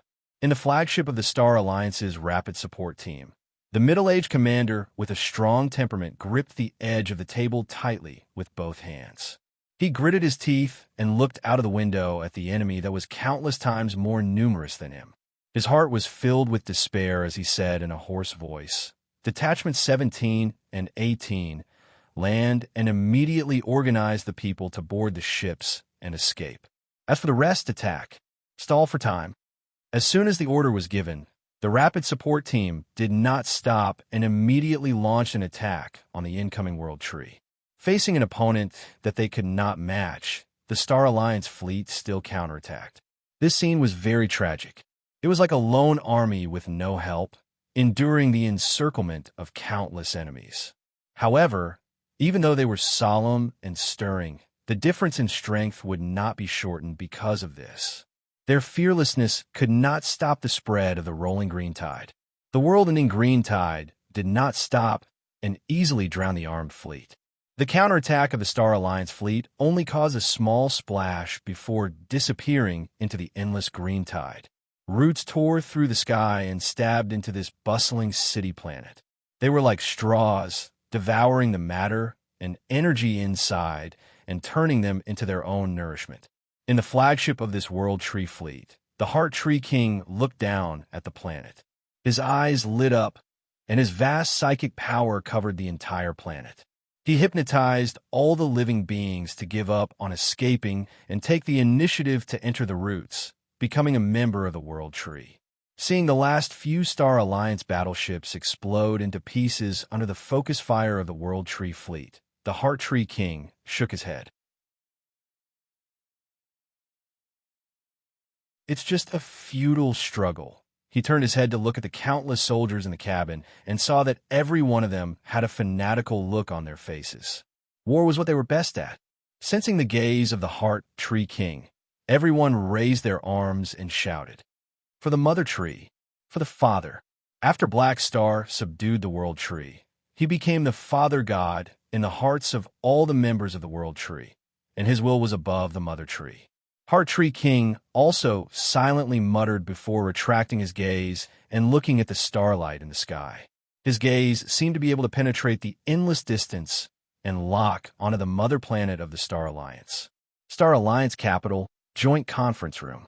Unlike the joyous atmosphere a few days ago, the room was now filled with a gloomy fog, filled with fear, despair, anxiety, and other negative feelings. Over the past few days, news of the World Tree's invasion had exploded all over the country. It was as if the entire Star Alliance was in danger overnight, and countless planets had fallen. All the higher-ups of the Star Alliance present were no longer as high-spirited as they were a few days ago. At this moment, their expressions were haggard, and their clothes were in disarray. They basically did not sleep or rest for the past few days as they argued fiercely again and again. Isn't the World Tree civilization still at war with the three universal civilizations? Why did they invade us silently? The leader of the Star Alliance frowned. He looked tired, his eyes were bloodshot, and his voice was extremely hoarse. Savines trembled slightly and said with a trembling voice, "Could it be that the World Tree civilization feels that they have already crippled the three universal civilizations and wants to fight on two fronts? What should we do?" The upper echelons of the Star Alliance frowned. They thought that the three universal civilizations were still fighting to the death with the World Tree, but because they had discovered their location, they had taken out a portion of their troops to fight them together. This feeling was like eating someone else's melon happily, but suddenly eating it themselves. They were dumbfounded. What else can we do? Since the world tree is here, we can only resist. Someone slammed the table to hide the fear in his heart. As soon as he said that, someone objected loudly. What's there to fight for? Even the three universal civilizations are no match for the world tree. They were crippled in a few years. We can't defend our own territories at all. We should quickly migrate the refugees, preserve the fire seed, and abandon our territory. How can we do that? We still have the strength to fight. The world tree is wreaking havoc in our territory. As long as we send reinforcements, we will definitely be able to repel the world tree. Another person said with a deep voice. Bullsh *T. We don't even have enough troops. Why should we help you? Another person shouted. This argument immediately ignited the fuse. Everyone's emotions had been like a spring that had been suppressed to the extreme in the past few days. This time, all the dissatisfaction in their hearts erupted, and they were directly divided into two groups. One side wanted to fight, while the other wanted to escape. The argument was extremely intense. If not for the fact that most of the people present were remote projections, everyone would have rolled up their sleeves and started fighting. The Star Alliance was formed by more than 40 civilizations. They were not united in the first place, and they each had their own interests. Usually, they could gather together, but facing the pressure of a powerful enemy invasion, internal differences immediately erupted. The opinions of the various member states could not be unified. Some of the upper echelons of the civilizations who did not agree with causing trouble could no longer hold back and started complaining loudly. Everyone calm down. Calm down. We still have other ways. We can't resist the world tree by ourselves, but since the three universal civilizations are in the same situation as us, maybe we can take the initiative to communicate with them and work together to fight the enemy. As for our previous schemes, we can temporarily put them aside. The most important thing is to defeat the world tree together. They will definitely know the severity of the matter. In the future, we will settle the score with the three universal civilizations. We can only talk about our own future. The leader of the Star Alliance suggested loudly, trying his best to ease the atmosphere. However, it was useless. Everyone was speechless at his suggestion and turned a deaf ear to it. They continued to argue, and the situation was getting out of control. In the past, the members of the Star Alliance would not have disrespected him like this. But now that the various civilizations were on the verge of death, no one took him seriously anymore. Everyone had a huge argument, and many people were furious. They stopped nagging and went offline. They did not plan to listen to the Star Alliance's orders anymore and decided to fly away separately. Not long after, there was only chicken feathers left in the conference room. The leader of the Star Alliance sat alone in his seat, his heart filled with bitterness.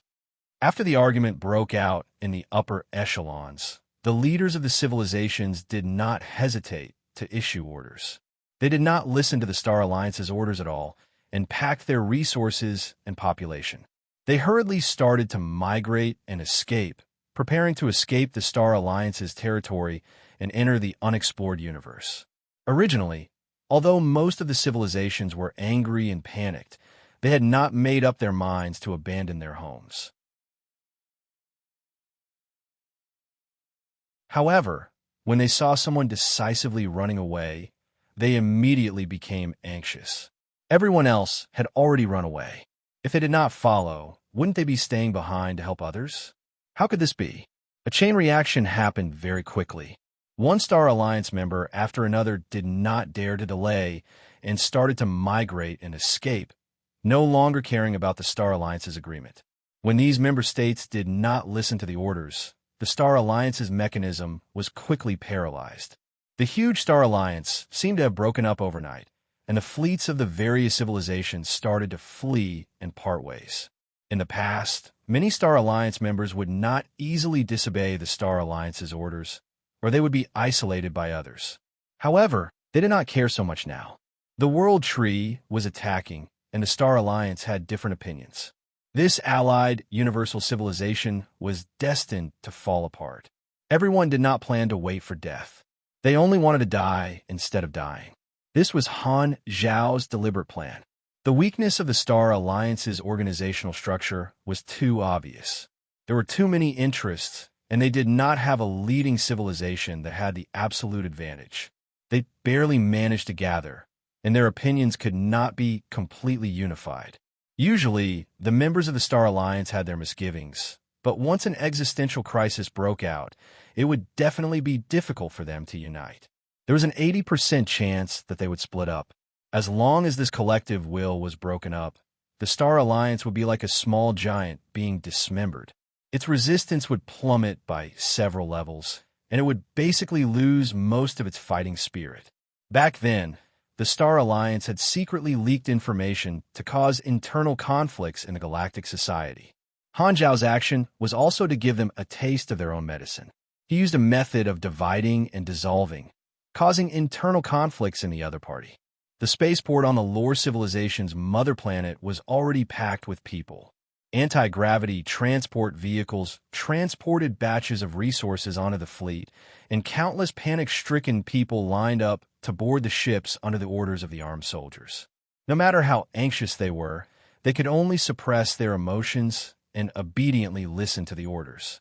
Not long ago, a group of people wanted to start a riot, but they were directly suppressed by iron and blood and executed on the spot. The blood had not even dried, so no one dared to act rashly. Not long after, the first fleet was finally full. Without waiting for the rest of the spaceships, they directly took off and fled into the depths of the starry sky. Savines was already waiting in the main ship. As the leader of the civilization, he did not dare stay on the mother planet any longer. The escape fleet was divided into several batches. In order to escort him, more than half of the armed forces followed the first escape fleet with the fewest people. "We've finally set off," Savines heaved a sigh of relief. He still remembered that in the battle report, the two dynasty rulers had been tortured to death by the World Tree. It could be seen that the World Tree civilization liked to carry out beheadings. He was worried that he would follow in their footsteps and be trampled to death.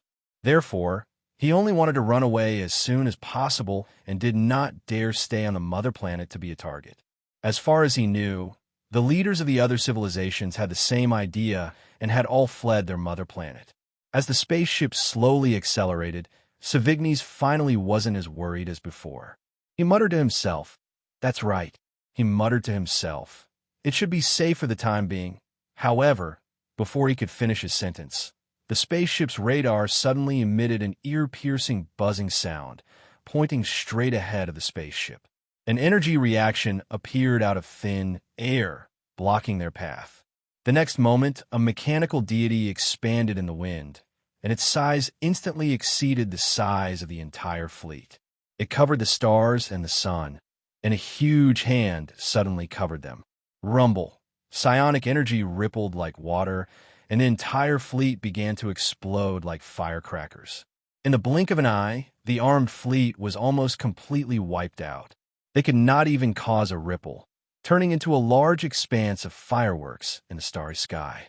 It was very beautiful. "This is Black Star." Savines was shocked. He hurriedly turned around and shouted, "Run, run." However, before he could finish, the spaceship operators were already sweating profusely. "This won't do. The fleet's intelligence matrix is completely locked. We can't control it all. The spaceship is already paralyzed."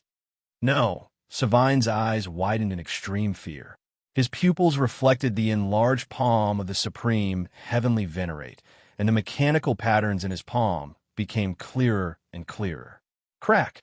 Han Zhao grabbed the main ship and sucked it into his body, capturing Savines and the upper echelons on the ship. Then he suddenly raised his hand and hammered.